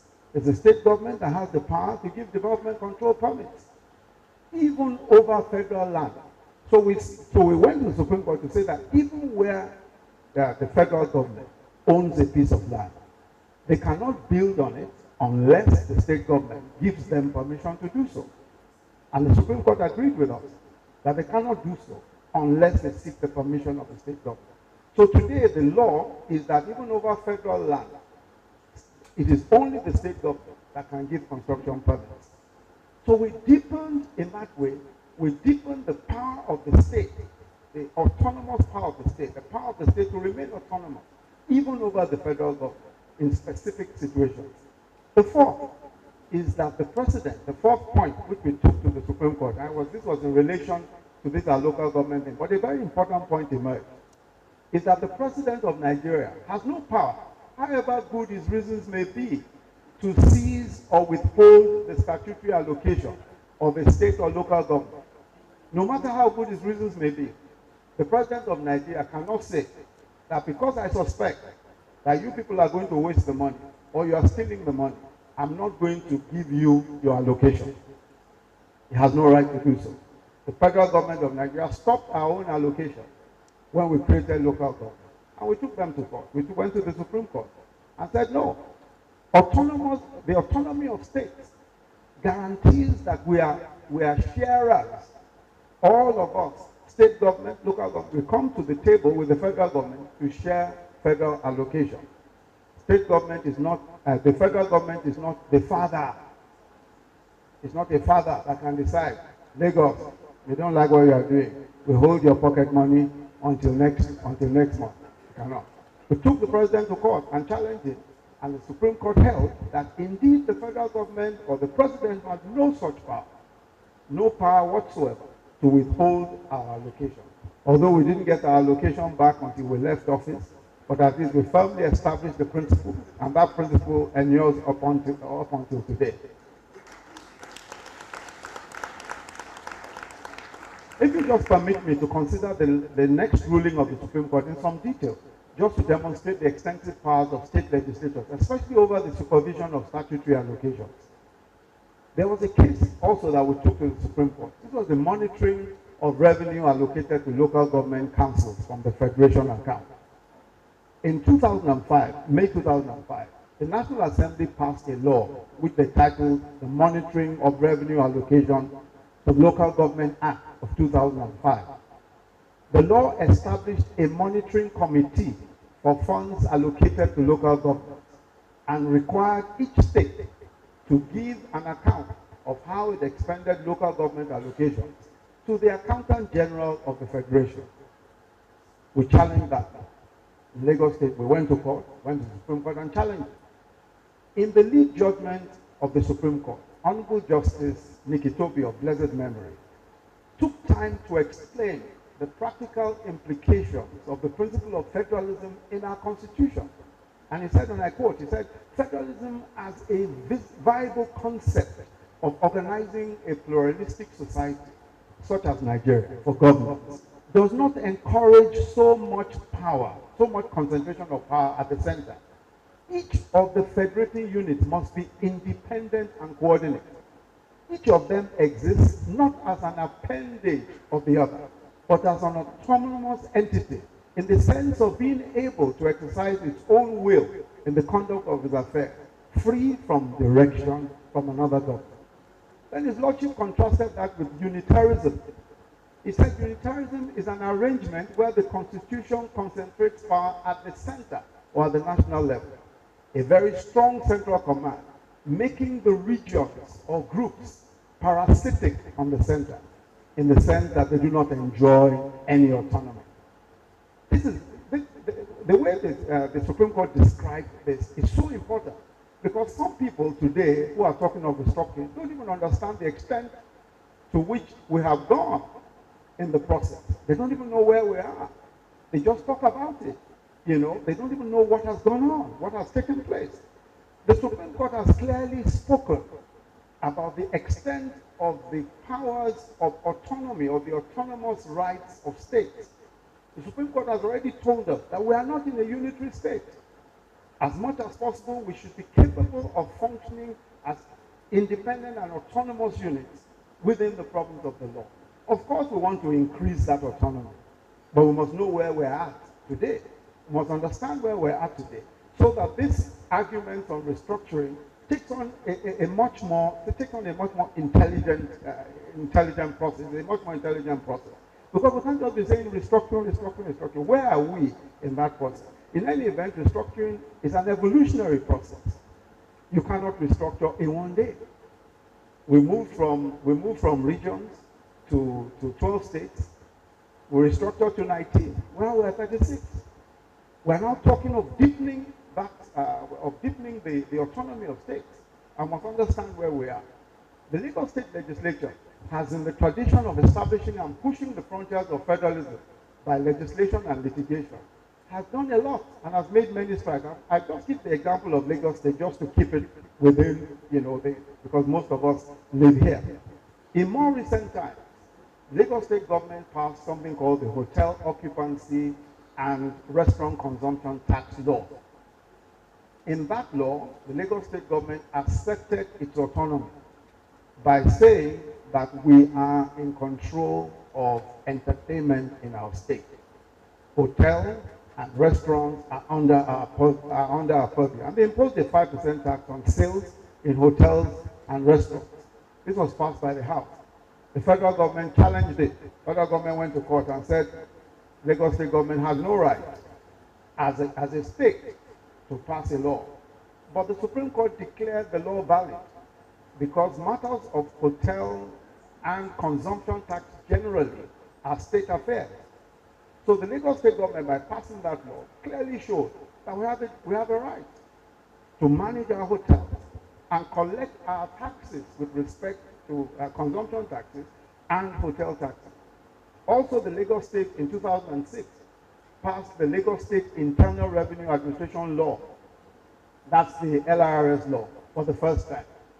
Aside from several structural changes brought about by the law, it granted the LRS autonomy from the civil service such that its remuneration and disciplinary processes were more businesslike.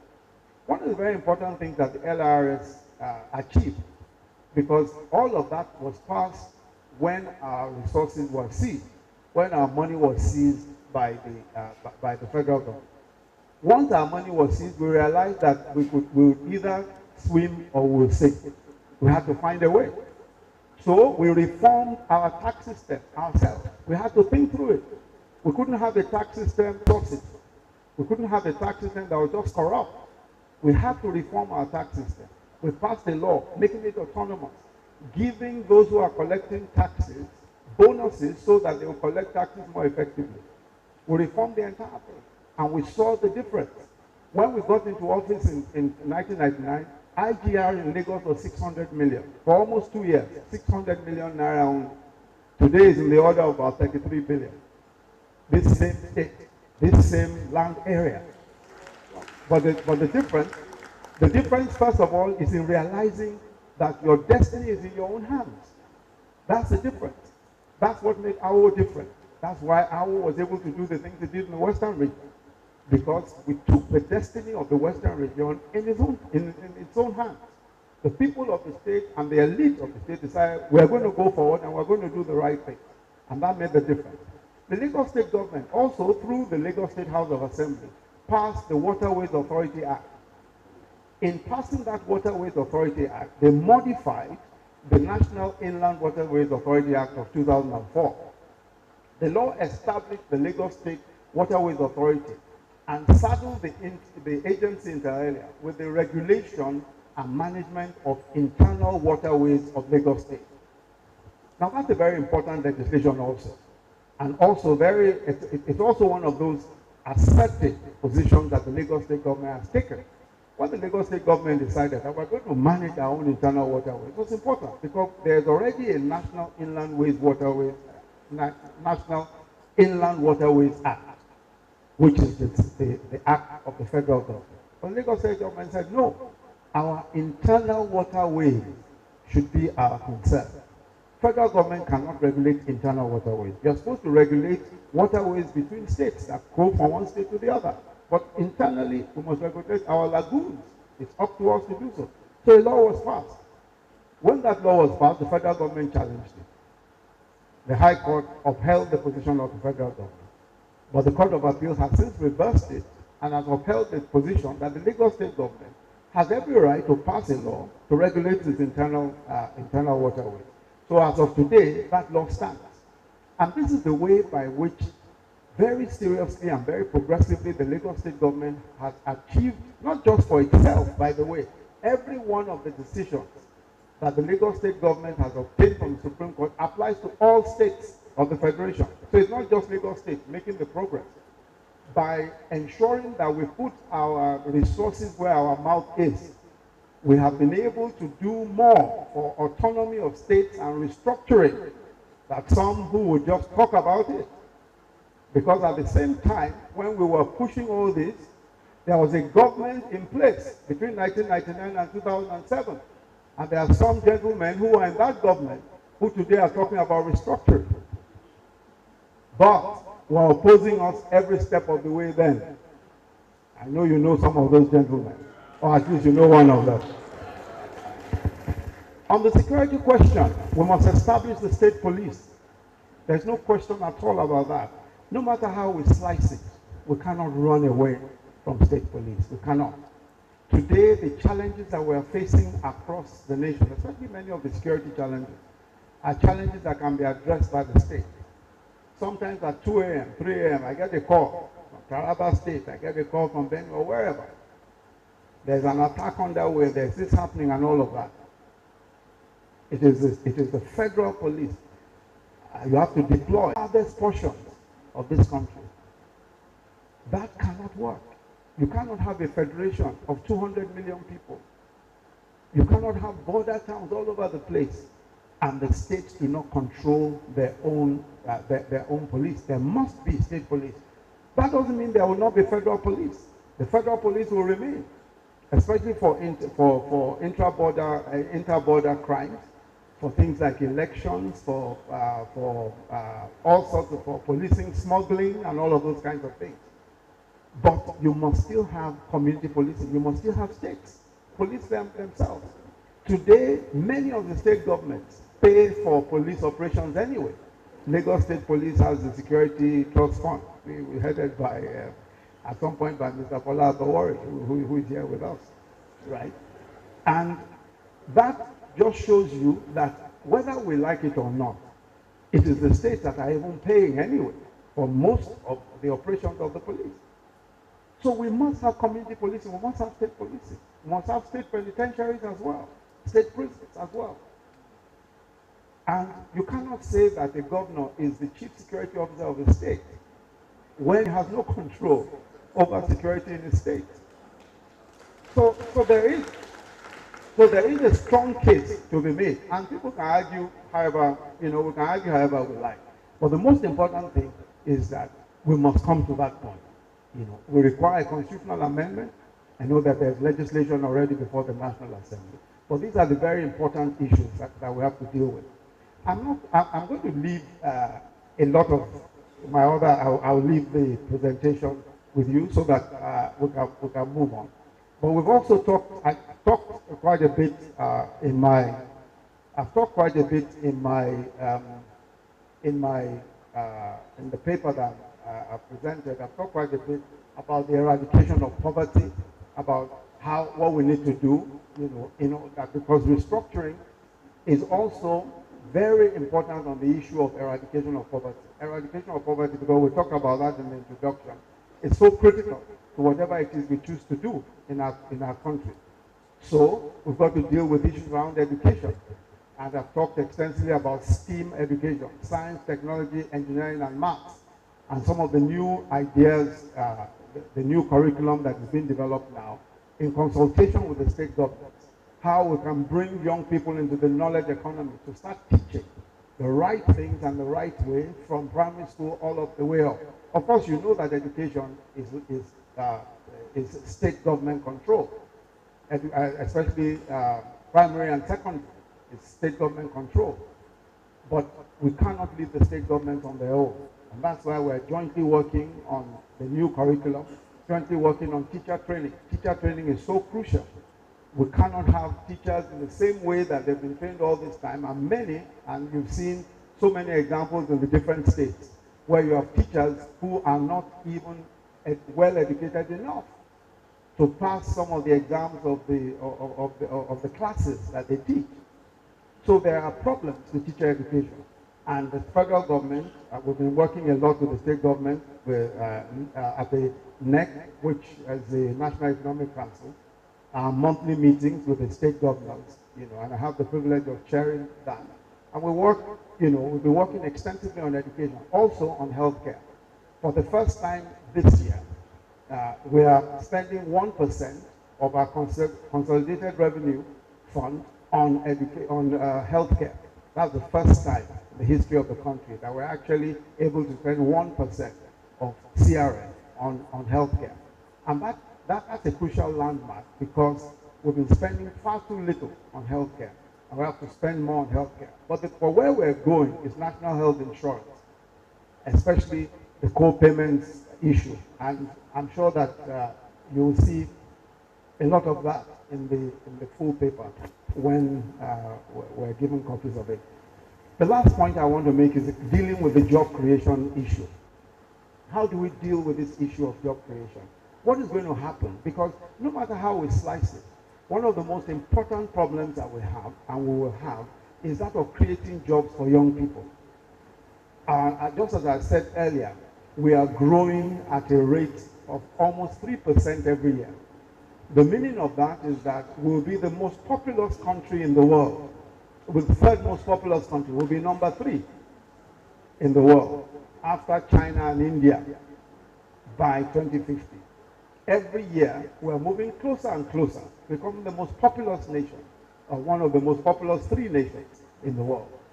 The biggest problem of that is how to make sure that young people are engaged. How do we make sure that they're engaged? How do we make sure that the majority of our people have the resources, have what they require to be able to manage their own lives, to live decent lives, to have homes for themselves, schools for their children, healthcare, etc. As I mentioned earlier, the APC, when we were looking at issues around the manifesto, many arguments came up on how to deal with questions of job creation. How do we deal with questions of job creation going 10 years down the road? I had the privilege of being part of the think tank that drew up the manifesto and the 10-year plan of the party. We realized that we had to take a bottom-up approach. Now, this bottom-up approach is very important. This is one where government itself intervenes by a massive social investment program. This sort of program addresses youth, especially graduate employment, and then credit to small businesses, but especially credit to the smallest businesses, the one-table trader, the bread or plantain seller, etc. Let me just explain very quickly what that means. When you look at the way our budgets are usually framed, our budgets are usually framed in a way that addresses only the top segment of society.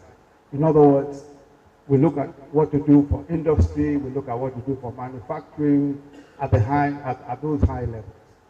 But the question remains that we have a very large number of people who are in informal trade. The traders, the market women, and all of that. Huge number. A lot of these people are not usually addressed in our budgets, and they are the vast majority of our people. The second point is that even with respect to manufacturing, with respect to industry and all that, we do not take a job creation approach. In other words, we are not supporting those industries that create the most jobs. And it's important that we support the industries that create the most jobs. It's important that we put money in agriculture, that we invest in agriculture, that we put our resources in the knowledge economy, in technology, etc., that we fund those industries that produce the largest amount of jobs. And also that we give credit to the petty traders, we give credit to the market associations, we empower them in various ways. So how do we go about that? One of the ways is by ensuring that through what we call our GEEP program, Government Enterprise and Entrepreneurship Program, we started giving microcredit, something called market money, of between 50,000 and 350,000 to market women, artisans, and people like that. We gave out about 400,000, so about 400,000 we're looking at giving to 1 million. I think we'll be closer to 600,000 now. But that was very, very small, considering the resources that was available. But then we graduated also to trader money, which is giving the smallest, the bottom of the pyramid, enough money to improve their inventory. When you look at what some of these people sell in their trays or tabletops, the total inventory they have is not more than 3,000 naira, 4,000 naira. But they are making a living from it. What we then decided is that we must supplement what they have so that they can buy more, do more, and earn more for themselves. And we worked out that model. We looked at several other models in India, in Brazil, several models of putting money in the hands of traders, putting money in the hands of artisans, and ensuring that artisans and traders are empowered. When we give them 10,000 naira, they pay back, we give them 15, they pay back, we give them 20, then they graduate into market money. And we found that the return rate, their repayment rate is very high, extremely high. They are able to pay back, and they make sure they pay back because they know they are going to get more money when they pay back. And we're able to make progress that way with them. Some of the arguments that were raised by, sometimes the Nigerian elite, we get carried away by our own issues. Oh, they said that's a waste of money. How can you be giving people 10,000 or 15,000 and all that? I said, let's first unpack this and understand what we're even doing. In 2010, 2009, 2011, about 300 Nigerians owed the banks, 5 major banks in Nigeria. And the banks were about to collapse. The federal government then bailed out these individuals and the banking system. They spent 5.7 trillion naira. 5.7 trillion naira. Today, our budget is 8.6 trillion. Just to understand what we're talking about here. We have not spent 500 billion naira, not 1 trillion, on the entire social investment program. But we bailed out 300 people, 300 of the Nigerian elite and the banks, with 5.7 trillion. That's the kind of distortion that makes it difficult for us to plan well. Because we've got to understand what we're dealing with. If we put 1 trillion behind a social investment program, put money and resources in the hands of traders, farmers, artisans, carpenters, retraining them. Today we're employing 500,000 graduates in our Empower program. 500,000 graduates. All of that, we still haven't spent 60 billion. All of that. If we employed 1 million more, if we employ 500,000 more to make 1 million, we'll be spending close to about maybe 100 billion. We'll spend about, we'll spend 30 billion a month. In 12 months, that'll be 360 billion. Still under 500 billion if we employ 1 million Nigerian young people under our Empower program. Double the number. But we build out 300 people with 5.7 trillion. These are the kinds of things that we must understand as we think and as we plan. It is not a lack of resources. It is proper planning, understanding first of all that we cannot allow people to steal our money, and then secondly, putting the resources to support the people. One of the ways by which we're empowering the traders and artisans is by what we call energizing economies, putting power in the markets and economic clusters. So we put power in Sabongari market in Kano, Ariaria market in Aba, Isiko market in Ondo State. There are 3 markets where we put power in 3 markets in Ondo State. Recently, Surah market in Lagos, we put solar power there as well.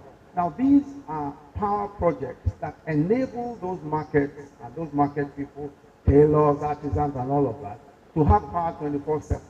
They are far more productive, they are able to produce more, and they're able to pay more taxes. But they pay for the power, it's not free. And they are happy to pay for the power because it's much cheaper anyway than using generators. So by putting our resources, supporting small businesses, supporting microcredit and all of that, we're able to do more. We're able to create a situation where even the states benefit a great deal more and are able to put they're able to put their resources to better use. I think I will leave you at this point. But just to say again how very deeply grateful I am for the opportunity to come here and to speak to you. Thank you very much. The president of the club, I understand that Jide is there, Jide Sanwo-Olu is there, as the incoming governor of Lagos. I can see him taking notes. God bless everybody. This is a fabled club, a very, very famous club. I've been hearing about this club forever. And I remember that in the 80s or 90s, Ebenezer Obey had a classic record for this club, Up Aso. Up Aso. And I always remember that. You know, I remember Alaji Sule Onabi, Prince Adeleke Adeshina, and everybody. I salute you all. I will not waste more time. Let me also say hello to all the illustrious Nigerians in the hall. After that speech by the Vice President, I don't know what else to say. It was only about 4 days ago that I was telling his special advisor, Femi Ojudu, who happens to have been a student of mine at the University of Ife, that the Vice President needs to come out more so that we can have more active interaction like this, so that we can have an elaboration and clarification of his position. And I'm very happy this morning he has done more than justice. Only those who are malicious will say otherwise. So I want to thank the Vice President again for this landmark intervention in the debate on restructuring. I've done quite a bit about restructuring myself. As a matter of fact, a few months ago, I accompanied General Akinade to Bayelsa, of all places, to give a lecture on restructuring. So restructuring is the rage of the moment in Nigeria, and I'm happy that the Vice President has given a lot of thought. What I can see here is that what he has been doing is to refine his position. A lot of people condemn him for saying that geographical restructuring is a non-starter. But he has explained what it means this morning, and I want to thank you. I want to thank the Vice President. I just want to direct his attention to 4 major aspects of his talk, so that he can go home and we can also look at it in this forum. There seems to be an emphasis in his speech on intervention, social intervention. As everybody knows, this is an interventionist government. This is a Congo government that is invading all aspects of our life, infrastructure, road development in a way that is quite unprecedented in the history of the country. But despite all that, there is still a lot of anger on the street. There's still a lot of frustration. In fact, I want to tell the Vice President that it is becoming impossible for those of us who made this government to happen to walk the streets again without looking back at whether somebody is going to attack you or not. It's getting to that point. Maybe a lot of people don't understand what the government is doing. I urge him to come more often to fora like this to elaborate, you know. So I want the Vice President to look at this conceptual impasse in his presentation. I believe that it is a corrupt structure that predisposes a nation to corruption. So there is a nexus between structural corruption and actual corruption. And unless we address the issue of structural corruption in the country, that is a situation where the very, very structure of the country leads to corruption, we will be whistling in the wind. I've seen a lot of agency intervention with this government, but the inability to address the structural problems of the country in a more holistic, in a more systematic, and in a more structured way is actually impairing the efforts of the federal government. There can be no doubt about that. Only very, very unserious people discuss whether restructuring is necessary or not.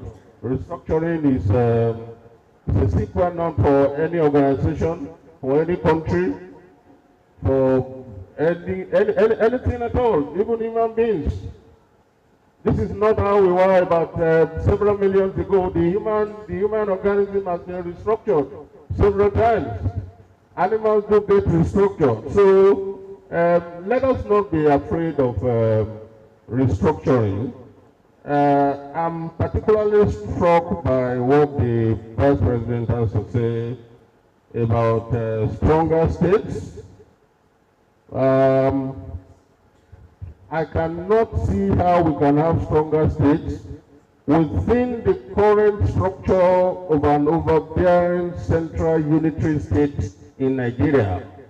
I don't see how that is possible, how we can have stronger states.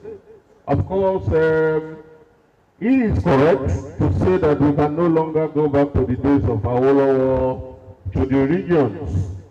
But I also think that an arrangement can be made to group some of the current states into zonal arrangement whereby we don't have more than 6. It is true that the 2014 conference recommended about 18 more states. But they themselves know that that is absolutely preposterous. It doesn't make sense. But they provided a proviso that those states should come under a zonal arrangement. I didn't hear the Vice President mentioning that. Also, the Supreme Court judgment. Well, I'm happy that the Vice President is here today to state his intervention, and that was a landmark in the history of this country. Because the West has always shown the nation the way forward, and Lagos State showed the nation. We thank you very much for that. But don't forget that the Supreme Court judgment also said that those LCDA will remain incoherent and inchoate until they are formally legalized by the National Assembly.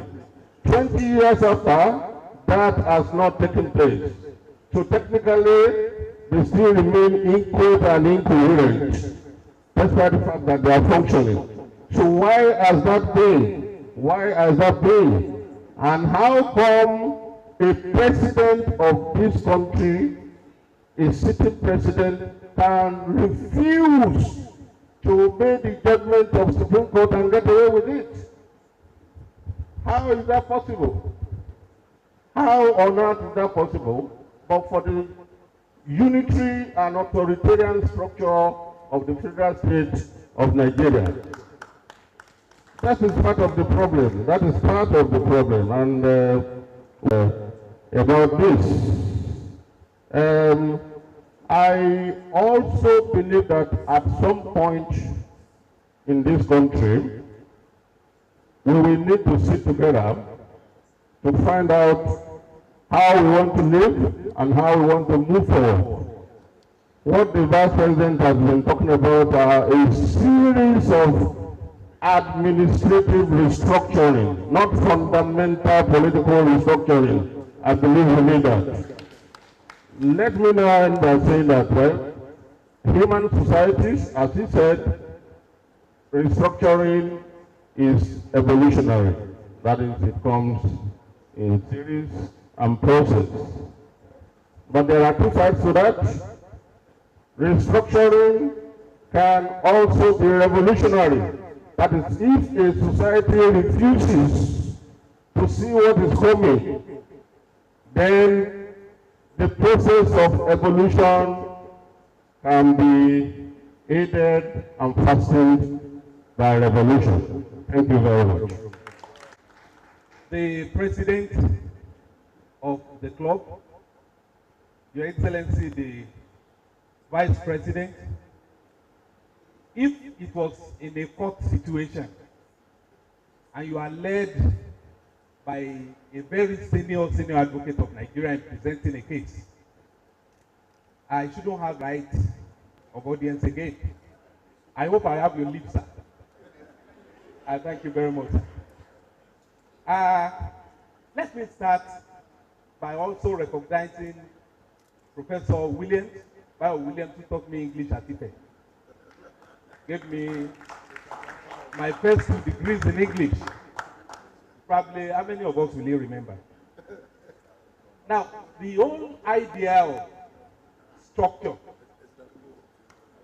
because like they taught us, you have a root word, which is structure, and that's where we are talking about restructuring.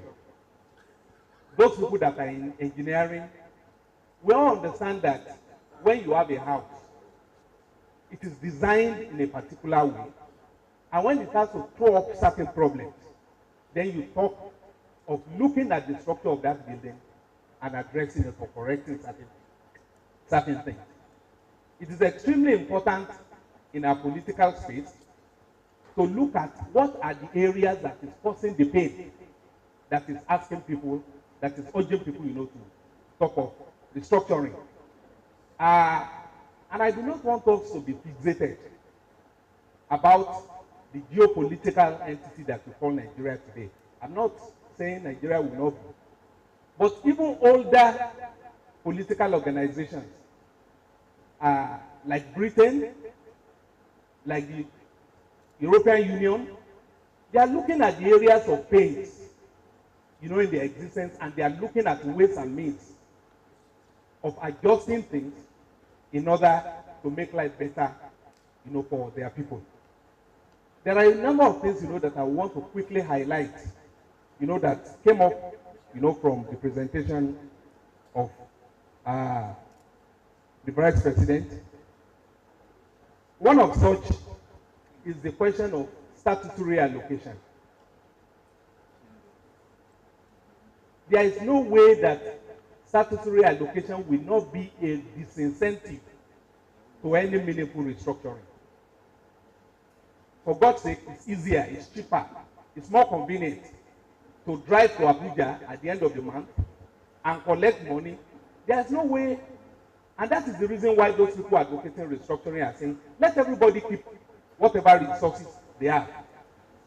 And then when you understand that there's no money to be shared in Abuja, you will be forced, like Lagos was forced, to think through their problems and to find out that there are so many states in this country that are sitting on gold, but they won't do anything for as long as it is convenient for them to go to one place and collect money. So also, Your Excellency, it is convenient for people to wait for VAT taxes to be collected in Lagos, from beer, from tobacco, and then aggregated together and shared, in common. The governor of Lagos said we have to deal with the consequences of smoking. We have to make, take care of the people, that drink and they crash themselves. But the outcome of that is shared. It's shared by those people who don't bear this brunt. The restructuring we are talking about should allow those people, that are generating the resources to keep their resources. And those people that say they do not want to generate those resources, to live with whatever, but in a situation where some goods will be laying golden eggs and some will be idle and they will not want to do anything, I do not think we are going to make a lot of progress. Another area, Your Excellency, that I think we need to pay attention to has to do with the relationship of local government and state government. My understanding of the presentation of the Vice President is to create strong states. But the same mischief that exists between an overbearing federal government and the state also exists between the state and the local government, such that very many times the local government, which in any event are a separate tier of government, constitutionally created, virtually are in the pocket of the governors. Maybe not in Lagos, but more or less in the entire country. They are not able to address the needs or deploy the resources that are allocated to them without the same intervention that we are complaining about between federal government and the state government occurring between the state government and the local government.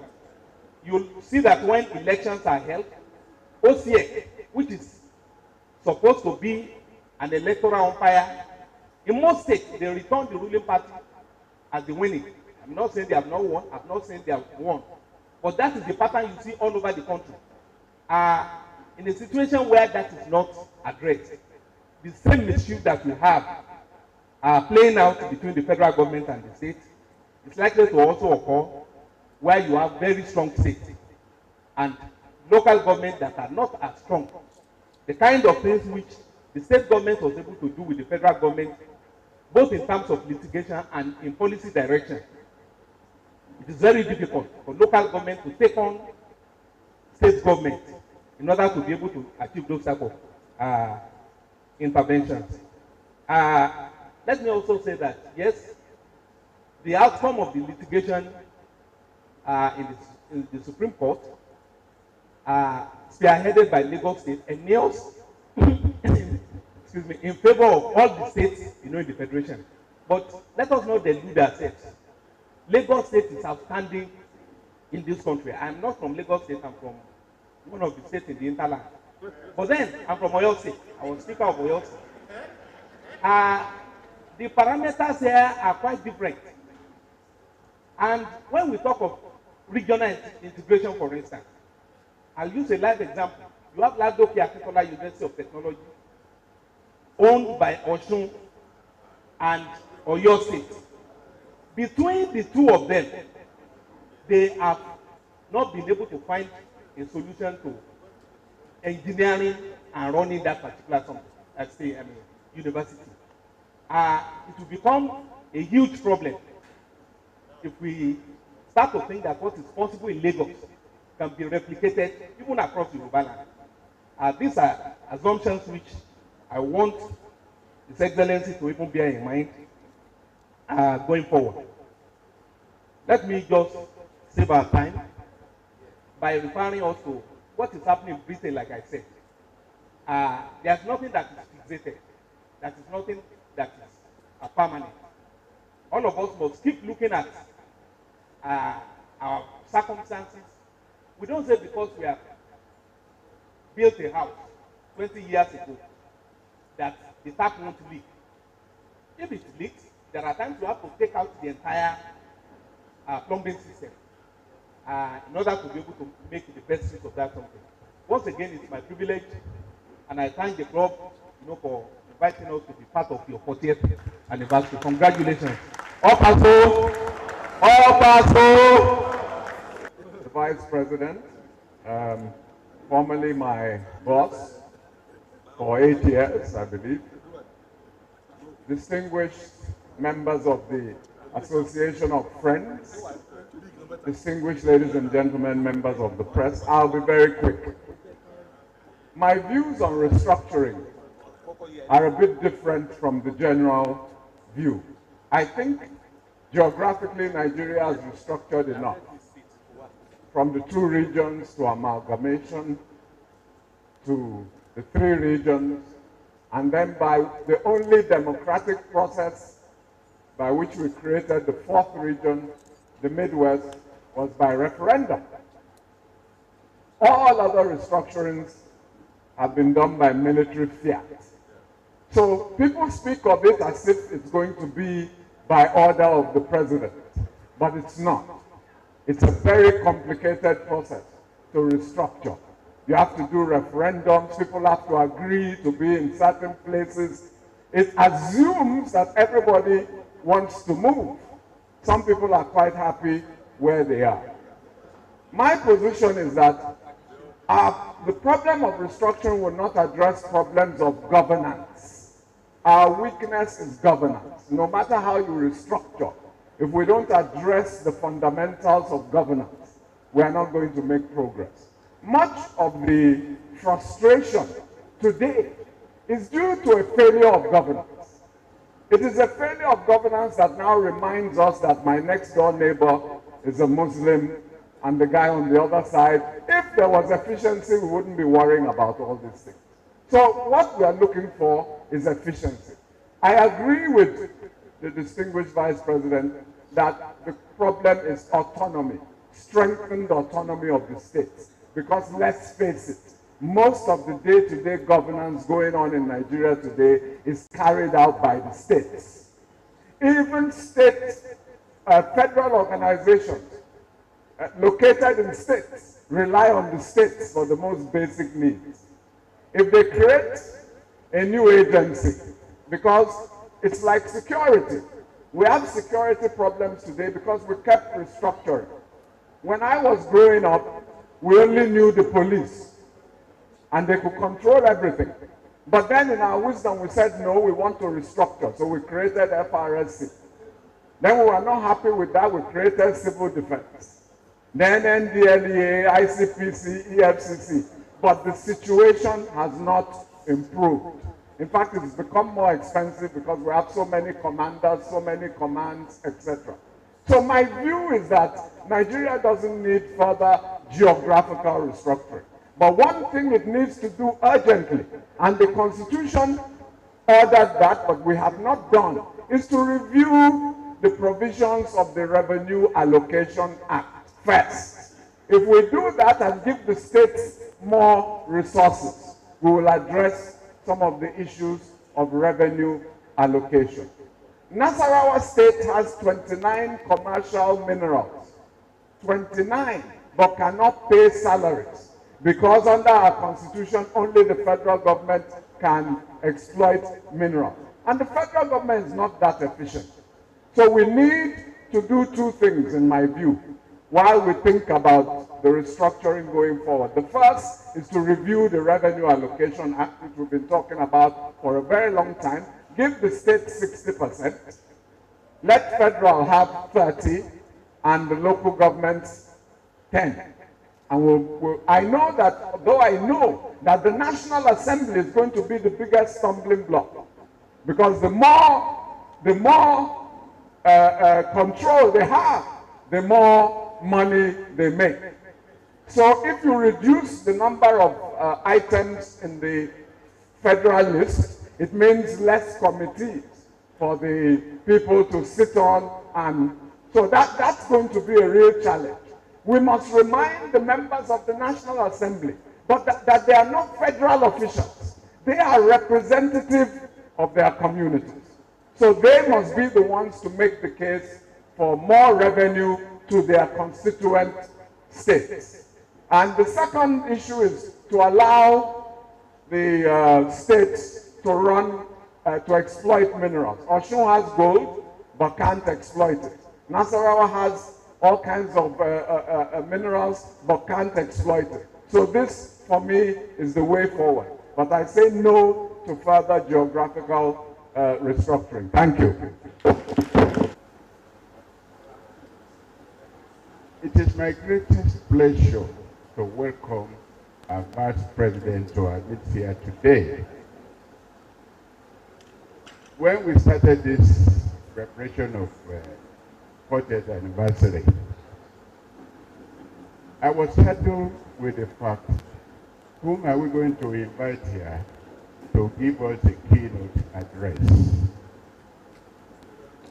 The president asked me that I must do the job, and I thought, what a hard task for me to do.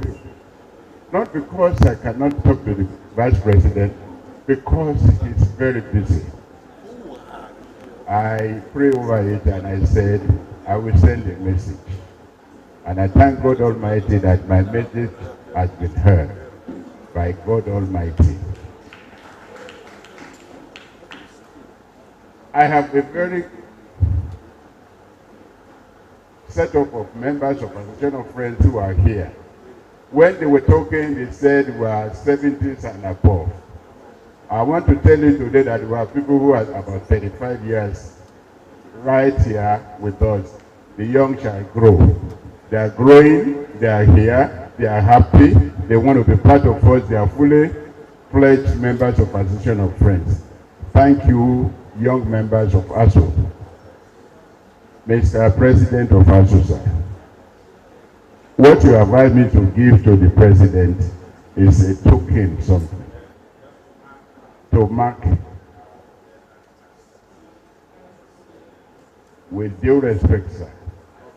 This is a special thing which we are giving to you as a mark of 40th anniversary in our club. Thank you very much, sir. We appreciate your comment. Thank you. Thank you.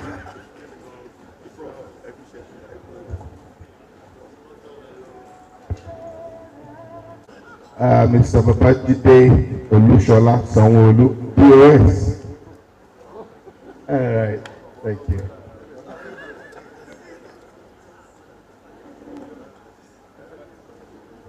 The prayers. In the name of the Lord Jesus, we thank you for today. Thank you, Almighty God, for the ASO Club. Thank you for 40 years of this club.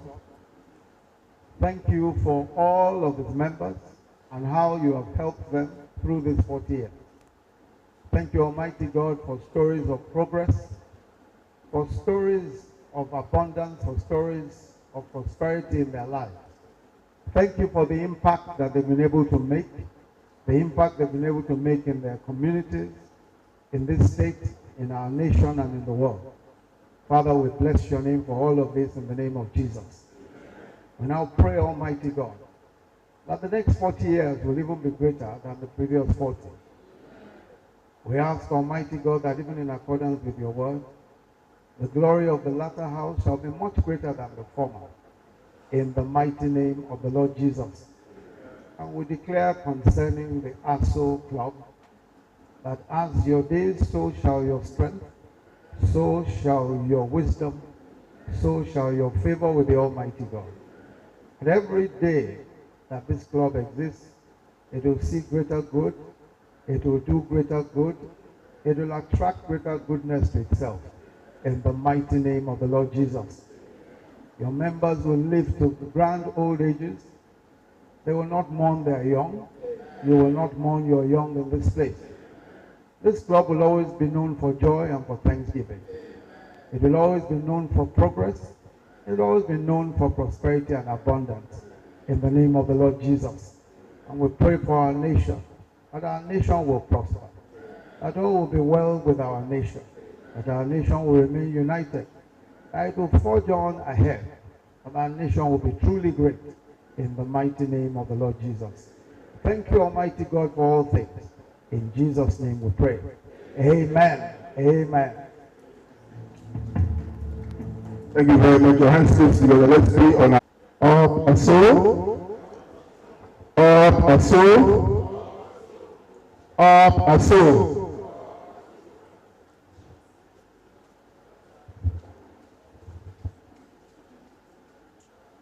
On behalf of our Board of Trustee members, elders, past president, and the incumbent president of our dear club, Alhaji Dr. Oluwako Owolabi, the management committee members, our lawyers, both spiritual and temporal, as members of the club, members of the fourth room of estate here present,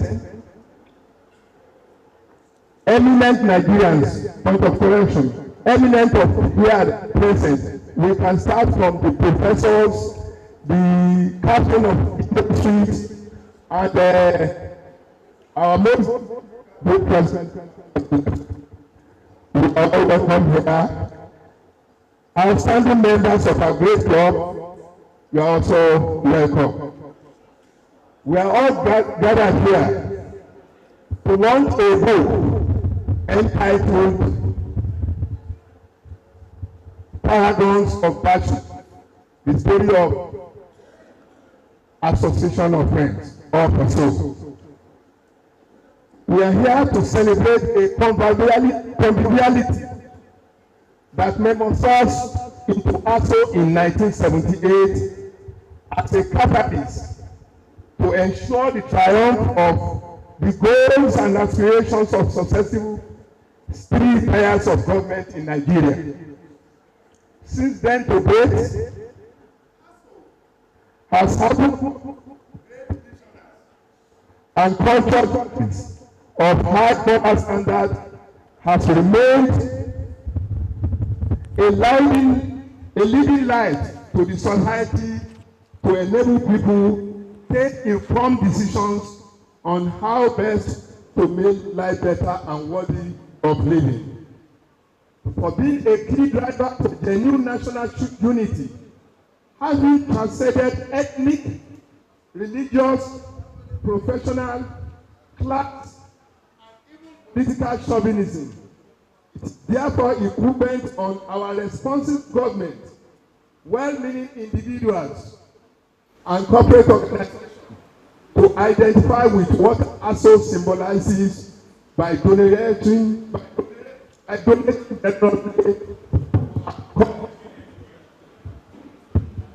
After all, progress and development hardly thrive in a divisive society.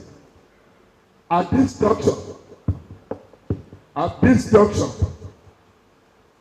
there is therefore a need to revisit the inclusion of history in the curriculum of our educational system from primary to tertiary level, purposely to address leadership debt so that the younger generations can choose their heroes and mentors from among those who truly believe in genuine unity built on justice and equity for this great country. The publication of this book and its final public presentation is not a Tea Party app initiative. It was a resolution of a no retreat, no surrender, but thank God it had a divine touch, and we hope with your support we shall take also to greater heights. Once again, I still have to thank most massively the founding fathers and the current president of this great club for their landmark decisions in giving their nods to the publication of this great book. Finally, I anticipate that this book is not only a memento for telepathy and clairvoyance to mark ASO at 40, but also a national therapy to re-examine ourselves to evolve as demonstrated by ASO. A new spirit of selflessness and commitment acceptable to the government and governed, and above all, service to motherland. Long live ASO, long live Lagos State, and long live Federal Republic of Nigeria. Many thanks for your patience and attention. Best regards. Thank you. Association of Friends, Alhaji Dr. Owolabi, the live chairman of Association of Friends, Alhaji Yokolomo of Igbaland,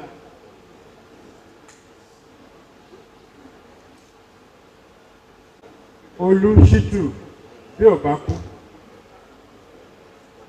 the author of this landmark treatise titled Paragons of Virtue, the story of Association of Friends, ASO, in brackets.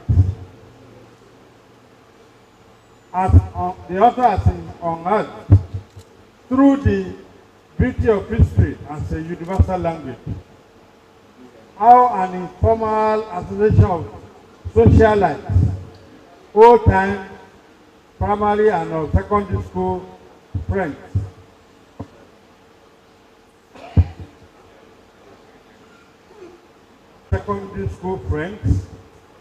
came together some 40 years ago to form an association of friends, a social club.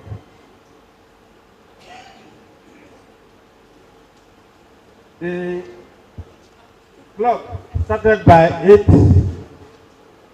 foundation members, who are now called the founding fathers of ASO,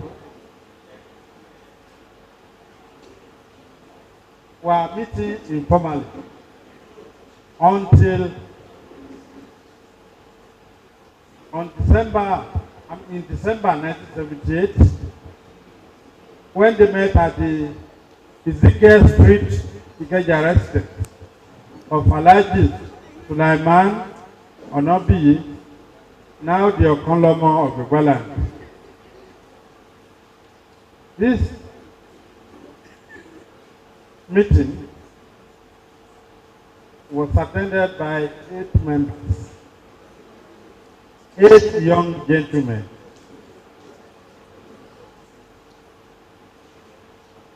The founding fathers, who are still living, include the life chairman, Alhaji Onobiyi, the pioneer president, Otumba architect, Festus Adeleke, additional,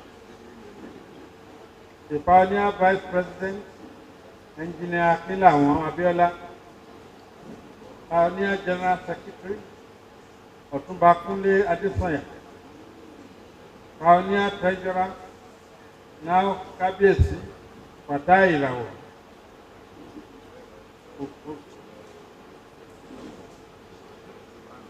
And then we had Apostle Sunday Adigun, an evangelist, Kola Sanyaolu.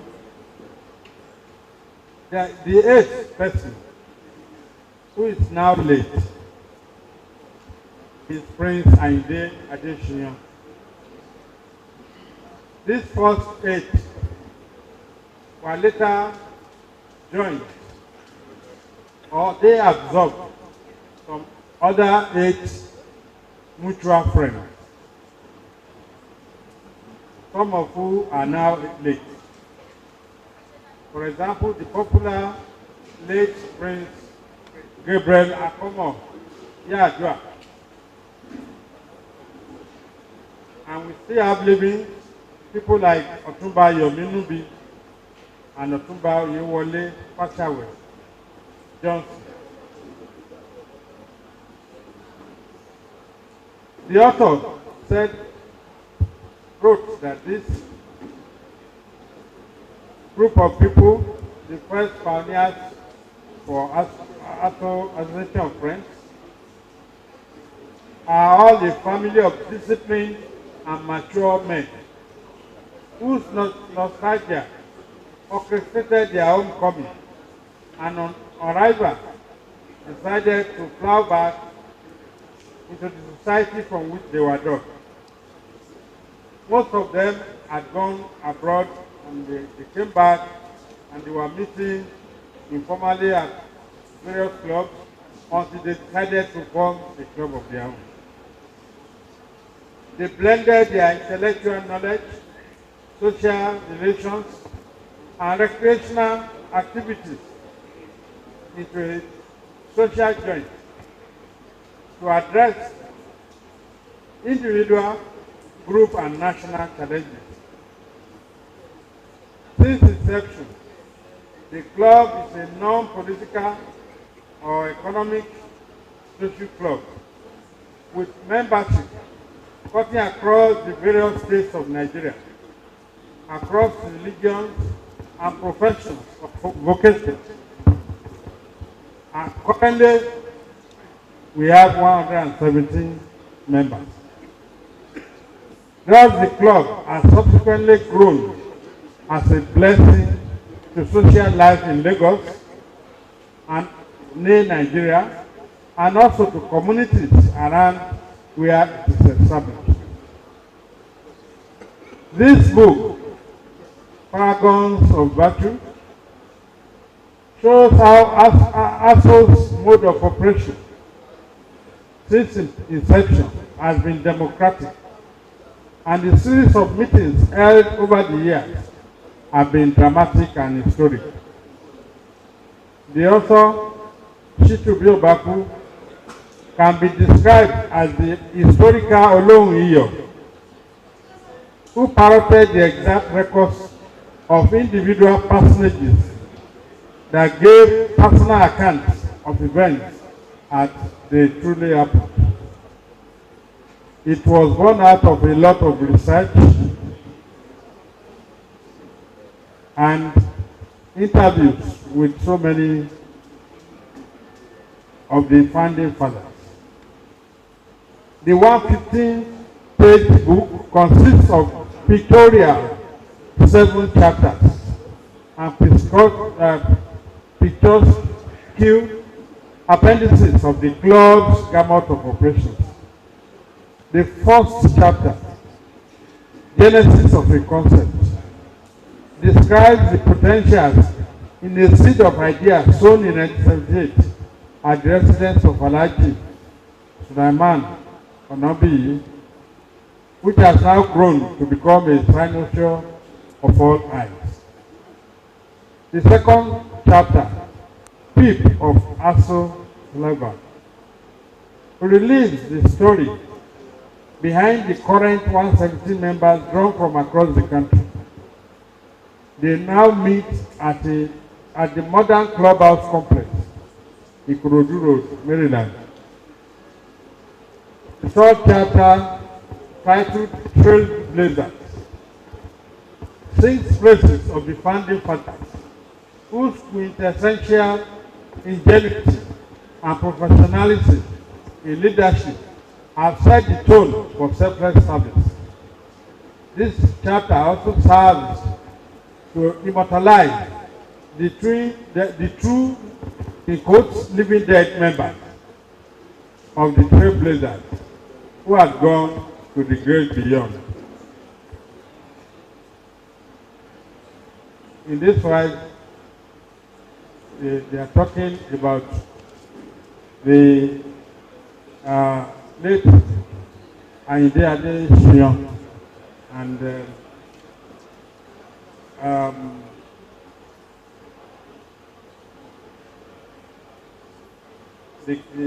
late Gabi Yaradua.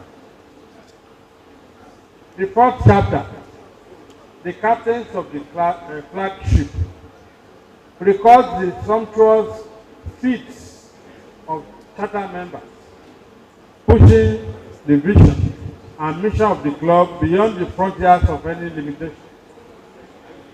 While the fifth chapter, called the torch bearer, takes cognizance of the first and immediate generation of seasoned ASO members, reposed with the trust of the club's constitution, norms, and practice. The sixth chapter, titled Biogenesis, is the canonical recreation of behavioral genetics in the present generation of leaders. While the last, but not the least, seventh chapter, titled Benefits of Hindsight, is a reminiscence of the smooth collective memory of the club's explosive growth and achievements. It has been said through the documentary, the people who are behind the movement to the present site. It was at the instance of Otumba Yomi Nubi that the club moved to this site and decided to develop it. Today you can see a modern complex. Suffice it to say that the club is a corporate body legally registered under the appropriate laws of the Federal Republic of Nigeria.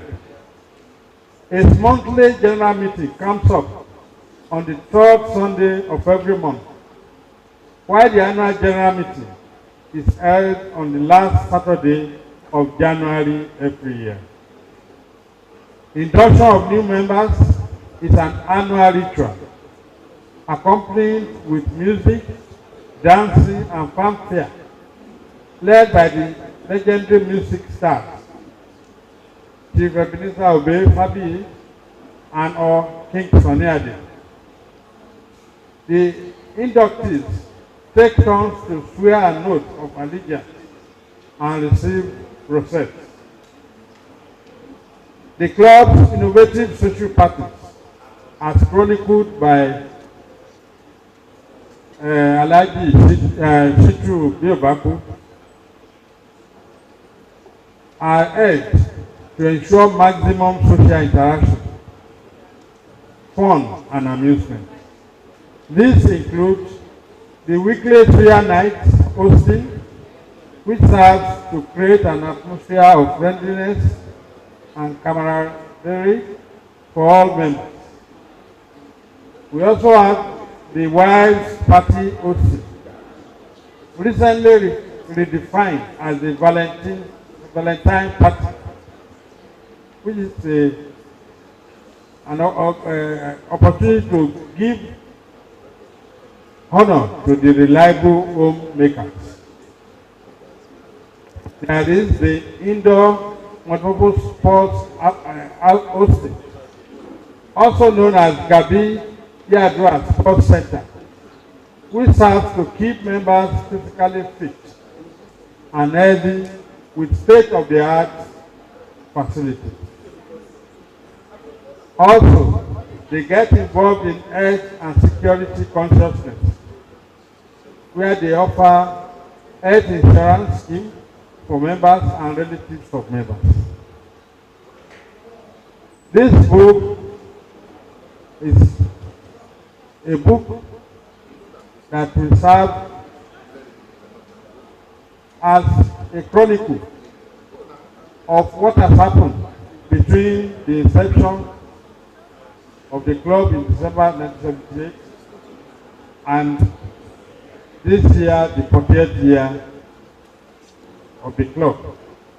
And I commend it to every member of the club. But I must say that, like any other book, there are few grammatical spelling mistakes, or what you can call printer's devil.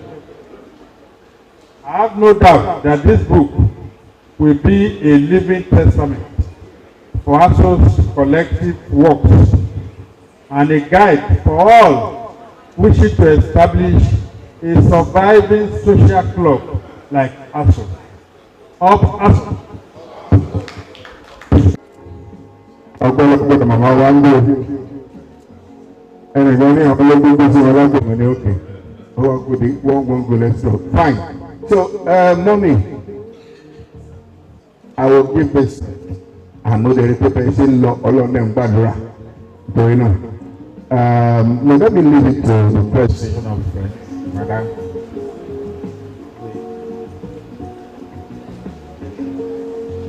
Yes. Agile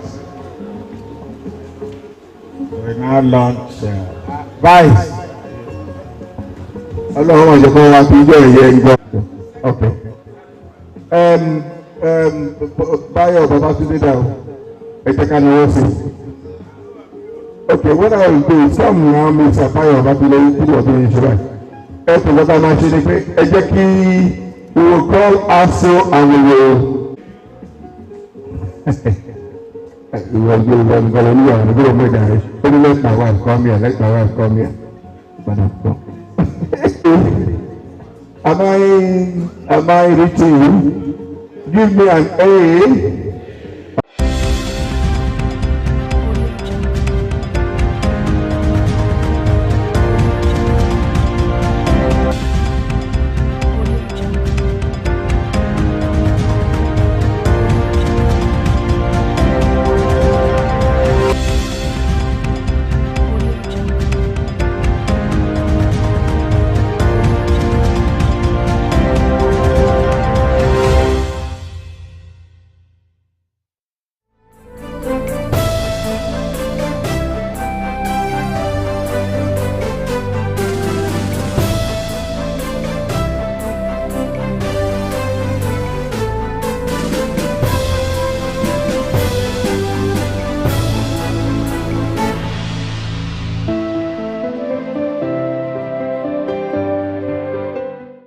Flooding is one of the most terrifying side effects of global warming, affecting every part of the world. These disasters are caused by incessant rainfalls occasioned by the effects of the climate change, which is a global challenge, excluding countries like the United States, whose calamities are fueled by natural phenomena like hurricanes, cyclones, and typhoons. And in recent times, it has been a recurring problem in Lagos, Nigeria, and beyond. Nigeria is no stranger to massive floods. The West African country sustains annual floods from March through November. In 2012, Nigeria was hit by one of the worst floodings, which affected 32 states, killing more than 360 people and displacing almost 2 million others. The seriousness of the flooding was attributed to a combination of two events: very heavy local rainfall and the release of excess water from the Lagdo Dam in Cameroon. But the July 2021 floods have been some of the worst on record, as many streets and homes were flooded and property, including cars and other valuable, submerged. Iman Adamu, Minister of Water Resources, said the flood projection in different states are of varying severity, as communities in 28 states in Nigeria are at risk of flooding in 2021, especially states surrounding River Niger and Benue, adding that it will aggravate the problems created by the COVID-19 pandemic. The 2021 AFO forecast indicates that 302 local government areas, LGAs, in 36 states, including the FCT, will fall within the moderate probable flood risk areas. The floods, as predicted, have resulted in fatalities and have driven people from their homes, while buildings in low-income neighborhoods that were built on reclaimed land are literally sinking into the ground. One would ask, are humans also contributing to this worrisome flood nightmare? Can it be controlled? According to research, here are some causes of flooding. There are many factors contributing to the relentless floods in Lagos, Nigeria, and beyond. In addition to the fact that sea levels are rising and climate change results in extreme weather conditions, popularly known as torrential rain, the city, Lagos, is dealing with a coastline that is continuously eroding. According to Pulitzer Center, the city is dealing with a coastline that is continuously eroding. The city mines sand for construction purposes, and because Lagos was built along a string of islands, erosion makes it harder to stay grounded and protected from rising sea levels. Other causes of flooding include deforestation. Aside from soaking up water from the soil, trees and other forms of vegetation obstruct surface runoffs. A lack of vegetation will mean that surface runoffs would be high, and this can lead to flooding. Rivers surrounded by steep channel may also lead to flooding when the river overflows its bank as a result of excessive rainfall, which leads to a high surface runoff. Mountainous areas, landslides, earthquakes, and avalanches can cause the overflowing or rupture of hydraulic dams or cause unstable blockages at certain points on rivers and thus threaten or destroy people and the infrastructure located in the lower parts of valleys. Inadequate protective measures for bursting or overflowing hydraulic dams or seismic tidal. Concrete drainage basins encourages surface runoffs and directs the water quickly to sewage treatment plants or rivers, which leads to flooding during heavy rainfalls. Infrastructures built at improper locations is a major cause of flooding. Canals, reservoirs, and other man-made structures can fail, causing flooding to areas downstream. Industrial activities, water mains, and pumping stations can also give rise to flooding due to failure. Bad drainage systems and the street gutters are constantly clogged, which makes matters worse. Over time, experts have sternly warned that Lagos, the continent's most populated city, may be inhabitable in the nearest future if precautionary measures are not made and adhered to. With regards to this, Biscon TV crew were on the streets of Lagos to ask residents how much the flooding in Lagos has affected their daily businesses and their advice to the government. Take a look at what they have to say. I live at number 14 Igbenya Dunworo, and when it's raining, the road is flooded, the gutter is not big enough, and the road is not well tiled. So that's what I can say about when it's raining. It's very flooded, and the situation is going to be very worst. Okay, so were there some houses that were damaged when the rain? Yes, there are some houses damaged when the rain is falling, but I think the cause of it is when the road is not well tiled and the gutter is not big enough. The situation is always bad, flooded, though the chairman there now is trying a little bit, but everywhere is still flooded due to the riverside we are staying. So that's why the place is still flooded a little. Okay, so what do you think are some of the causes? Are the gutters clean enough? The gutters are not clean because during rainfall sometimes people will pour dirt from their homes during rainfalls, and it will go down to those that don't have drainage in their side. Like those staying up, when they pour that dirt that way, it will go down to those areas where they don't have drainage, and it will go and stock there. So it will now start causing flood. Okay. So what are you calling on the government to do, or the people? We are calling on government to make more drainage. That's what we need. Because when there is more drainage, especially at those areas like low-net streets, when there are much drainage there, then instead of the water stopping at where there is no gutter, it will go down to the river. Biscon Communications urges the Nigerian government to treat the matter of incessant flooding in Nigeria as a matter of urgency. We also urge the people of Nigeria to adhere to precautionary measures because, as a people, we are seriously struggling at this moment in time.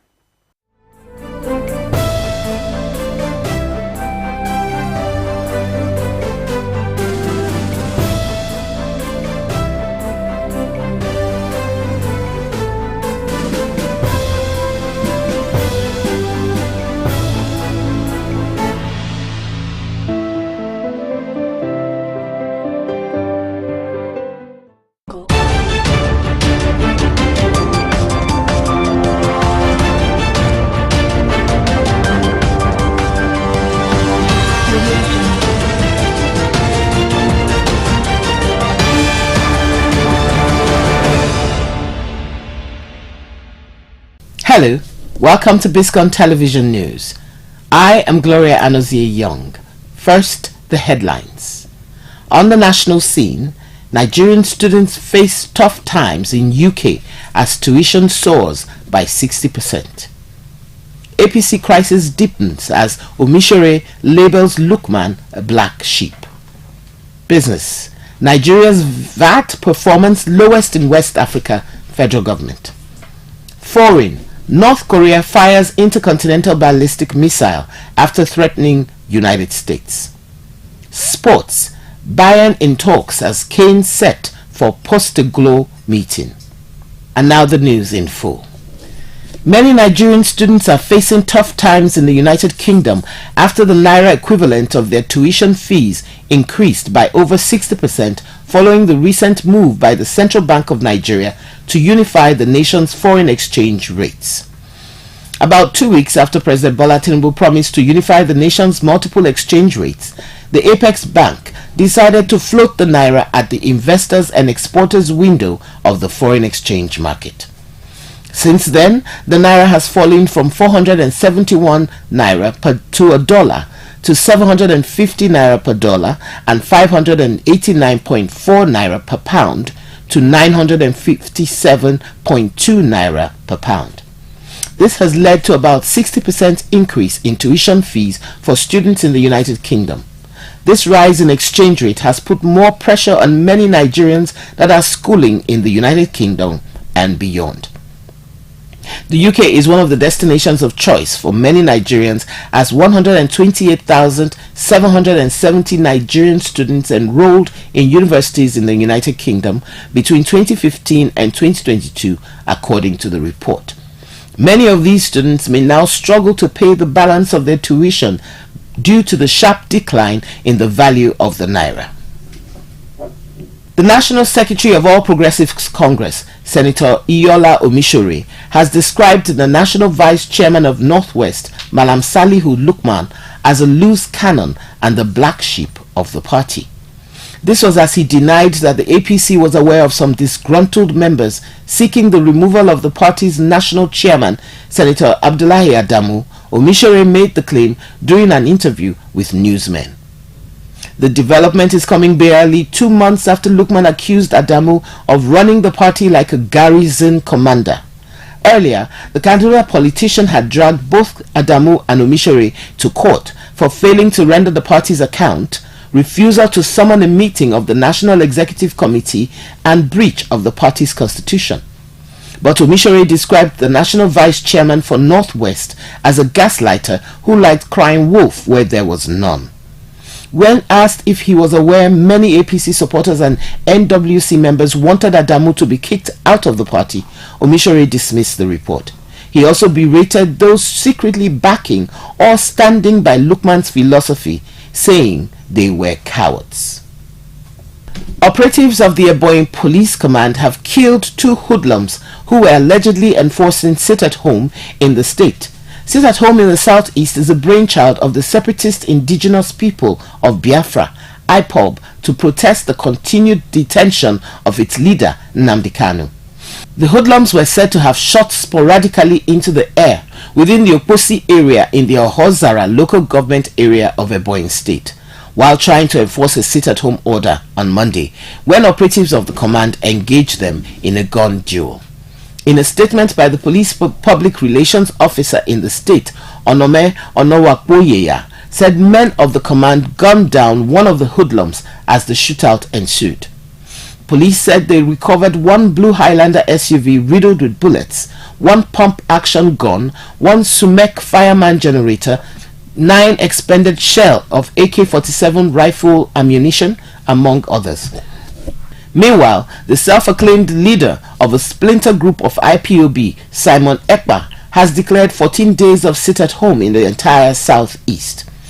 His declaration came barely 24 hours after the expiration of a 7-day lockdown declared by the same group, which led to killings and destruction of property across the southeast. Let's take a short break. We'll be back with business news. Please stay tuned.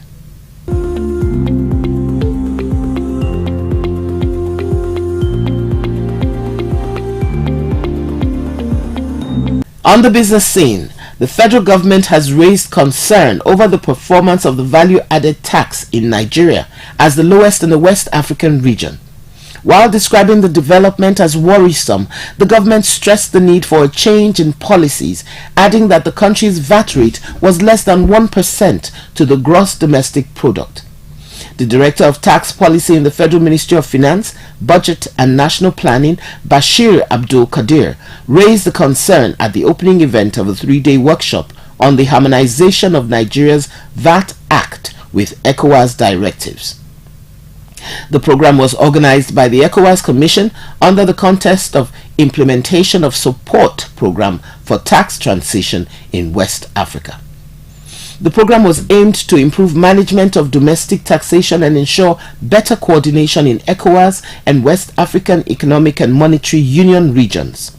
Abdul Kadir, who stated that exemptions of VAT in Nigeria was not aligned with those of ECOWAS, called for the exemption of few products, goods and services from VAT for poor households to benefit from VAT policy. Let's go on a break. We'll be back with foreign news. Please stay tuned.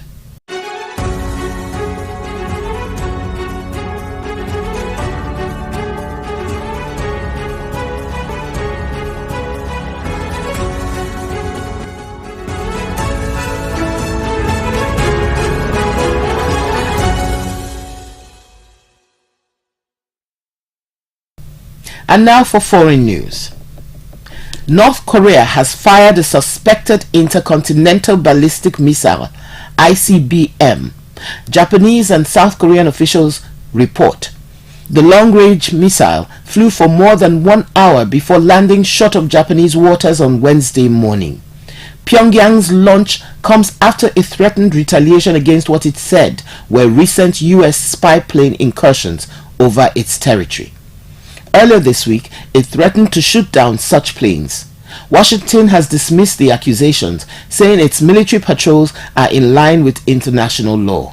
Security concerns have wrapped up on the peninsula this year after North Korea tested new weapons. The country also conducted a record number of missile launches in 2022, including ones capable of reaching the United States territory. In response, the US and South Korea have increased their joint military drills around the peninsula.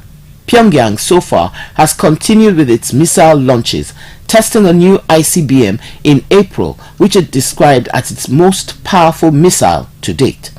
It also tried to launch a spy satellite in May, which failed.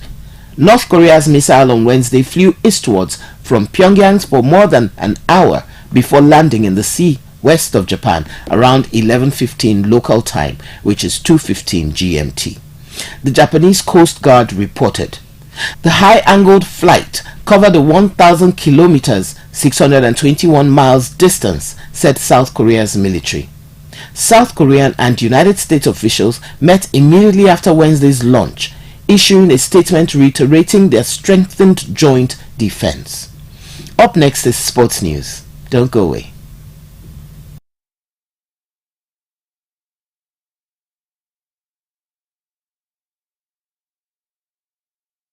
And now for sports. Tottenham and Bayern Munich have held talks over the signing of England captain Harry Kane as the striker prepares to meet new Spurs boss Ange Postecoglou on Wednesday. Dialogue remains open between the clubs, but no deal is agreed, and a huge difference of opinion exists around the valuation of Kane. According to newsmen, Kane has not closed any avenue available to him, including staying in North London, but he would be open to formally speaking with the German champions should Spurs accept an offer. Tottenham have made it clear they do not want to sell their record scorer and certainly won't entertain the 70 million figure Bayern are willing to pay. Daniel Levy is reluctant to lose an elite goal scorer and continues to hope he'll sign a lucrative new contract, but the fact Kane, 29, has 1 year left on his current deal may force him to consider a significant sum. This is the reason dialogue with Bayern remains open. As fears grow, Kane will join a Premier League rival next summer should he stay and run down his contract. It's time for entertainment news. Please stay tuned.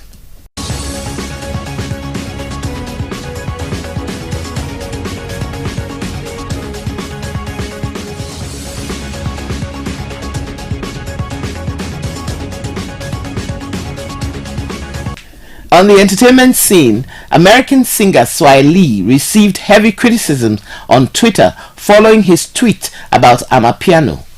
Amapiano is defining the Nigerian music industry since its entrance into the mainstream in 2020, and since then it has delivered multiple hits and heralded the rise of artists like Ashake and Sheyi Vibes. American singer Swahili took to his Twitter account to share his excitement about getting on the Amapiano sound after recently visiting Nigeria.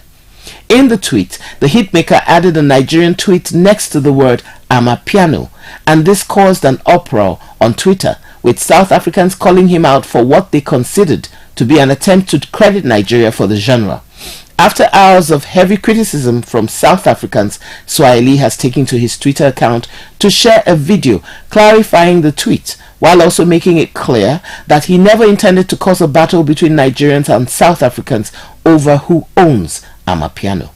In the video, Swahili shared that he was specifically introduced to Amapiano by Nigerians. The American singer reveals that he has the utmost respect for the originators, and his tweet was to express his excitement by Amapiano, which he interacted with while in Nigeria.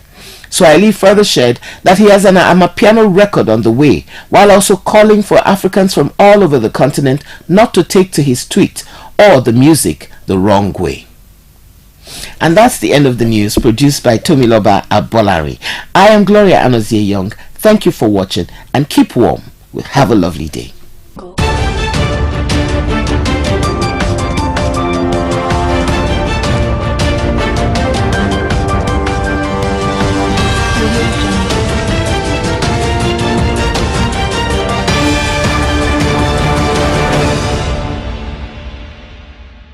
Here is the breaking news of the moment. Biscon TV, the most exciting 24-hour general interest television station, parading cutting-edge programs in news, sports, politics, business, foreign news, fashion and style, entertainment and lifestyle programs. Biscon Movies and more has been moved to channel 144 on GoTV. Our programs begin daily with Biscon Breakfast Bubble (BBB), featuring newspaper review and interviews on trending issues. Biscon Roundtable is our daily discussion program on essential tips on life and living. Biscon TV broadcasts news 7 times daily from 7 a.m. to 11 p.m. Biscon TV can be watched in all parts of the country now on GoTV channel 144 and live streaming on Biscon TV on YouTube. Biscon TV live streaming on YouTube is the fastest growing, most watched 24-hour live streaming channel on YouTube. Remember, Biscon TV has been moved from channel 108 to channel 144 on GoTV. Biscon TV. Interactive. engaging and unconventional.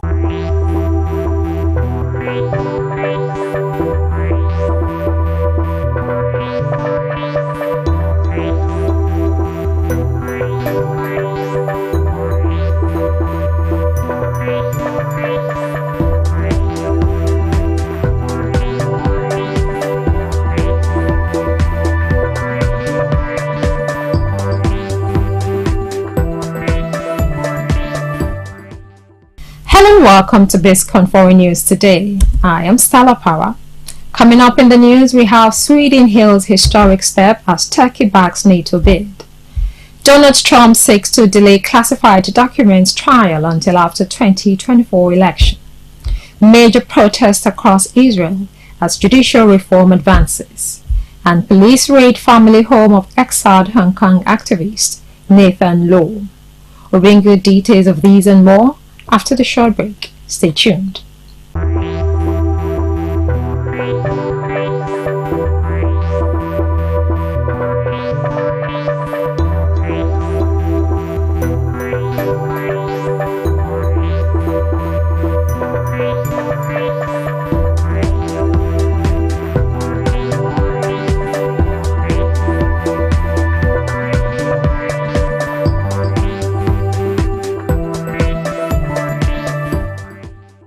Welcome back. You're watching Biscon Television Foreign News. Now the news in full.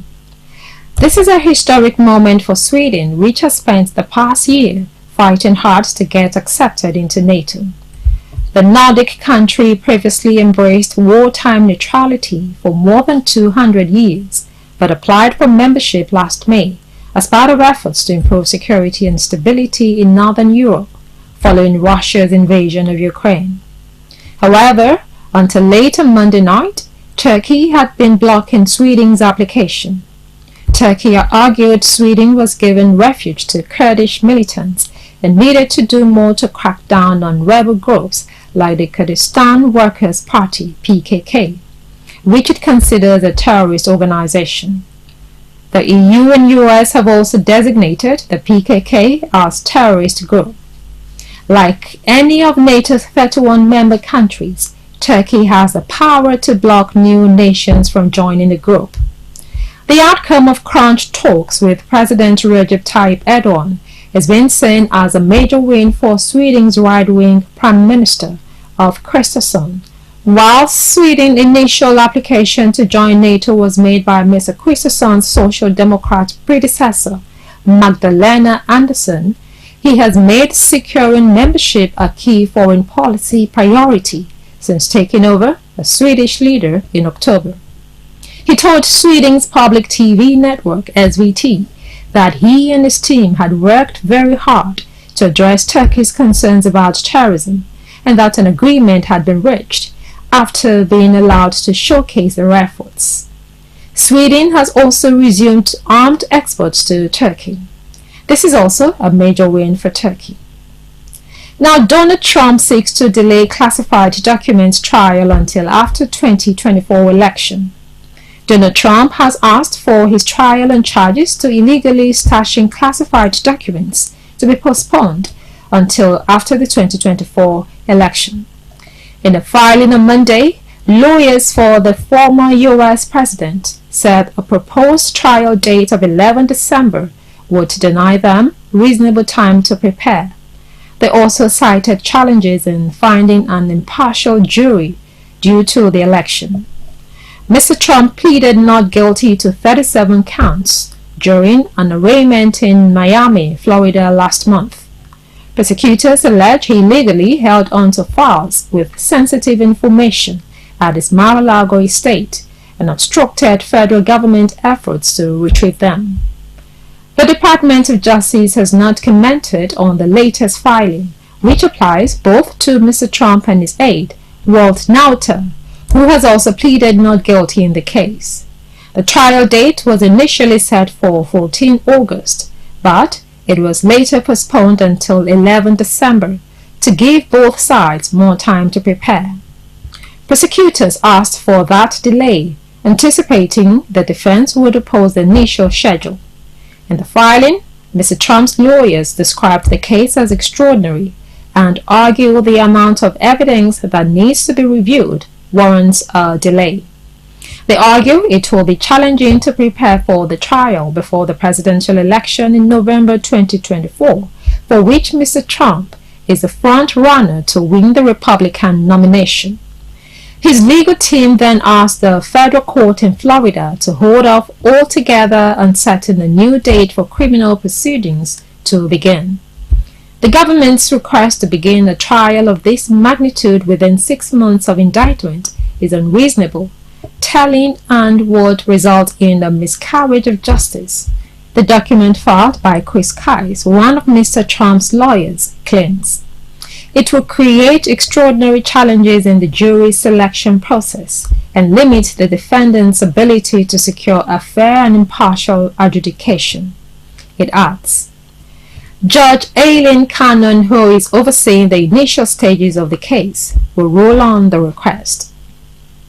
Away from that, tens of thousands of protesters have blocked roads across Israel after vowing to escalate action against the government's planned judicial reforms. Police used water cannon to clear the Jerusalem-Tel Aviv highway, and at least 42 people have been arrested. It comes after a bill to remove the power of the Supreme Court to review ministers' decisions passed its first reading in Parliament on Monday night. The reforms have polarized the country, sparking months of mass demonstrations. In dramatic scenes inside the Parliament building in Jerusalem just before MPs voted on the bill, protesters tried to glue themselves to the floor by the entrance to the chamber before they were dragged away by guards. The bill is part of a package of reforms aimed at scaling back the power of the judiciary that have been proposed by Prime Minister Benjamin Netanyahu's government, which is the most right-wing in Israel's history. It argues that the courts exercise too much political interference, overriding the will of the electorate.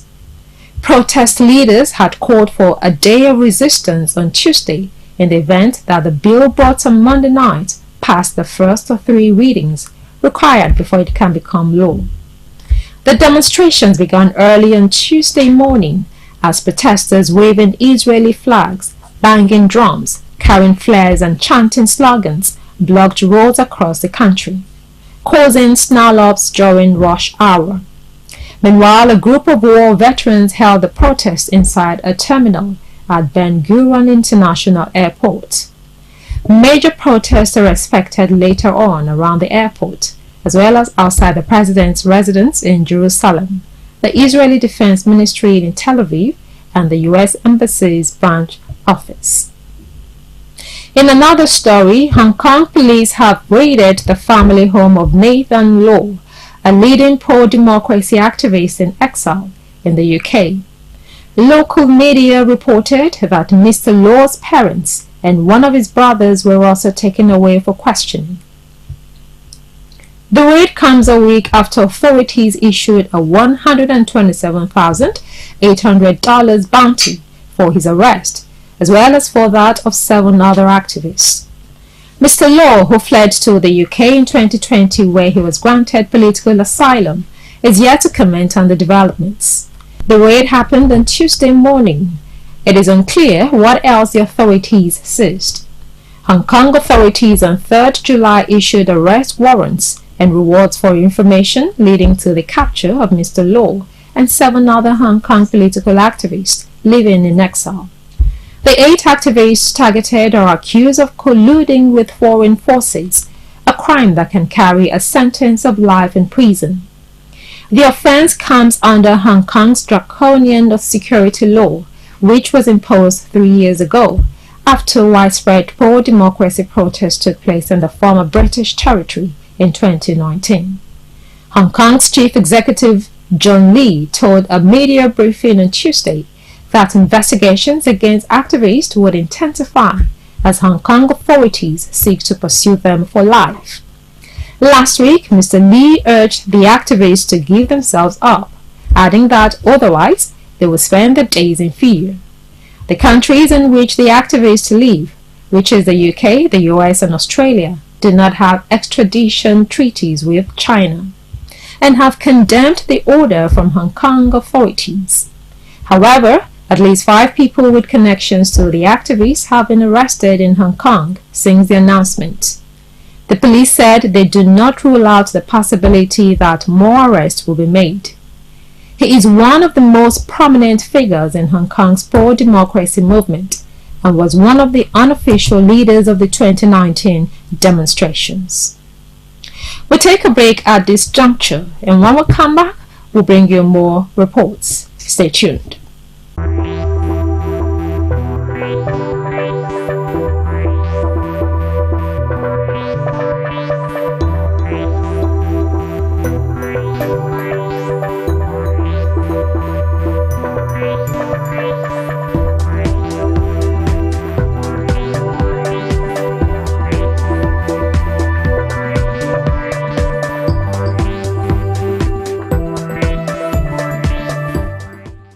Welcome back. You're watching Biscon Television Foreign News. Now to the rest of the news. 8 South African police officers allegedly implicated in the assault of civilians on the side of a Johannesburg motorway have been suspended. Earlier this month, the officers attached to the VIP Protection Unit assigned to protect Deputy President Paul Mashatile were filmed dragging the civilian-clothed military trainees out of the vehicle and beating them. One of the men was left unconscious after a kick in the head. It's still unclear what sparked the attack. The video caused outrage in a country where questions have been raised about why the country's political elite needs such protection when ordinary South Africans bear the brunt of crime. Deputy President Mashatile, who said he wasn't present at the time of the incident, condemned what he described as the unnecessary use of force against unarmed civilians. The police spokesperson, Brigadier Atlanta Murphy, said the officers would be subjected to disciplinary procedures and said that her department would not discuss the matter further. In another development, the president of Mauritania, Mohamed Ould Sheikh El Ghazouani, called for the return of Mali to the G5 Sahel organization. Mali left the regional military alliance fighting jihadist groups in May last year, citing loss of autonomy and instrumentalization within the organization. The appeal took place in the Mauritanian capital, Nouakchott, at the opening of the 4th session of the General Assembly of the Sahel Alliance, a platform of 27 bilateral partners and donors set up to mobilize international aid for the development of the region. The junta that has ruled Mali since 2020 has broken with France and its allies, turning to Russia for help. Mauritania, a vast, mostly desert country with a population of 4.5 million, has not seen any attacks since 2011. And finally, 3 people were killed and 3 others are missing in flooding in southwest Japan caused by the region's heaviest rain ever. Rivers overflowed and hillsides collapsed as record amounts of rain were dumped on parts of Kyushu Island. The National Weather Agency logged 402.5 millimeters falling in Kurume on Monday, the highest ever recorded in the city. Roads and power lines were cut and thousands were ordered to evacuate as further downpours were expected. Satoshi Sugimoto of the Japanese Meteorological Agency said he believed the downpours were the heaviest ever experienced in the region. At least 3 people died in the flooding, but the toll could rise, government spokesman says. 3 people were missing in some of the remotest areas of the island. The government spokesperson expressed his sympathy towards those who were affected by the disaster. The downpours prompted evacuation notices for hundreds of thousands of people, and remote communities remain effectively cut off by flooding and other damage, he said. Japan is currently in its annual raining season and often brings heavy downpours and sometimes results in flooding and landslides as well as casualties. And that's it on Biscon Television Foreign News for today. Compiled and produced by Tomiloba Bolari. I am Stella Para. Thank you for watching.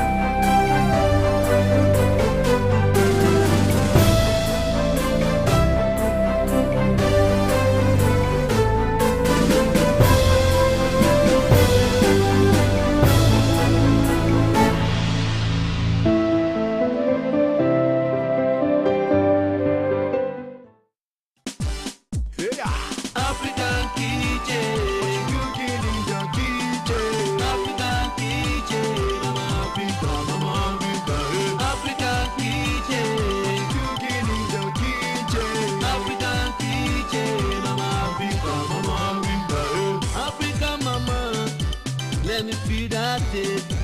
I can't wait no longer for the steel on fire. Now give me the chair, give me the table, give me the bowl, make I wash my hands. African kitchen, African kitchen, African kitchen,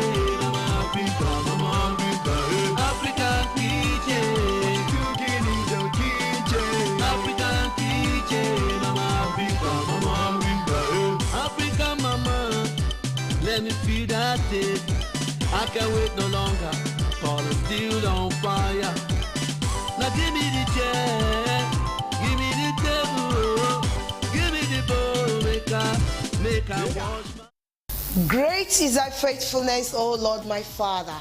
On this note, I welcome you to another episode of African Kitchen. I remain Buki Ogunnote, your host. All right, on the episode today, I have a big fish.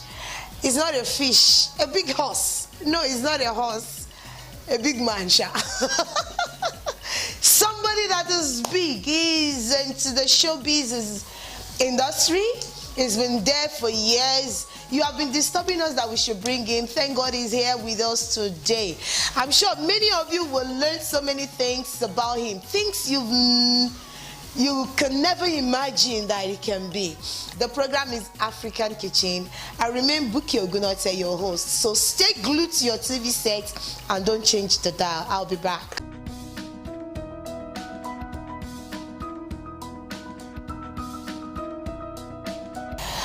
Welcome back, viewers. If you're just joining me, the program is African Kitchen and I'm Buki Ogunnote. Welcome.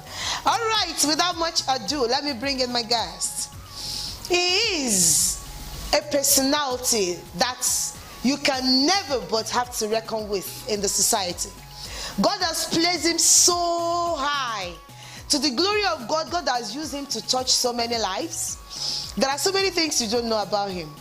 The present outgoing president of Tampan, Prince, Omoba Prince, the same thing. All the way from Oruijebo, Dele, Odule, he's going to come in his own way. Orin lo fi ma wọlé. Orin. No.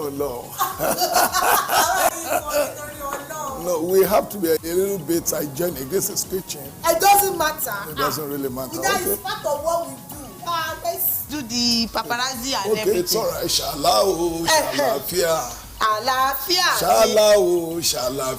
Ṣàlàfíà rí mo bá ẹ wo ọ̀rọ̀ bùṣe. Ó ti tán wá àkọ́kọ́. Yeah, just to let you know that I'm from Ijebu. It's yes, good. How are you? I'm very well, thank you. It's nice to meet you. Just hug me. I will manage it. Don't worry. I will manage it. My friends. Oh yeah. How you doing? Move body babe. Yes. Body. All right, here is the man of the moment, Prince Dele Odule. I want you to greet everybody. We all know you're from Ijebu. So in that Ijebu dialect, oh yeah, let me for fun one repete. mo kí dédé wọn o ṣàlàfíà ara àbọ̀ dédé wọn ń gbé o wọn ká wá síbẹ̀ o àti débé o. kì í ṣe wípé ọmọ bẹ́ẹ̀ ṣe wọ́n ká wá síbẹ̀ ni. No, I know how to cook. You know how to cook? I'm a very good one at that. All right. Oh, yeah. Okay, let's go a little bit into your background. Who is Dele Odule? Well, my name is Dele Odule. I'm actually from Oru Ijebu. You know, that is from Ijebu, not local government of Ogun State. Okay. I'm a teacher, I'm a dramatist, I'm a communicator. Wow. So let me just put it that way, very briefly. Yes, because I actually went to a teacher training college. So by virtue of that, I think I should refer myself as a teacher. Wow. A trained one at that. I'm not an auxiliary teacher, mind you. Sorry.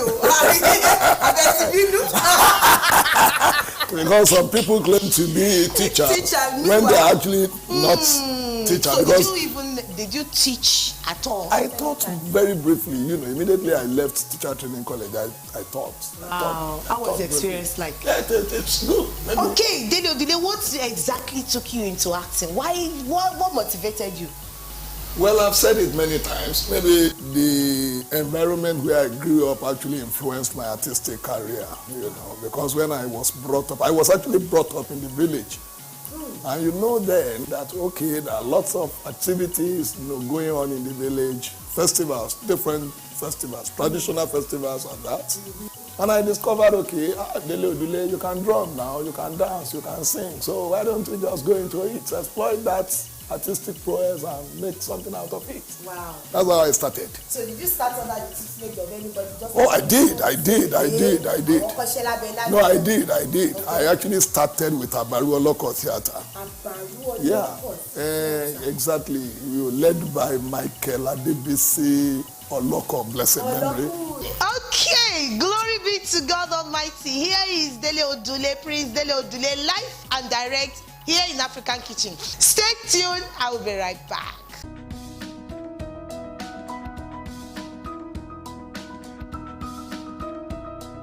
Welcome back, viewers. I'm still here in African Kitchen with Omoba Dele Odule, all the way from Oru Ijebu.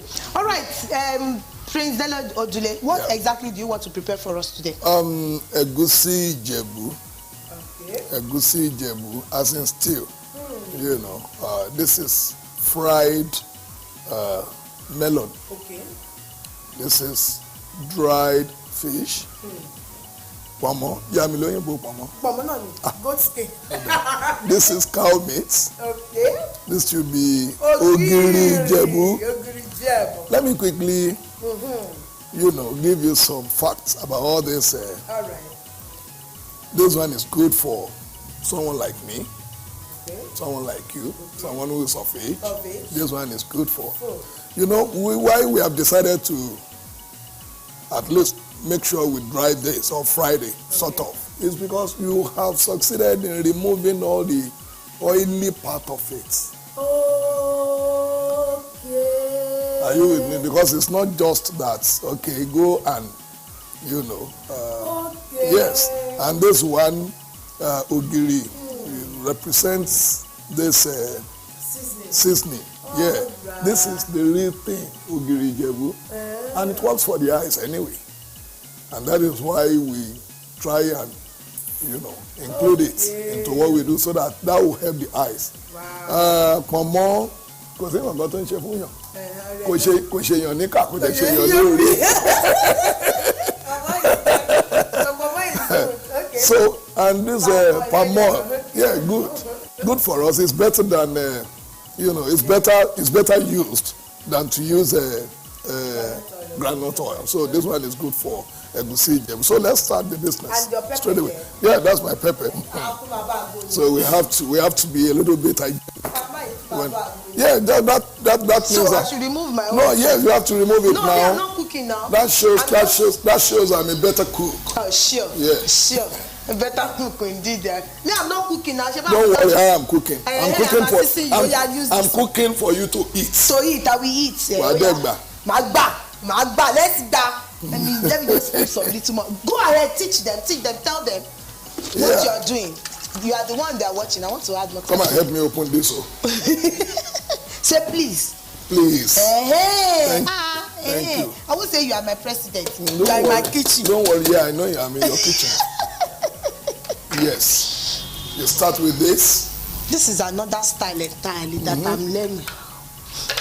Okay. They put water in it. And you pour the pepper. Exactly. Okay.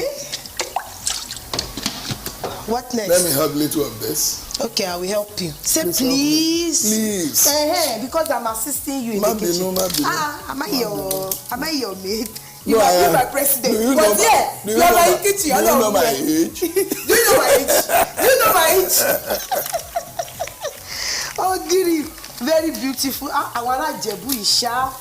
They will pack it, it will be so big, but by the time you get down into the content. Preservation. Now, I'm on that shit. Gbogbo ẹ̀ náà rèé o, Onda. Nǹkan tá à ń wá náà lọ nínú gbogbo ẹ̀rù náà rèé o. Exactly. Wow. This is fresh. Very fresh. Put it down. I should put it. Yeah. Sure, we should use 2. No. One is okay.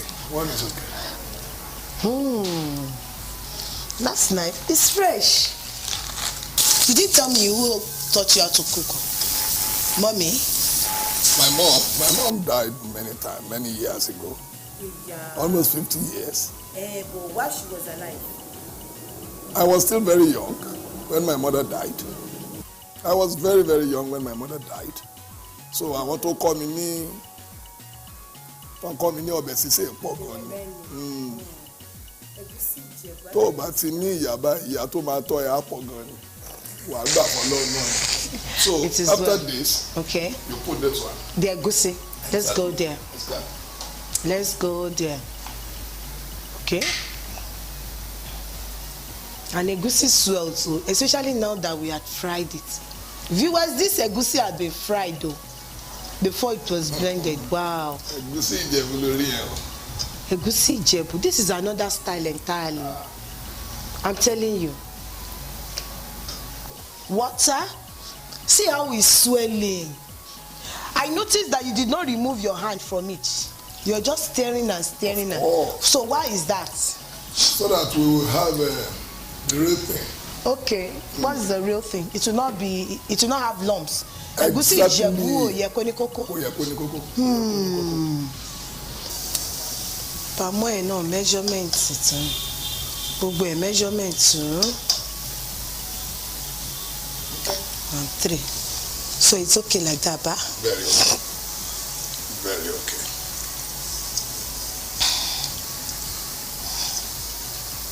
So ladies and women out there that you cannot cook, what excuse do you have? Do you even help at home to cook at all? I do. Are you sure? Mix. I'll just pour it little, then I'll pour this one on top. Do you understand what I mean? I do. Oh yeah.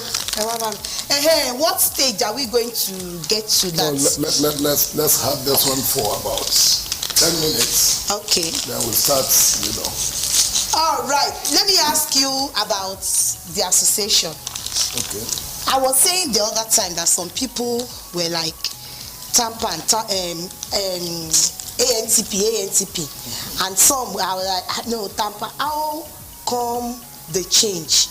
What is happening? Let some people know. You see, Tampan metamorphosed from this ANTP stuff. Yes. It is after we have experienced too much of litigation. Okay. Then we decided to go and form another association.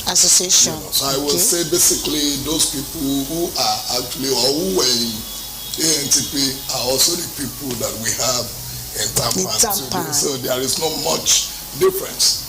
The only thing is we rebrand the name and we start something new. Many people have so much come into the industry now. Oh yes. What is the association doing to sieve the Ekpo from Alikama? Do you understand what that is? Yeah, I know where you are coming from and I know exactly where you are going. Because you see, we actually need, when a profession has no standard, there is likely to be some problems. And that is why we are talking about all this Ekpo and Alikama stuff. don't worry. Abidjan. Or else let me just do it myself. Abere. Okay, let me concentrate first. I'm coming back to that. Wow. The Egusi Ijebu is... excuse me, I need this. So, are people really being encouraged in the industry as far as the industry is concerned? Encouragement how? Encouragement in terms of, okay, you have seen the zeal in this kind of a person. What can we do to help such grow?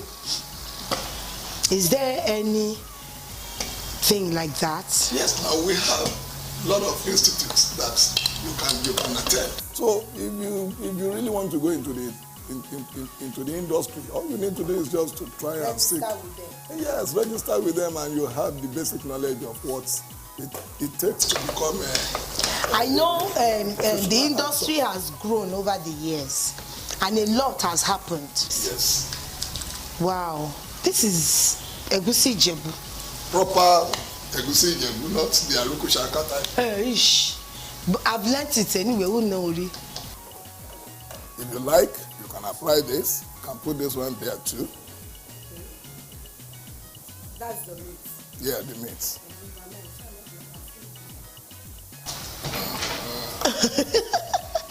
Our semo is ready. Okay. Wow. So that one is good to go. Oh yeah. Oh. So what is... This one comes last anyway. Oh, the fish. Why? If it's seasoning, season, what do you need? No, I mean the salt to take. And you're not using onion. I'm using this. No, I'm not using this. Okay, you're not using onion. I'm not using this. The ogiri represents this. So you don't actually need this one again. Exactly. It's only the salt that we will need. Only the salt. Okay. All right. Okay. Let me see. Asha don't say me. So if I decide to mix ewedu, you can eat it with ewedu. Yeah, exactly. It goes. Yeah, wow. it goes. That is nice. Well, what people actually don't know about me is I don't want to make it public. So I don't want to make it public. Nobody will come. Seriously, I don't want to make it public. Nobody will come. All I know is I like people, and I love to help people. People may not know that, but I like helping people. That is within the reach of, my capacity. That's it. I said that Tony J.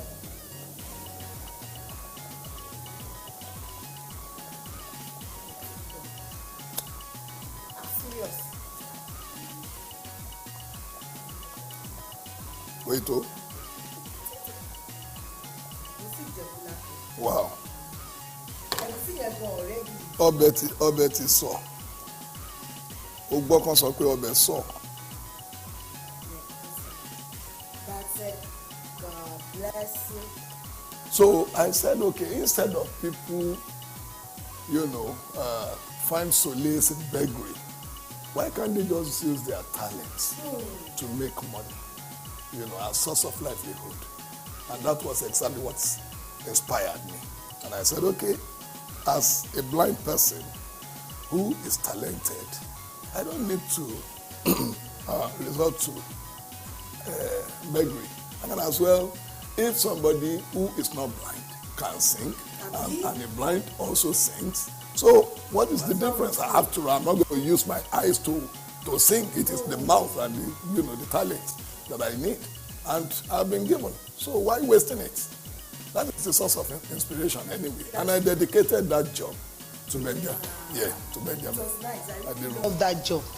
I started falling in love with you from that. Are you still in love? No, sorry. I'm not in love with you again. Maybe you are still in love. I don't know whether you are still in love. I'm not in love if I'm in love with you. So which of the songs are you now referring to? No, because I have it. So many, yes, I do so many of them. There is so many of them. one particular song that I love so much. Yes, let's hear that it. Is ṣùgbọ́n kan bẹ́ẹ̀ láyé èmi kò fẹ́ mọ́ látòní lọ. Ọba tó wo ṣùgbọ́n Jábésì, wo ṣùgbọ́n ayé mi. Ah, yes, so that was the ṣùgbọ́n. Ọbẹ̀ ti fẹ́ rẹ̀ dé. Ọbẹ̀ tiẹ̀ ti rẹ̀, ó ti rẹ̀. Ọbẹ̀ ti fẹ́ rẹ̀ dé. Okay, very well. Viewers at home, Ọmọ Bajide Odule is here with me. Don't worry if you're just joining. Just prepared egusi Ijebu with semo. You can eat egusi Ijebu with what and what? If I decide to eat it with amala, can Amala. Rice. It could be amala lafun. It could be amala dudu. You can eat. It's not too good for rice, but that is not to say that you cannot eat it for rice. Yes, but it's good to eat egusi Ijebu with swallow. You will enjoy it more. Okay, no wahala. Okay, egusi Ijebu, no wahala. He's here. But let's still go ahead to the table. The semo is ready, and of course the egusi Ijebu is ready. So I'm a feyishe lokuro ni kitchen. Ijoni. I thought you said you learned how to dance that time. Yeah, I know how to dance. Okay. I know how to drum. No, don't drum now. Since you just don't sing. even have the drum here. Don't worry. Sing. Let's dance to a song. Okay. Yeah. Let's dance to one song as we are going. Not shuku shuku. No, shaku shaku. Not shaku shaku. Not shaku shaku. Not shaku shaku dance. No, I'm talking about traditional. Hey, mo ṣe èmi ṣọmọ gẹ́gẹ́ tèmi yé mi o. mo ṣe ṣọmọ gẹ́gẹ́ tèmi yé mi. Kíṣu ọmọ bá jìnnà kó má jó mi lẹ́nu jẹ́ ká máa jó lọ. Báyà ọmọ bá wọlé. Báyà ọmọ kó má lè mí síta. Torí yẹ. Okay, viewers, let's go to the table.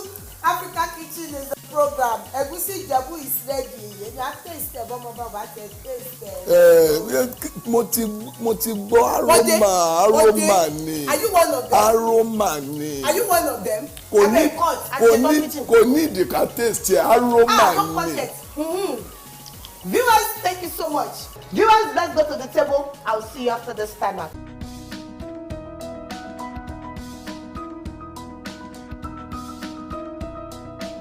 Viewers, you're welcome back. We are here to test the food that has been cooked. Wow. Yes, by Prince J.O.D. On the table is what's your name, sir? Arishe jẹun. Arishe jẹ sẹ́mo. Okay, let's go on and enjoy this. Ní agbára. Ó ní agbára.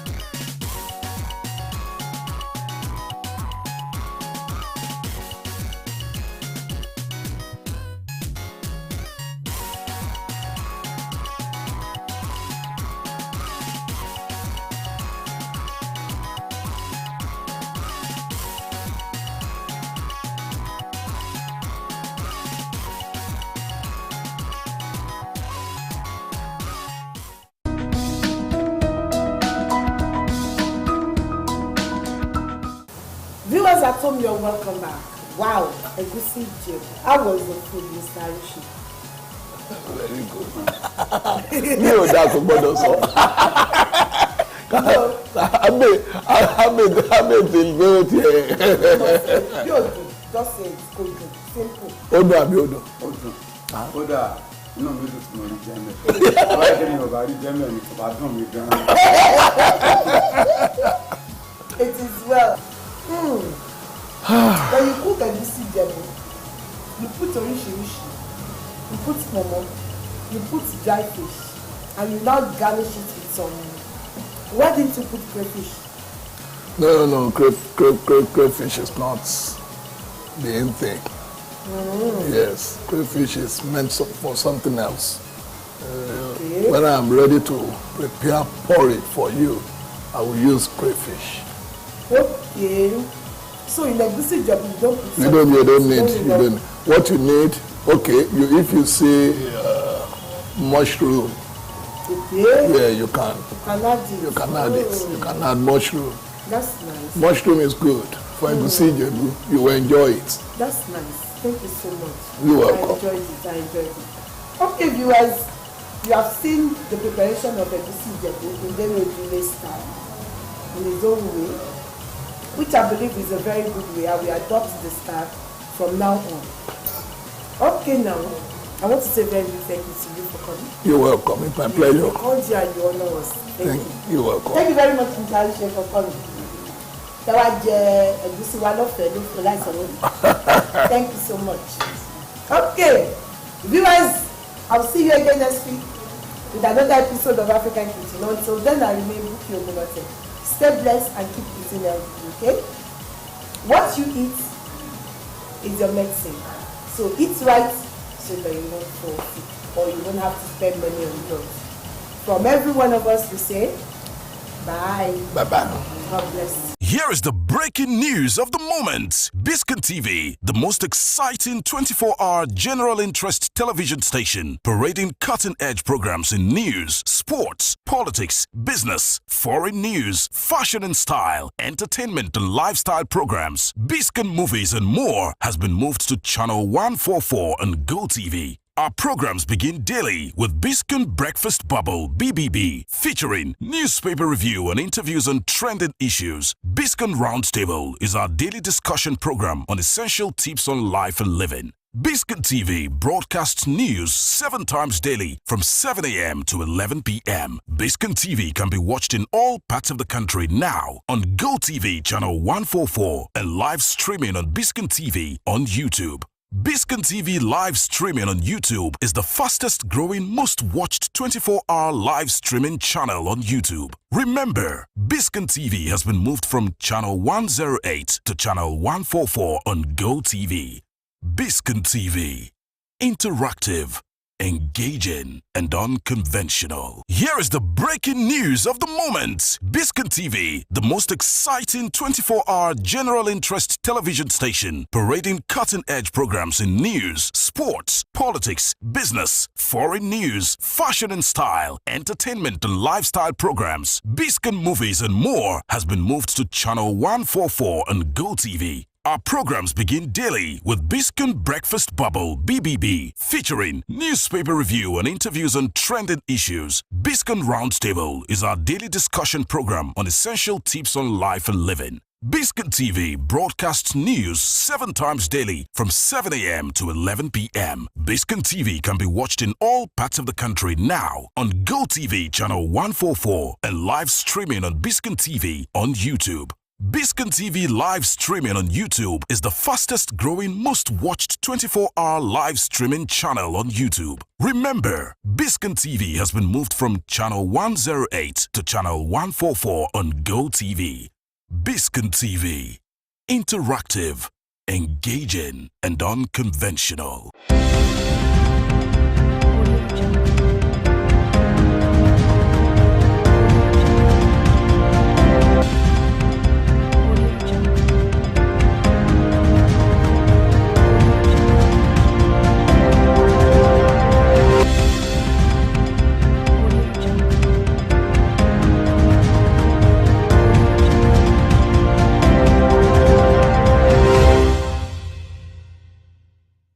Here is the breaking news of the moment. Biscon TV, the most exciting 24-hour general interest television station, parading cutting-edge programs in news, sports, politics, business, foreign news, fashion and style, entertainment and lifestyle programs, Biscon movies and more, has been moved to channel 144 on GoTV. Our programs begin daily with Biscon Breakfast Bubble (BBB), featuring newspaper review and interviews on trending issues. Biscon Roundtable is our daily discussion program on essential tips on life and living. Biscon TV broadcasts news 7 times daily from 7 a.m. to 11 p.m. Biscon TV can be watched in all parts of the country now on GoTV channel 144 and live streaming on Biscon TV on YouTube. Biscon TV live streaming on YouTube is the fastest growing, most watched 24-hour live streaming channel on YouTube. Remember, Biscon TV has been moved from channel 108 to channel 144 on GoTV.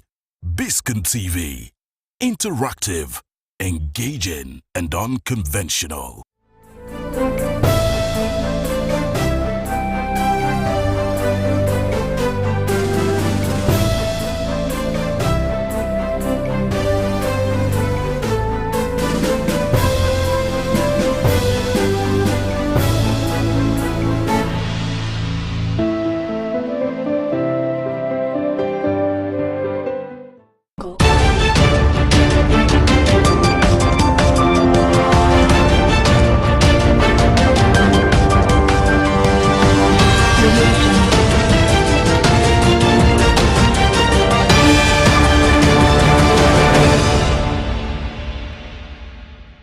Hello, welcome to Biscon Television News.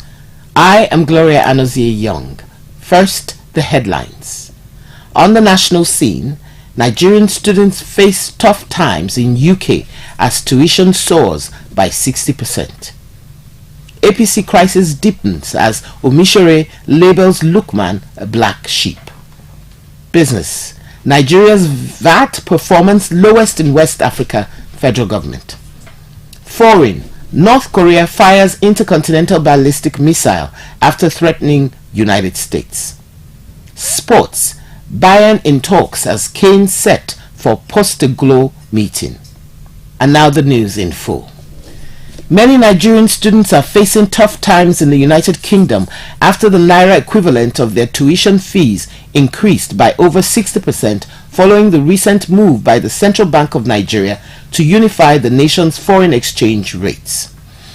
About 2 weeks after President Bola Tinubu promised to unify the nation's multiple exchange rates, the Apex Bank decided to float the naira at the investors and exporters window of the foreign exchange market. Since then, the naira has fallen from 471 naira to a dollar to 750 naira per dollar and 589.4 naira per pound to 957.2 naira per pound. This has led to about 60% increase in tuition fees for students in the United Kingdom. This rise in exchange rate has put more pressure on many Nigerians that are schooling in the United Kingdom and beyond. The UK is one of the destinations of choice for many Nigerians as 128,770 Nigerian students enrolled in universities in the United Kingdom between 2015 and 2022, according to the report.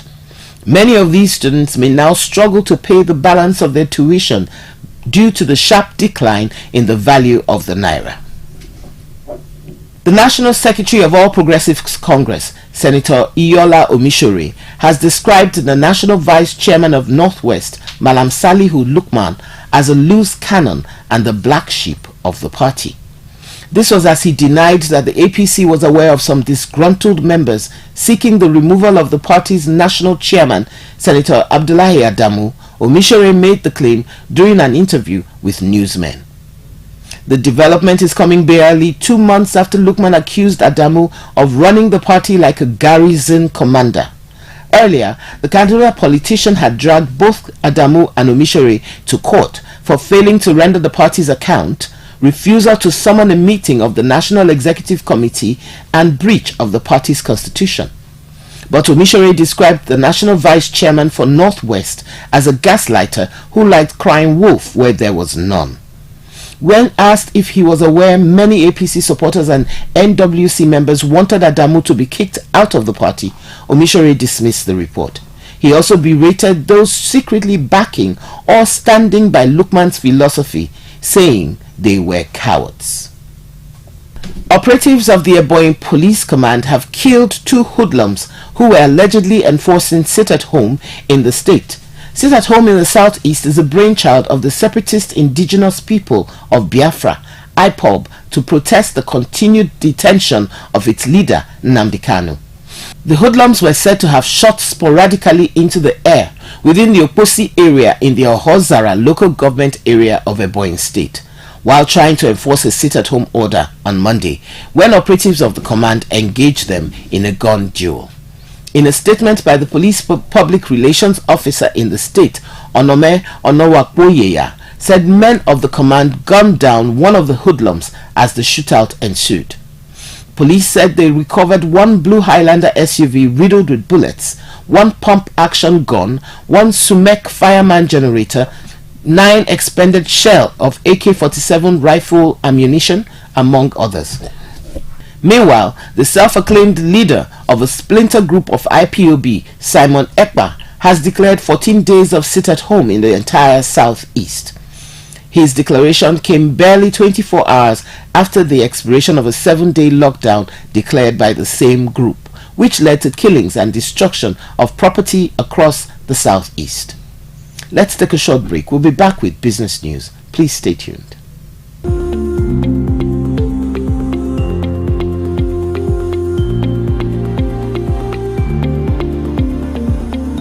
On the business scene, the federal government has raised concern over the performance of the value-added tax in Nigeria as the lowest in the West African region.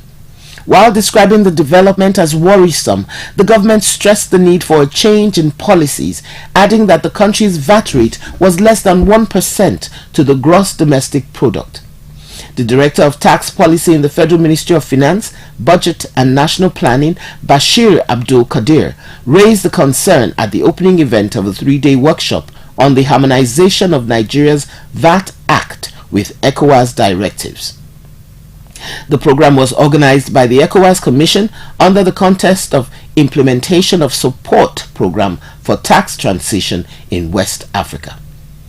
The program was aimed to improve management of domestic taxation and ensure better coordination in ECOWAS and West African Economic and Monetary Union regions. Abdul Kadir, who stated that exemptions of VAT in Nigeria was not aligned with those of ECOWAS, called for the exemption of few products, goods and services from VAT for poor households to benefit from VAT policy.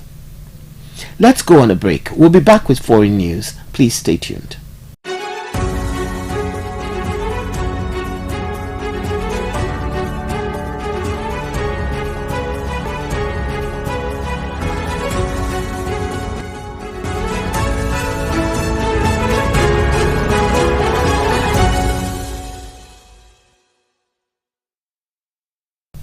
And now for foreign news.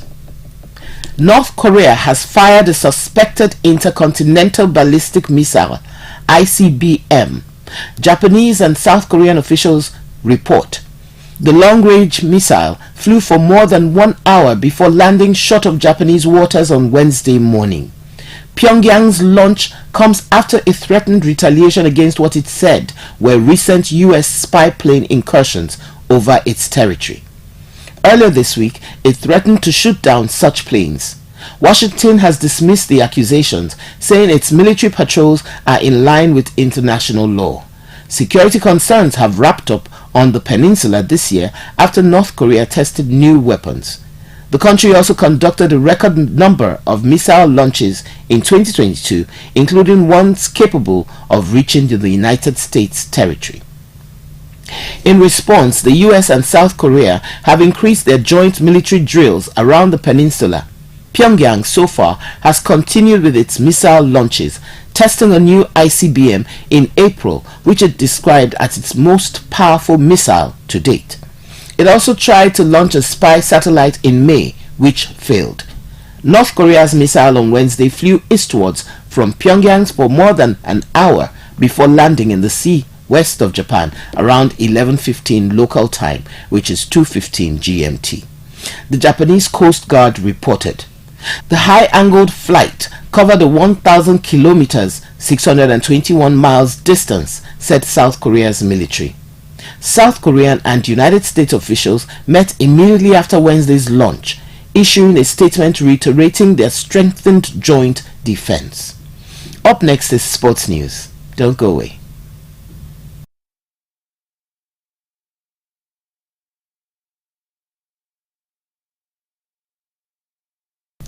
And now for sports.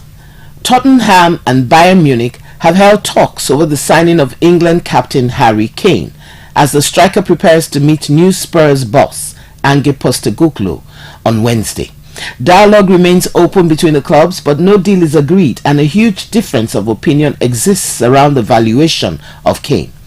According to newsmen, Kane has not closed any avenue available to him, including staying in North London, but he would be open to formally speaking with the German champions should Spurs accept an offer. Tottenham have made it clear they do not want to sell their record scorer and certainly won't entertain the 70 million figure Bayern are willing to pay. Daniel Levy is reluctant to lose an elite goal scorer and continues to hope he'll sign a lucrative new contract, but the fact Kane, 29, has 1 year left on his current deal may force him to consider a significant sum. This is the reason dialogue with Bayern remains open. As fears grow, Kane will join a Premier League rival next summer should he stay and run down his contract. It's time for entertainment news. Please stay tuned.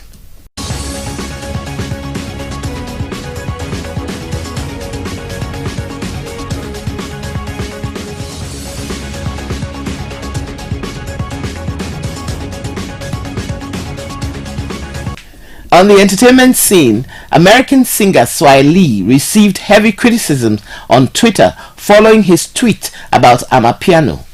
Amapiano is defining the Nigerian music industry since its entrance into the mainstream in 2020, and since then it has delivered multiple hits and heralded the rise of artists like Ashake and Sheyi Vibes. American singer Swahili took to his Twitter account to share his excitement about getting on the Amapiano sound after recently visiting Nigeria. In the tweet, the hitmaker added a Nigerian tweet next to the word Amapiano, and this caused an uproar on Twitter, with South Africans calling him out for what they considered to be an attempt to credit Nigeria for the genre. After hours of heavy criticism from South Africans, Swahili has taken to his Twitter account to share a video clarifying the tweet, while also making it clear that he never intended to cause a battle between Nigerians and South Africans over who owns Amapiano. In the video, Swahili shared that he was specifically introduced to Amapiano by Nigerians. The American singer reveals that he has the utmost respect for the originators, and his tweet was to express his excitement by Amapiano, which he interacted with while in Nigeria.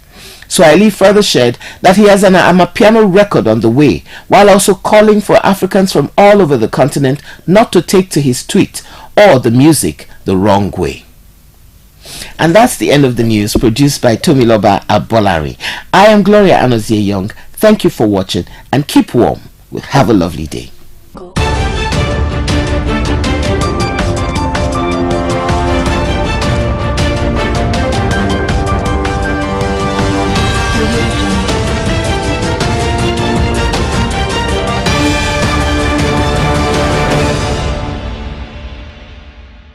Here is the breaking news of the moment. Biscon TV, the most exciting 24-hour general interest television station, parading cutting-edge programs in news, sports, politics, business, foreign news, fashion and style, entertainment and lifestyle programs, Biscon movies and more, has been moved to channel 144 on GoTV. Our programs begin daily with Biscon Breakfast Bubble (BBB), featuring newspaper review and interviews on trending issues. Biscon Roundtable is our daily discussion program on essential tips on life and living. Biscon TV broadcasts news 7 times daily from 7 a.m. to 11 p.m. Biscon TV can be watched in all parts of the country now on GoTV channel 144 and live streaming on Biscon TV on YouTube.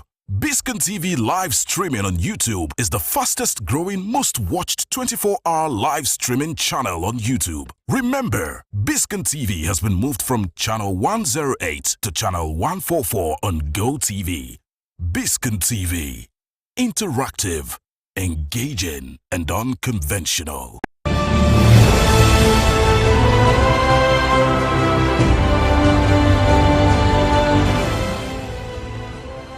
Here is a great offer you cannot afford to resist from the BC Olatilo Show, BOS and Biscon TV. Grand Masters in event coverage, production and packaging. full post-event packaging and broadcast of your events days after with 2 repeats. You can watch the events all over from the beginning to the end in the comfort of your homes and offices, while you can also alert others too. Those planning birthday parties, weddings, burials, coronations, convocations, political campaigns and conventions, as well as corporate events, can cash in on this new way to build a credible, long-lasting archive for their events. Contact BOS and Biscon TV for the coverage of your parties, events, projects, and packaging of documentaries and political rallies. Call 0802 357 0075, 0803 390 1756, and 0802 615 4574. The BC Olatilo Show, BOS and Biscon TV. The Grand Masters of event coverage, production and packaging for over 23 years consistently and still counting. Afe Babalola University, Ado-Ekiti, Abuad, is a private university located in Ado-Ekiti, Ekiti State, Nigeria. It was founded by lawyer and philanthropist Are Afe Babalola, SEN, OFR, CON in 2009.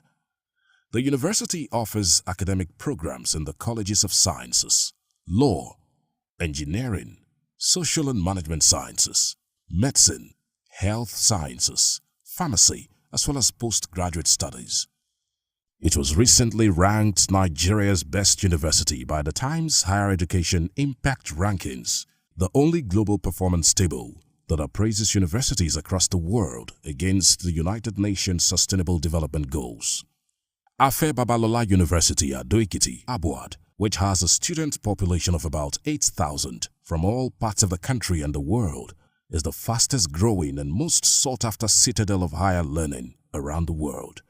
The Abuad multi-system, ultra-modern, multi-billion-dollar highly equipped hospital is the best in Nigeria and sub-Saharan Africa.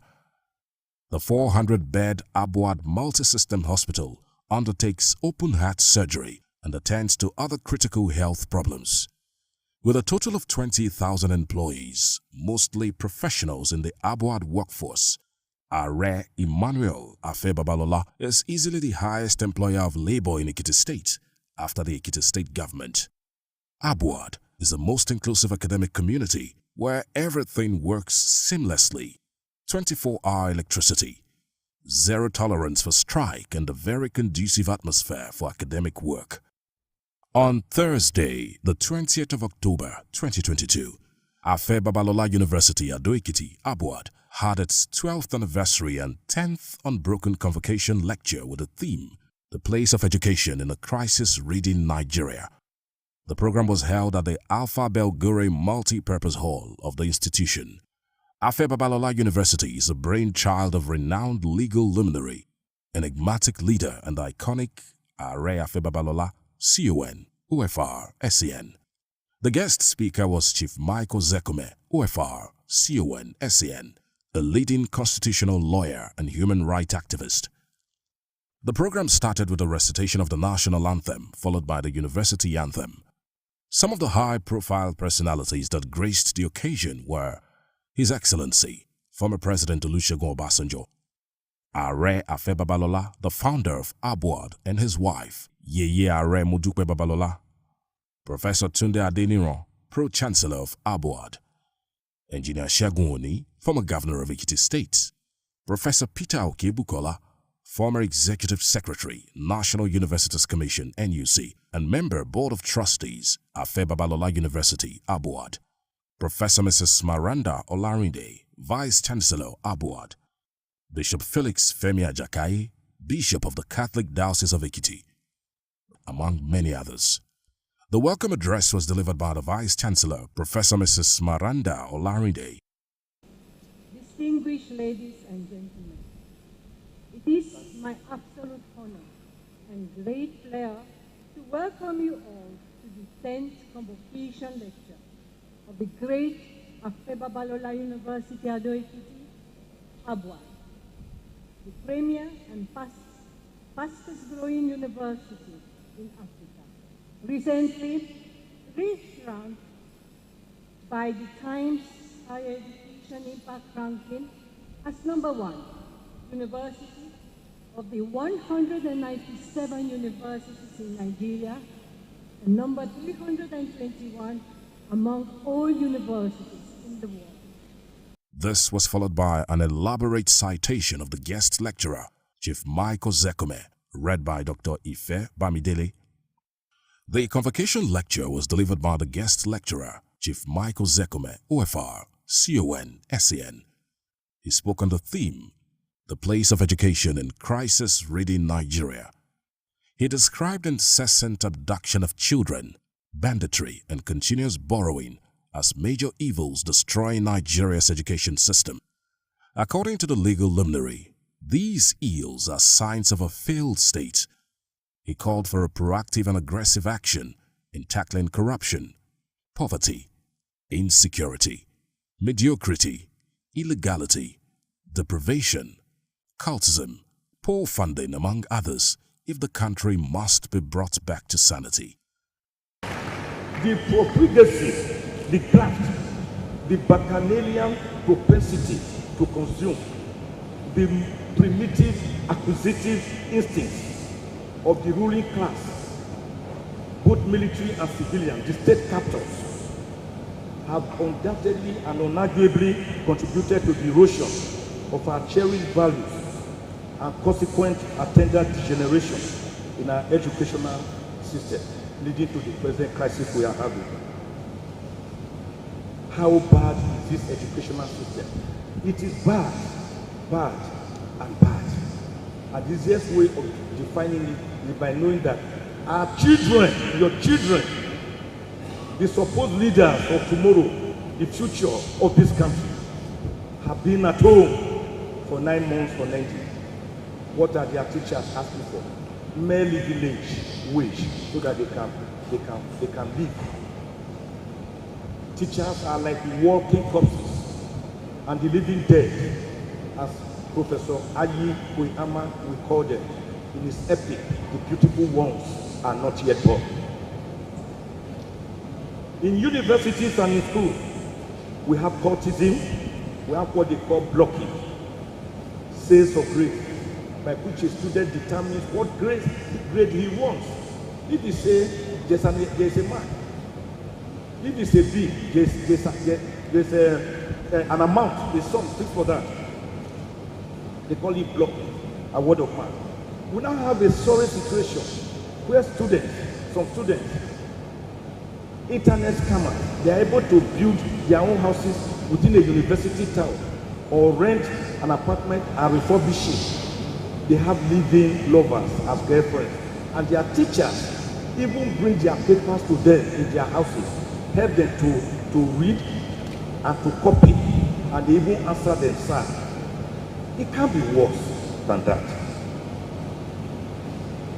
Chief Michael Zekome also warned against poor allocation of funds to education. According to him, allocating only 7.7% of the nation's budget to education, rather than the UNESCO recommended 20 to 25%, will certainly have a negative effect on the country's future. Because we do not spend in education, and when you are not educated, you are even the most difficult people to govern, because an enlightened populace becomes easy to govern.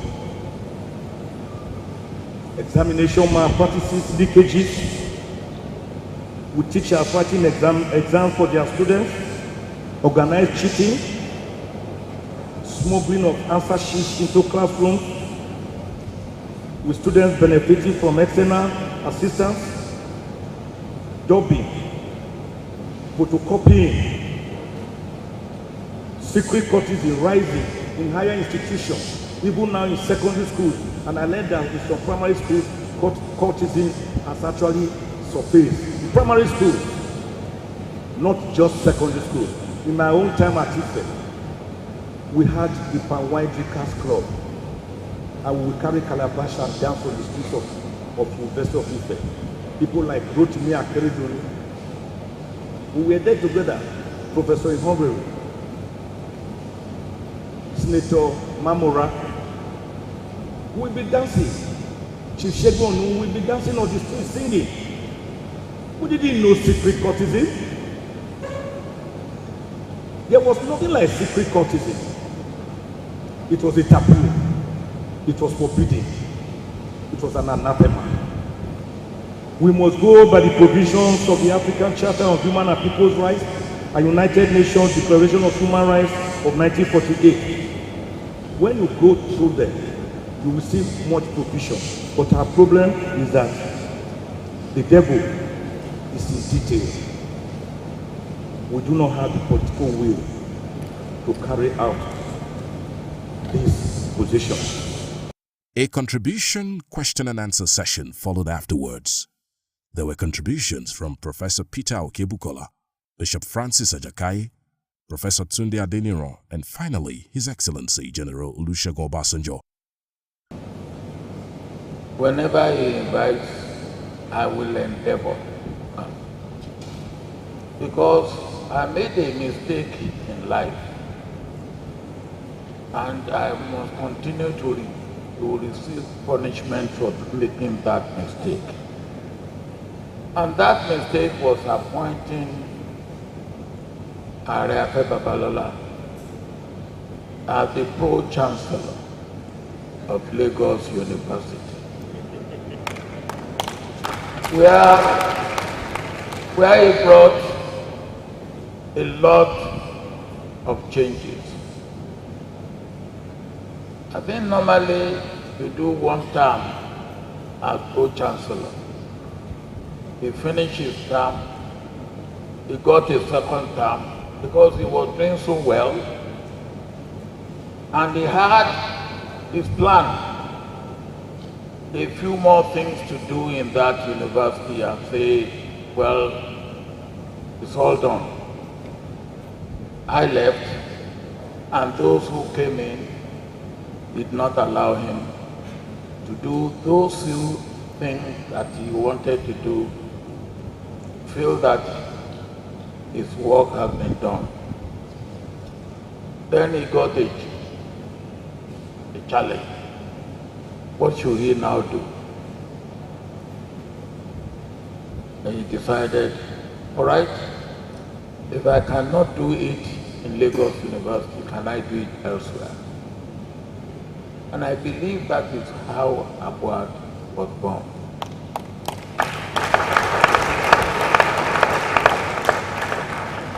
That was my mistake. I hope I will continue to make such mistakes.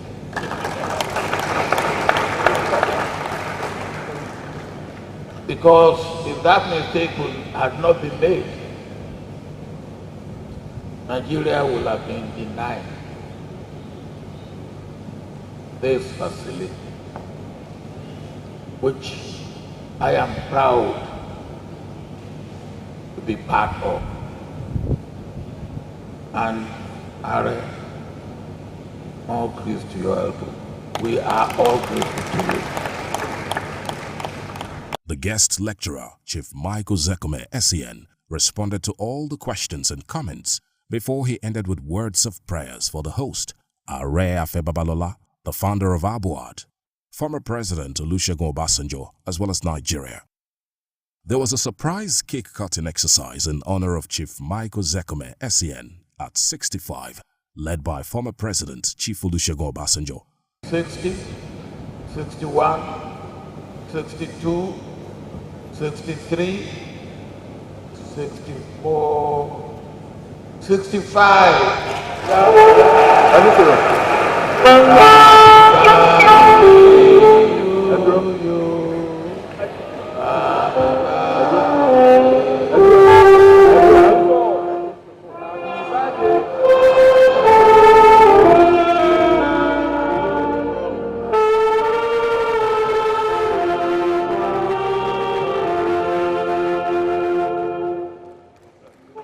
The closing remark was given by Are Afe Babalola, the chief host and founder, Abuad. When there was problem in the University of Lagos where the certificates of the university were being sold in Korea, South Korea, he, at that time, Professor Adeniran, my chancellor now, was a minister under him. That was when I was proposed to be Pro Chancellor of the University of Lagos. And I accepted that on condition that I will not earn a kobo. I wanted to serve free. Thank you very much. And I served free for 7 years. The University of Lagos, where I served, gave me the opportunity of knowing the road in university education. So when I left the 7th year, I said, why can't I establish a university? It would be an example of how university be run. So that was why we established this place. And fortunately, in the second year, because the first university to start on its own permanent site with all being ready. And at that time, Tim Kola, professor who is here, was then the executive secretary. Then they saw what they put on ground, and they said, this is magic and miracle combined. And described this place as the model, benchmark, and reference point.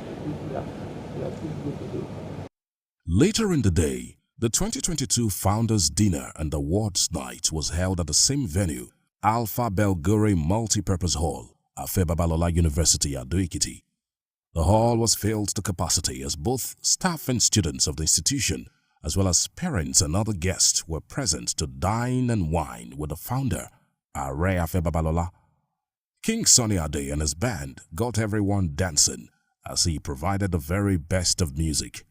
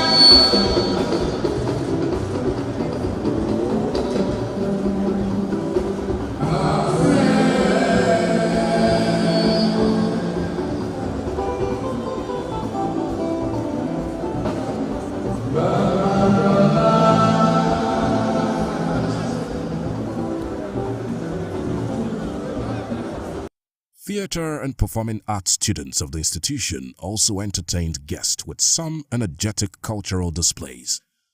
Some notable personalities present at the dinner were Are Afe Babalola, the chief host and founder, Abuad, and his wife, Yeyare Modukpe Babalola.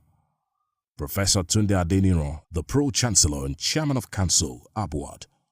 Prince Bisiolatilo, renowned broadcaster and Chairman and CEO, Biscon Communications. Professor Smaranda Olarinde, Vice Chancellor, Abuad. Chief Michael Zekome, OFR, CON, SCN, and wife, Mrs. Josephine Zekome, among many others. Dance sessions with King Sunny Ade began with the founder, Are Afe Babalola, with family and friends, as well as Abuad staff members. After the first dance session, Professor Mrs. Smaranda Olarinde, Vice Chancellor, Abuad, Professor Yekini Lawal, Director of Academic Planning, and Deputy Vice Chancellor Academics, Professor Sandy Olawiyi, SCN, anchored the special Founders Award presentation session. At the end of the award presentation, the dance session with King Sunny Ade continued for a while before the closing remark was given by the Pro-Chancellor, Professor Tunde Adeniran, and founder, Are Afe Babalola, which officially brought the dinner to an end.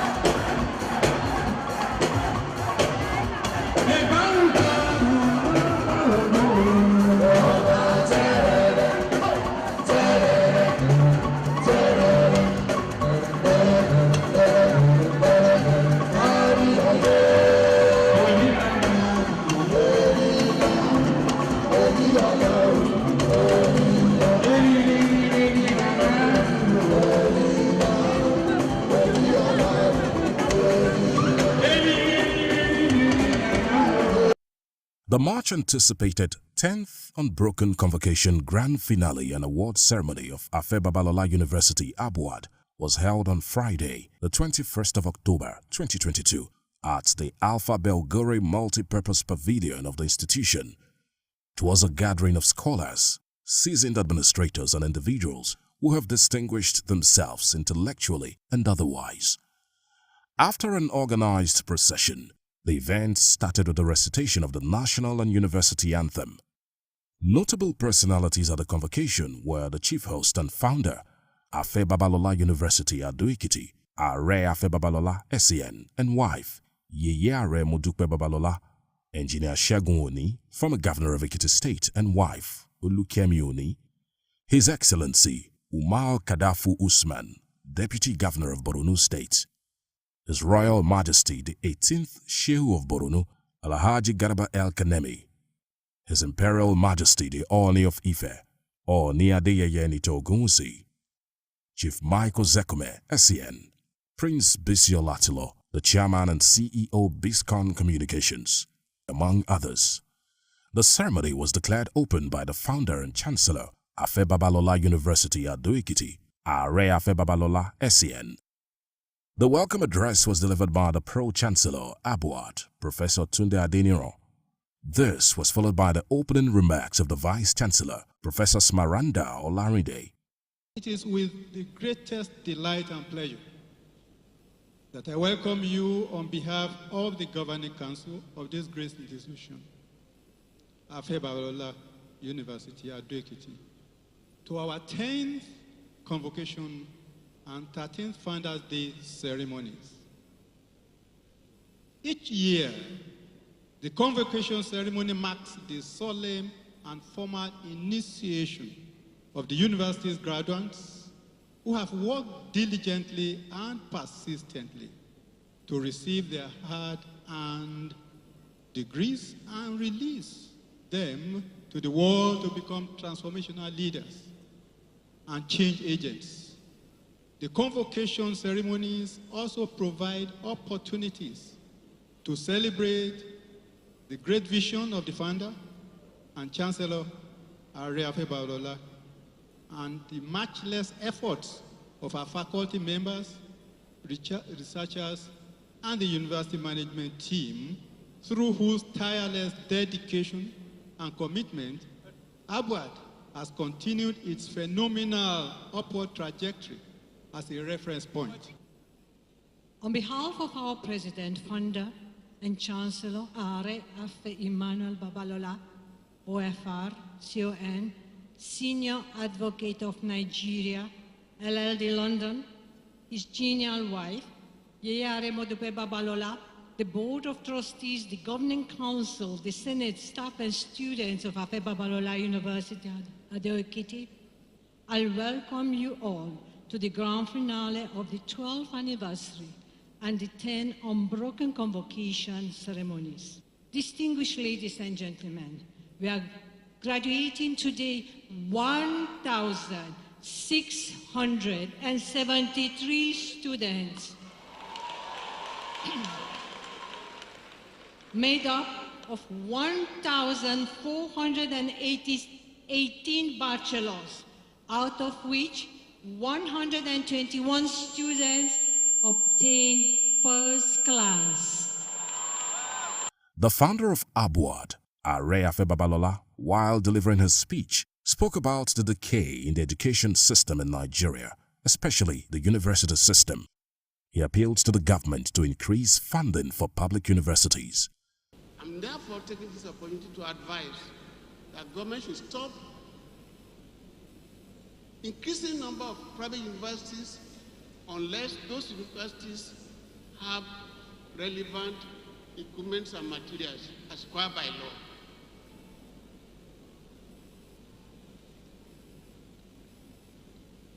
Finally,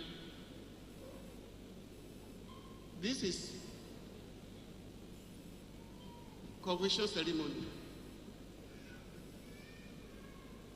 It is expected to be one which is done without noise. Yesterday I knew what I went through at night. Everything must be cool, calm, and I expect you to follow the rules. Let people know that in Abuad we follow the existing system in other places. I wish the best. When you leave this place, you can go and enjoy and eat your rice. And if you are good enough, let me have my own rice. Thank you very much indeed. God bless you all. Dr. Habibat Omolara Adubiaro, SSG Ekiti State, who represented the governor of Ekiti State, His Excellency, Mr. Abiodun Abayomi Oyebanji, also gave a brief remark. His Excellency, Abiodun Abayomi Oyebanji, do not want Baba Afe Babalola and Afe Babalola University's invitation and the request to go in vain.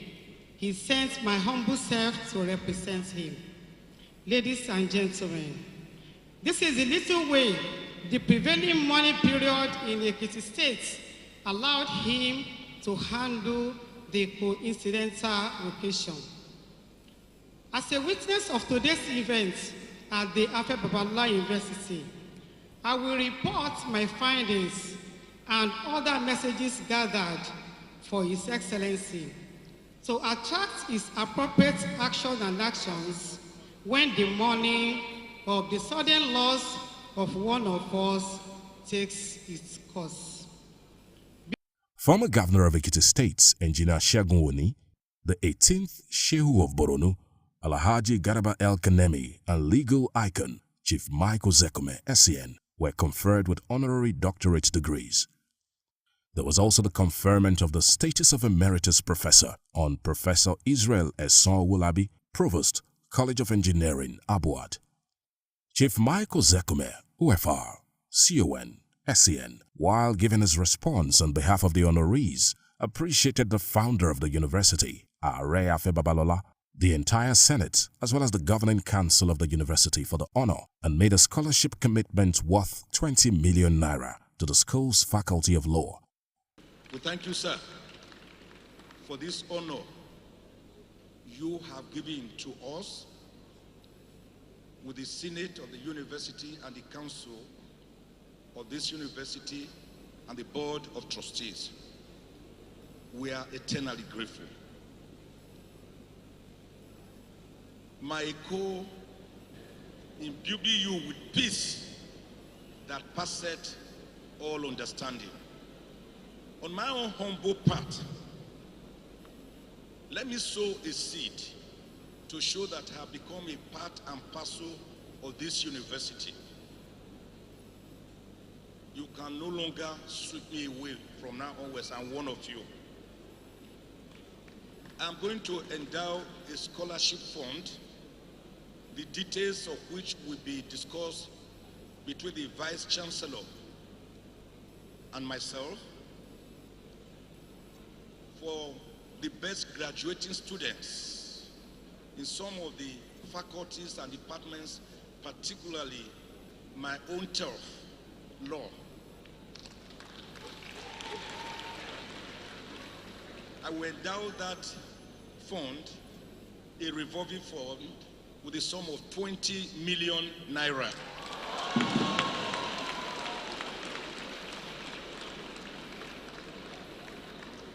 Once more, sir, we thank you, sir.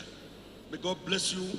And you graduates of today, May God bless you and make you useful to yourself, your families, and the entire society. God bless Nigeria. No fewer than 1,673 graduates bagged different degrees. 121 of them bagged first-class honors. While speaking at the event, His Imperial Majesty, the Oni of Ife, Oni Adeyeye Enito Ogunwusi, tasked the youth, particularly the young graduates, to always show positive attitude to life and use their God-given talents judiciously. What is ultimate and very important is to give honor to whom honor is due. We need to give honor to our Creator for making today another very successful day, particularly the graduates. You are going into the world now for better upliftment and to face the world and face all the challenges of the world. I want to thank God Almighty for your life, particularly your parents and guardian, for making this to be very successful. God will bless you, and as you're going to the world, I want to thank the management of Abuad as well. Continue to do the things you know how to do best. This is obviously the best university in Nigeria. Congratulations, and God bless all of us. In his remarks, the founder, Abuad, Are Afe Babalola SCN, urged youth in the country to work assiduously and contribute their quota to national development. We have had a very beautiful ceremony. I thank the parents, my students, particularly the graduating students. I wish the best of luck as you go out. And by the grace of God, you will do better than the man speaking today in life. I hereby, as the Chancellor of this university, declare this ceremony closed. Thank you.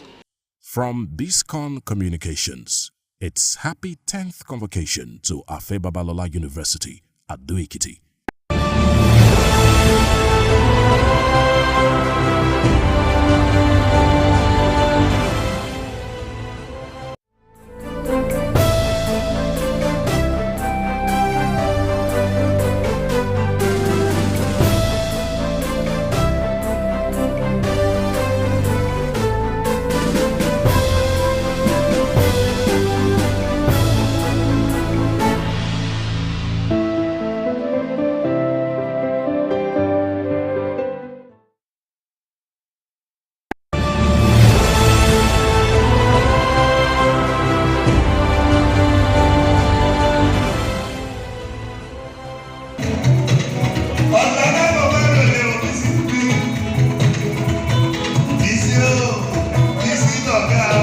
Biscon Communications was honored as the Media Organization of the Year by the City People magazine at her annual awards ceremony. The glamorous event was held at Etoile Hotel Event Center, Kudirat Abiola Way, Oregun, Lagos State. Dateline was Sunday, the 30th of October, 2022.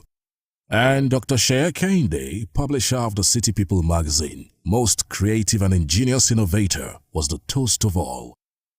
Sheye Kehinde, who studied political science at the University of Ife, is holding his own as a major player in the media landscape of Nigeria. Sheye Kehinde is an award winner in his own right, having ingeniously turned what would have been adversity during COVID-19 outbreak to prosperity today. Sheye Kehinde keyed brilliantly into the vacuum created by COVID-19 to begin City People magazine online publication with real-time immediate ripples globally. The event had in attendance business mogul and Asiwaju of Ife, Chief Oyekunle Alex Duduyemi, the Lagos State Commissioner for Information and Strategy, Mr. Gbenga Motosho, the DG of the Lagos State Emergency Management Agency, LASEMA, Dr. Oluwafemi Oke Osanyitolu, Chief Kenny Martins, the Chairman and CEO Biscon Communications, Prince Bisi Olatilo, among many others. In his opening remarks, Dr. Shea Kende described the 2022 edition of the award as a well thought out and carefully planned event, especially in the process of selecting the awardees. He added that all the award recipients deserve the recognition. Annual City People Awards for Excellence. We started 25 years ago, and every year without fail, we've hosted this event, and we pray and hope that we will continue to bring together the beautiful faces that we see here this evening to continue to celebrate with us. The whole idea of the City People Awards for Excellence is to look around us and pick on those who are doing well in their different fields of endeavor. And of course, every year we've done that. And this year also, we've tried our best to look at very refreshing faces, very accomplished professionals in different areas who will be coming out this evening to receive their awards. Some eminent Nigerians who will be receiving awards for their contributions and remarkable addition to the various areas that they are specialists on. So, on behalf of the organizers, I once again welcome you, and I promise you that we're going to have a very swell event today. The first sets of awards presented were the Businessman of the Year Award, which was won by Dr. Remi Owode and received on his behalf by Mr. Idowu Elijah. The Real Estate Personality of the Year Award was presented to Pastor Oyeyemi Adebamowo and received by Mrs. Titi Layo Jinodu. Pastor Oyeyemi Adebamowo, I just want to say a big thank you to City People for this great honor that is done on her. We really appreciate you, and we pray that God will continue to use you for the elevation of many in the country to encourage them, and your business will continue to grow. Thank you all. I say a big thank you once again. Dr. Erelu Anu Eshuola's U.S. Business Medical Outfit won the Medical Company of the Year Award. All glory belongs to God. And I just want to thank City People founder, Mr. David Shege. Thank you for seeing what I'm doing and for honoring it. I'm very passionate about serving humanity with humility, and I pray that God will continue to let us serve. Thank you very much. The award for Exceptional Politician of the Year was presented to the Deputy Speaker, Lagos State House of Assembly, Right Honorable Wasiu Eshilokunsani. I greet you all. On behalf of Right Honorable Wasiu Eshilokunsani, I thank the organizers of this event and promise that Right Honorable Eshilokun is a voice to be heard at the Red Chambers. Lagos' interest is paramount. Thank you very much. The Outstanding Lawmaker Award in Lagos State was presented to Honorable Tobo Abiodun. The award for Most Active Lagos Agency was carted away by the Lagos State Emergency Management Agency, LASEMA. Firstly, I need to thank the City People and the management team. Then I give thanks to Almighty God and our governor, Mr. Babajide Olushola Sanwo-Olu, that has taken emergency management to the next level. He has clearly provided political will, and he has taken ownership of emergency management in Lagos State. And through this medium, he has stated clearly and loudly that safety of life and properties is paramount to this administration. Governor Babajide Sanwo-Olu of Lagos State received the award for Most Hard-Working Governor of the Year, while Asiwaju Bola Ahmed Tinubu bagged the award for Political Master Strategist of the Year. The awards were received by the Commissioner for Information and Strategy, Lagos State, Mr. Gbenga Motosho. I am very happy and delighted to collect this award on his behalf. I know it's the result of all the hard work that people of Lagos have seen. But this hard work couldn't have been able to occur without the cooperation of the media and the very good people of Lagos State. So I would like to say everything that has made you to confer this award on my boss, he will continue to do and he will do better. And I would like to implore you to put the destiny of Lagos not in the hands of novices. Because if you want to fly, you won't want to go and look for somebody who is at the training school in Zaria to come and fly you. But you will look for an experienced pilot to fly you. Mr. Baide Sanwo-Olu is an experienced pilot, and you let him continue to fly the ship, the flight of Lagos State as he is doing. Thank you so much, and God bless you. The National Drug Law Enforcement Agency, NDLEA, was named the most effective federal government agency of the year. The Faith Band, led by Ayoaje Kigbe, was adjudged as the best musical outfit of the year. Sir Shina Peters was given a Lifetime Achievement Award. This is not going to be my first City People Award. But this man called Sheye Kehinde, honestly, I'm doing a research on you. Honestly, I want people to emulate you. If the entertainment industry can have just 5 of you, I'll be more than Michael Jackson. Thank you, sir. Thank you, sir. Thank you, sir, and God bless your job. On behalf of myself, my wife, my children, and the entire members of Faith Band, I want to thank the Almighty God for giving us the grace to be alive today. And also, I want to use this opportunity to thank the city people, Dr. Sheye Kehinde. This is the 3rd award we are collecting from city people. One in 2015, one in 2019, and another one this year. I want to thank you, sir, because I know that there's something you see in us, and which has been giving you that drive that you must honor this set of young boys. Biscon TV, a subsidiary of Biscon Communications, producers of the BC Olatilo Show, was adjudged as Media Organization of the Year. Biscon TV is a 24-hour television platform on GoTV, channel 108, live online on the Biscon TV app and live streaming on YouTube globally. Biscon TV broadcasts news, sports, business, politics, drama, fashion, entertainment and lifestyle programs. The award was received by the Chairman and CEO Biscon Communications, Prince Bisi Olatilo.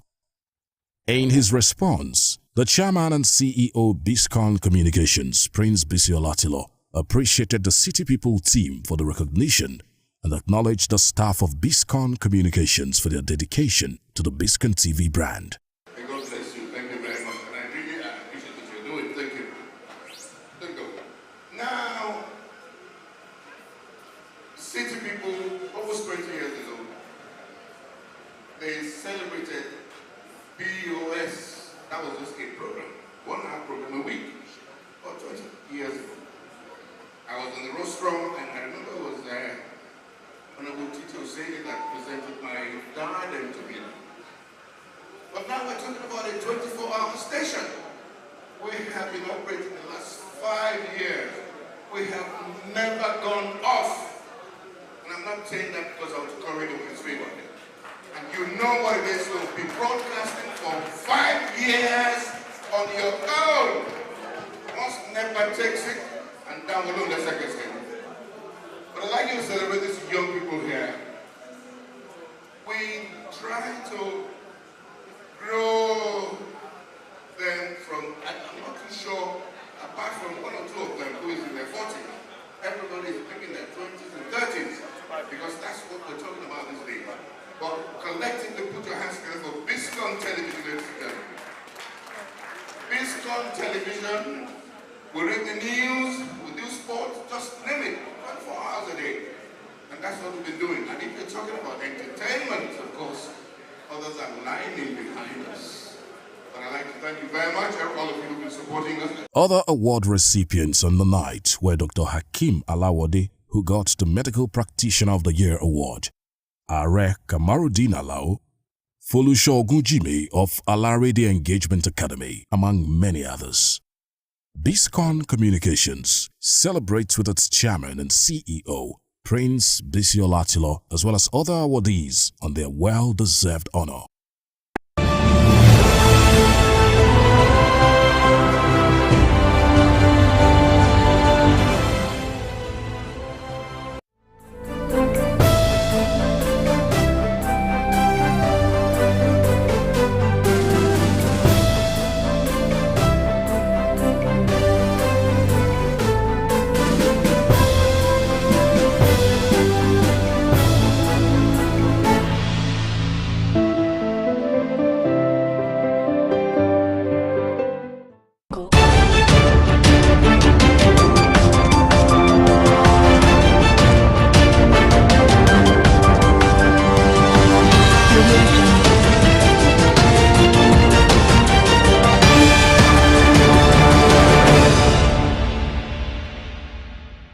Hello, welcome to Biscon Television News.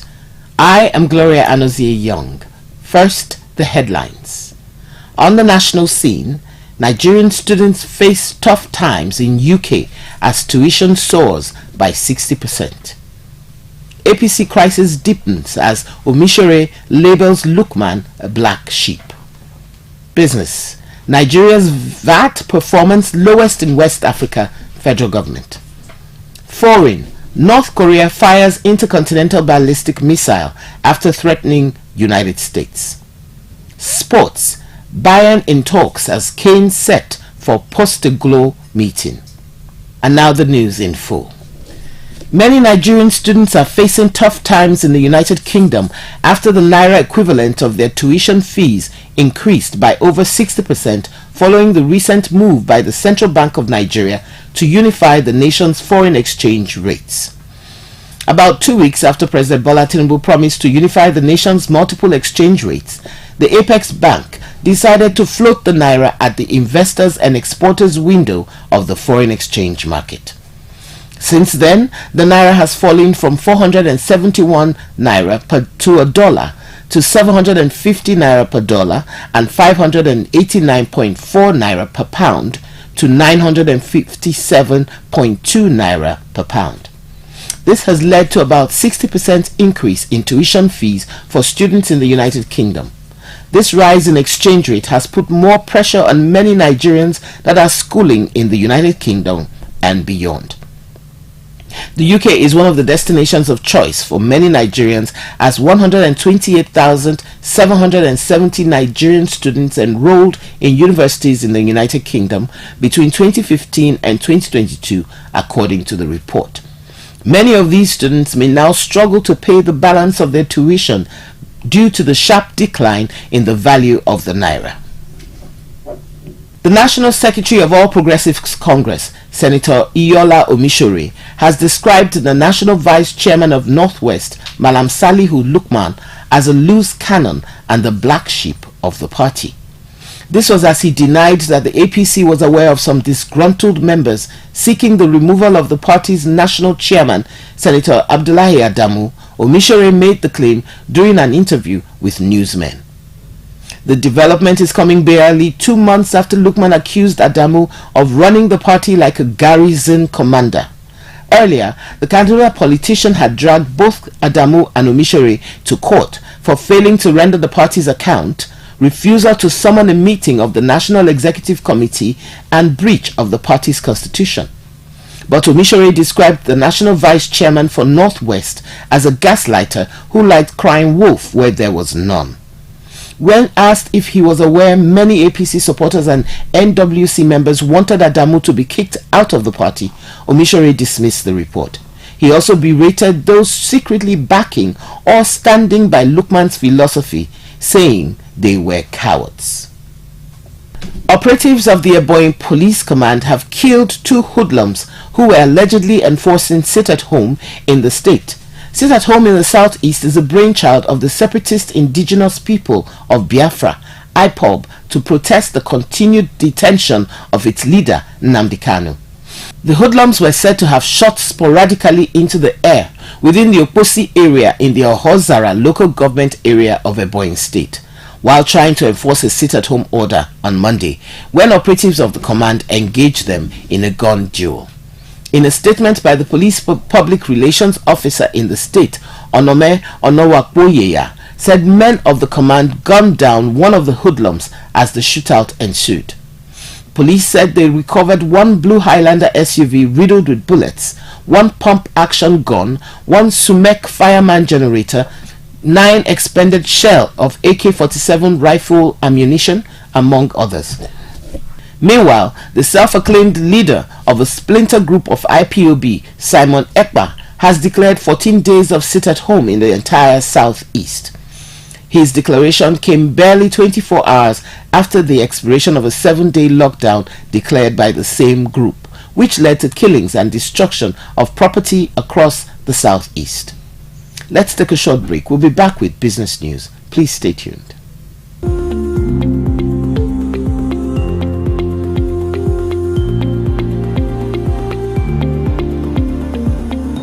On the business scene, the federal government has raised concern over the performance of the value-added tax in Nigeria as the lowest in the West African region. While describing the development as worrisome, the government stressed the need for a change in policies, adding that the country's VAT rate was less than 1% to the gross domestic product.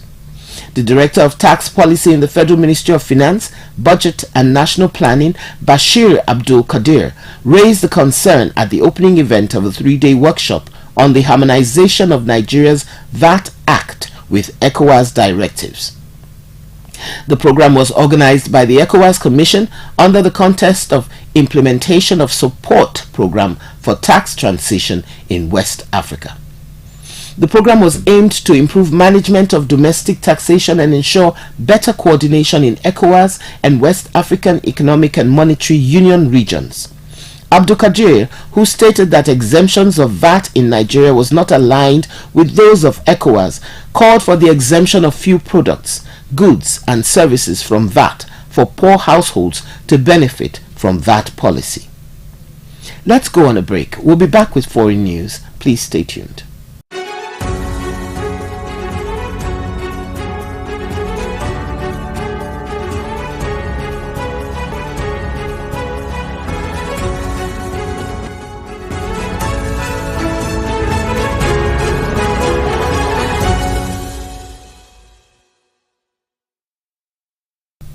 And now for foreign news.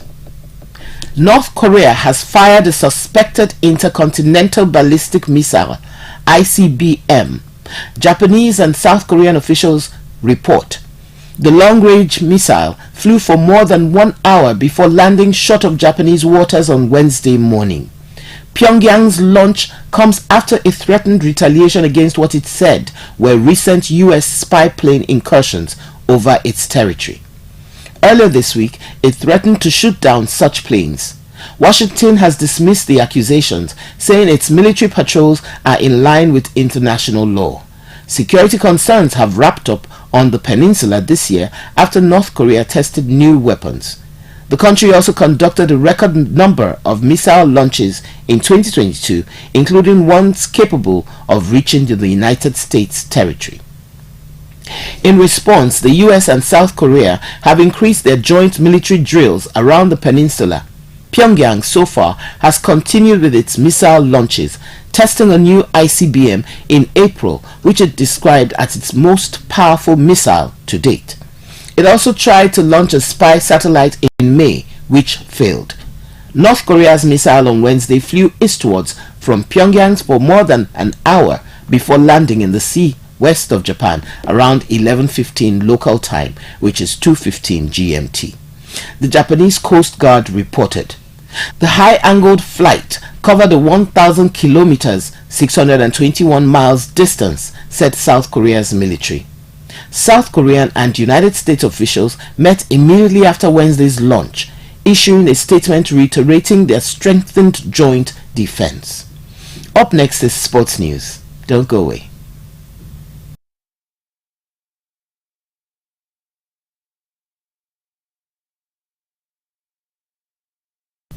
And now for sports.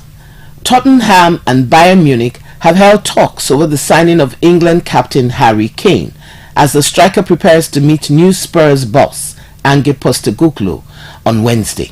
Dialogue remains open between the clubs, but no deal is agreed, and a huge difference of opinion exists around the valuation of Kane.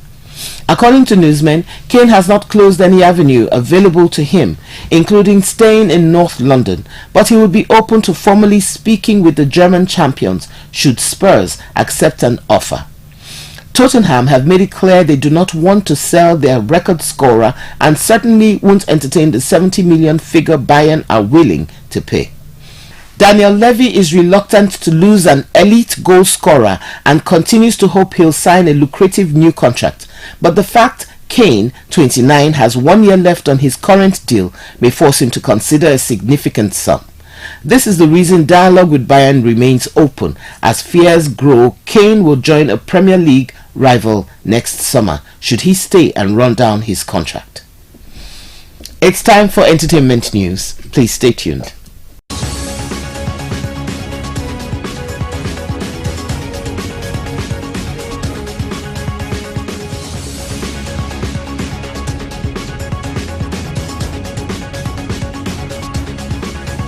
On the entertainment scene, American singer Swahili received heavy criticism on Twitter following his tweet about Amapiano.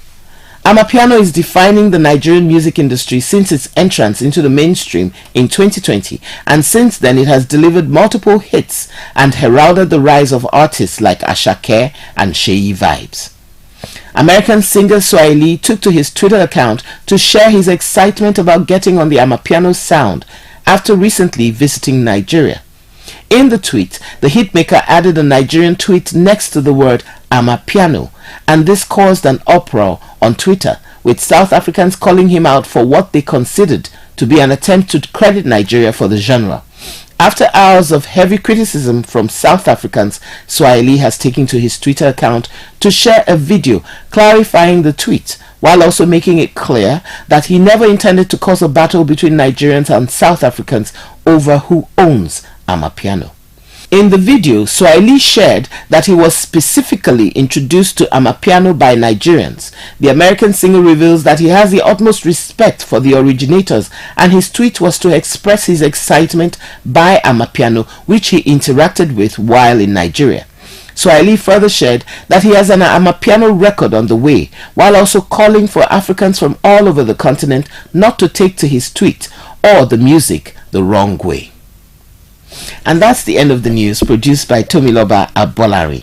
I am Gloria Anozie Young. Thank you for watching, and keep warm. Have a lovely day.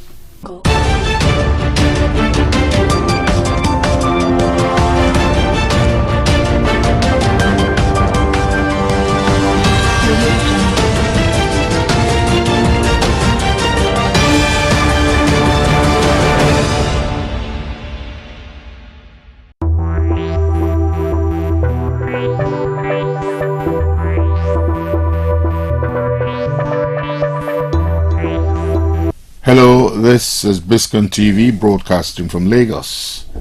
My name is Bisi Olatilo. Let's review the papers today. We'll start with The Guardian. Conscience nurtured by truth. Remember, Guardian is 40 years, celebrating 40th anniversary as gatekeepers of the society.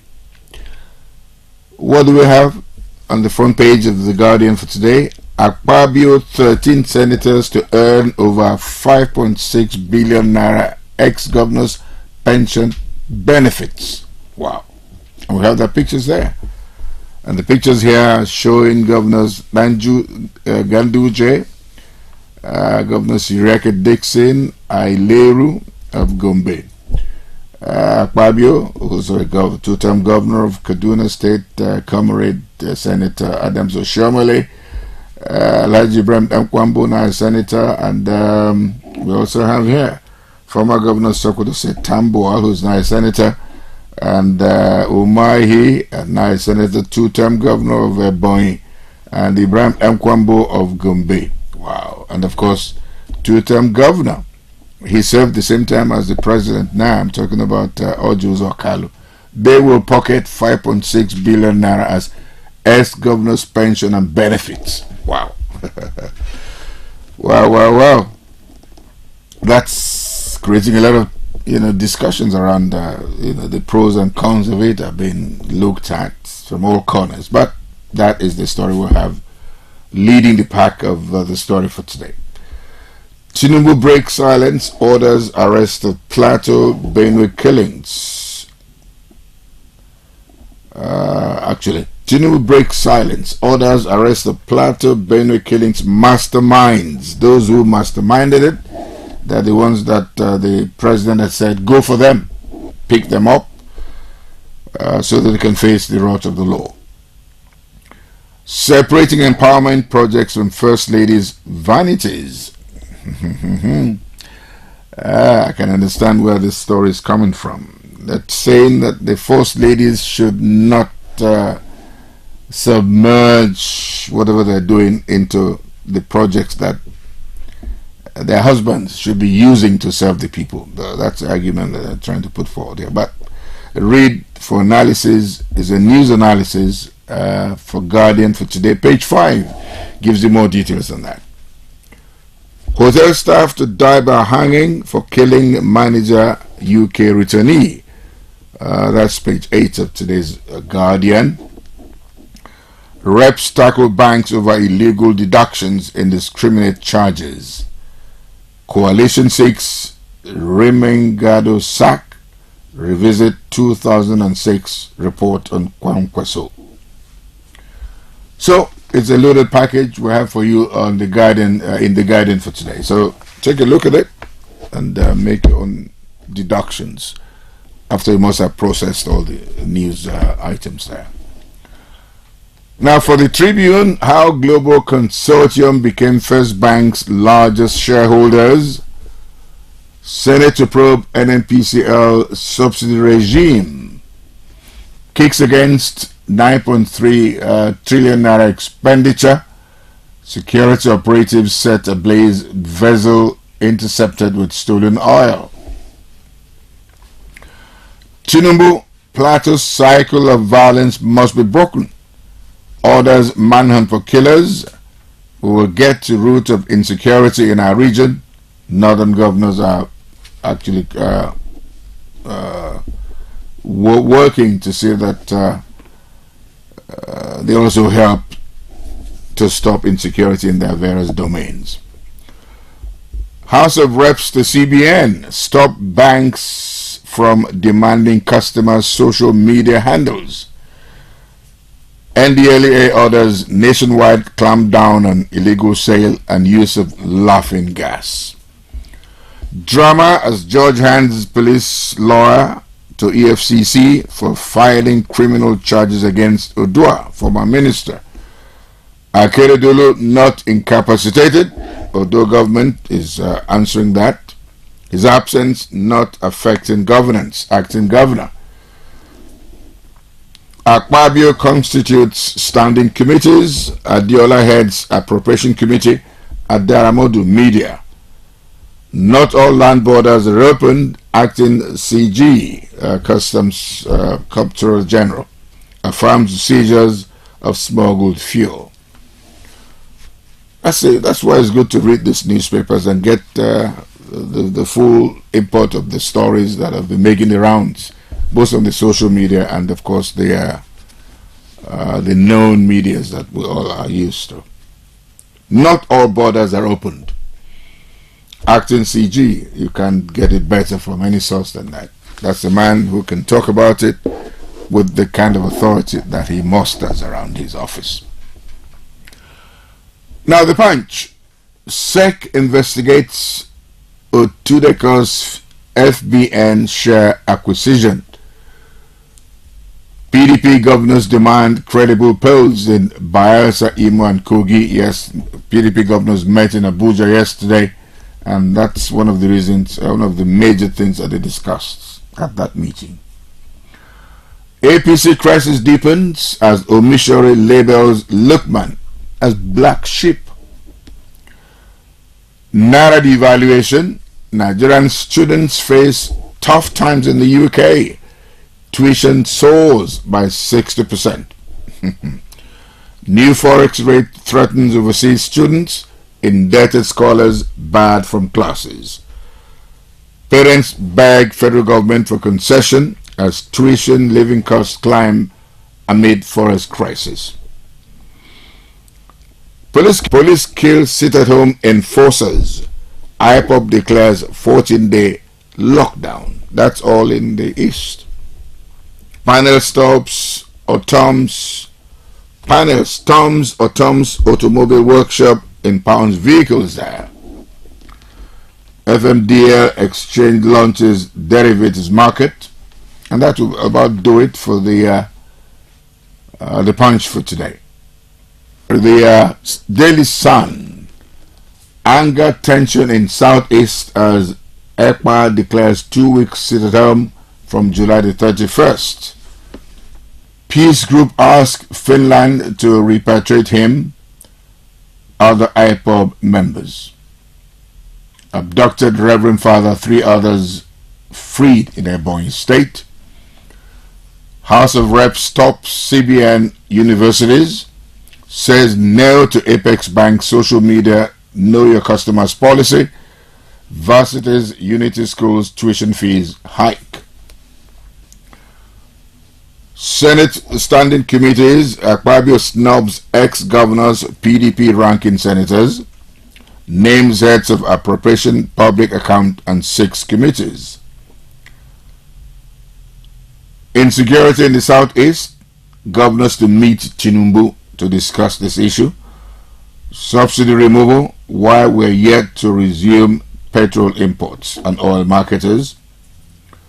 Benue Assets Recovery Committee storms or Tom's house, carts away exotic cars. The fight between the outgone and the incoming and the present governor, incumbent governor, is getting a lot worse. NNPC gearing up for IPO. Kyari seeks support to tackle insecurity. Headquarters funding. Parallel market aggregator raises exchange rate to 888.800 naira per dollar. Ex-Lagos State Deputy Governor Ojukwu to ask political leaders to be discerning in decision making.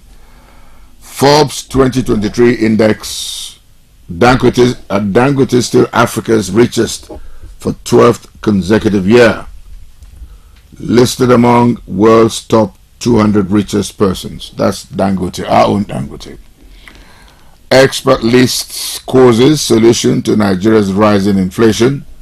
Page 28 of the Sun has details on that. The New Telegraph has the following stories. Port rehabilitation. Federal government opens talks with offshore banks for 600 billion loan. Kyari NNPC no longer writes rules. Now competes with IOCs. Jonathan heads WAF pre-rail mission to Liberia. State Police, Lagos Assembly asks National Assembly to amend Constitution. Nigerian Airlines destined to fail from start. Airpeace chair.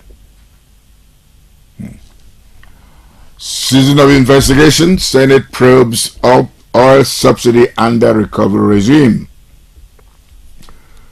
Frowns at 9.3 trillion naira spent in 30 months. As reps scrutinize banks' illegal charges. Halt CBN social media handle policy. NAN constitutes committees to screen service chiefs as Tinubu requests Chambers confirmation for them. Odua's criminal charges, court hands over lawyer to EFCC. Marwa orders nationwide clamp down on illegal sale and use of laughing gas. Senator seeks FG's urgent intervention on Southeast roads. Reverse hike in varsity tuition fees, Green Chamber tells NUC. The Green Chambers would be the House of Representatives, while the Red Chambers is the Senate. Nigeria's revenue are endangered as militants vow to crumble oil production. Marketers confirm capacity, readiness to import fuel. Insecurity, fish out plateau attacks, perpetrators, Tinubu orders security.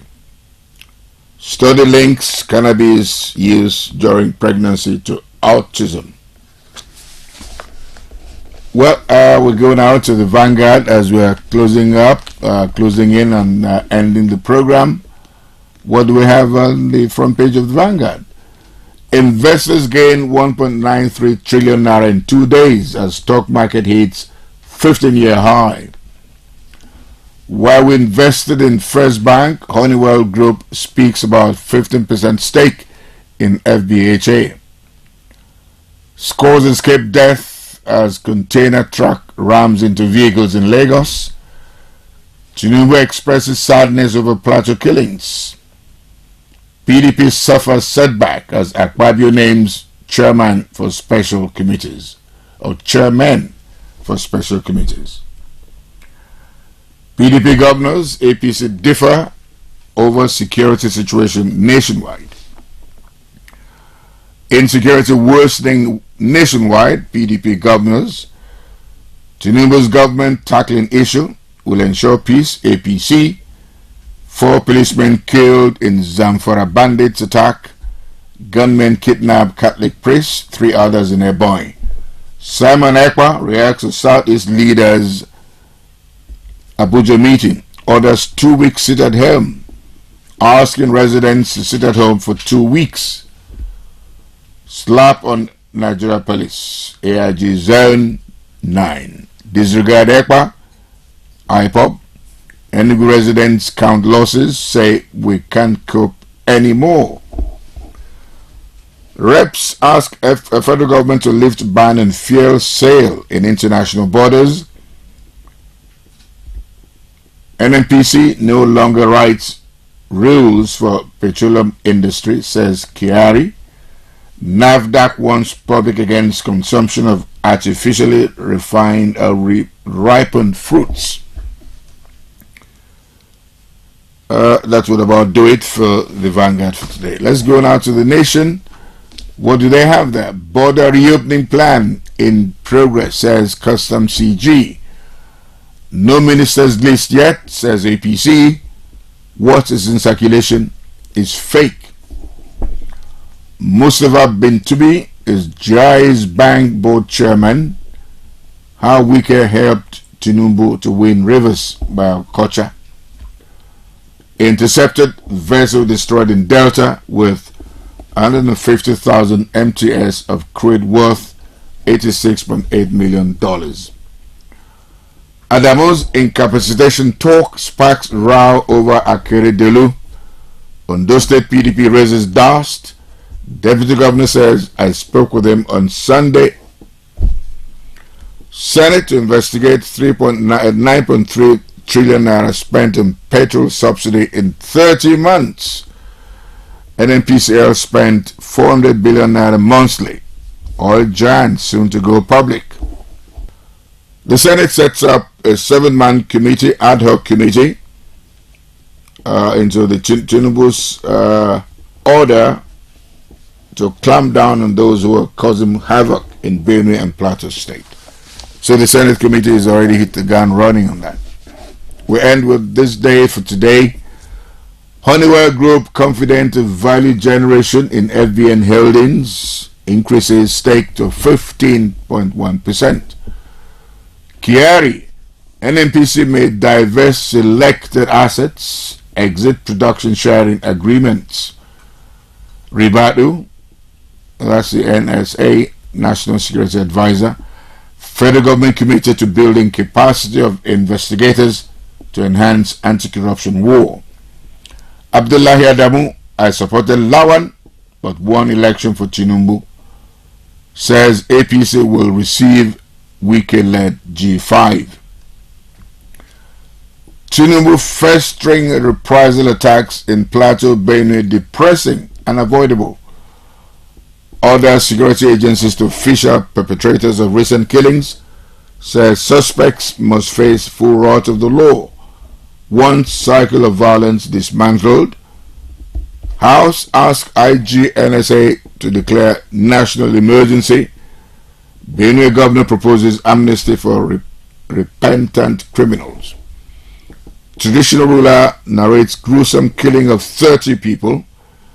Enugu Kaduna governors seek military assistance to tackle insecurity in their various domains. Of course, we have the picture showing the groundbreaking ceremony of 30 million embedded independent power plant. 30 megawatts actually, embedded independent power plant, with all the stakeholders taking a group photograph there. That would about do it for newspaper review for today. I would like to thank you for being our host, our guests. My name is Biscon Tv.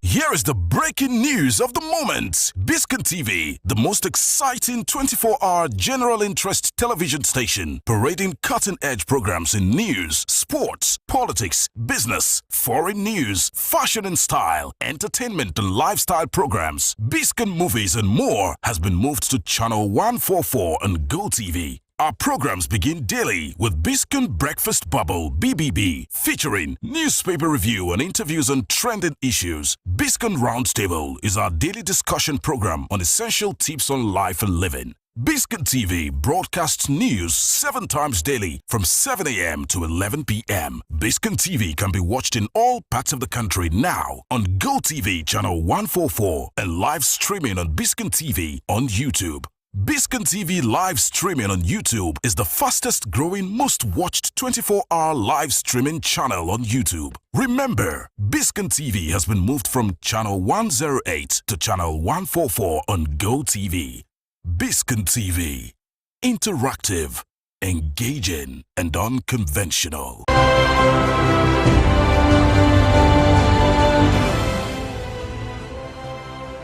The much-anticipated grand commissioning of the multi-billion-dollar Dangote Petroleum Refinery and Petrochemical Free Zone Establishment Project at Ibeju-Lekki, Lagos, took place on Monday, the 22nd of May, 2023. When it becomes operational, the Dangote Petroleum Refinery and Petrochemical Free Zone Establishment Project will produce 650,000 barrels of petroleum products per day and 900,000 tons per annum of polypropylene products. Located in Ibeju-Lekki area of Lagos, the Dangote Refinery covers a land area of 2,635 hectares. Dangote Refinery is powered by a 435 megawatts power plant and has the world's largest single-train 650,000 barrels per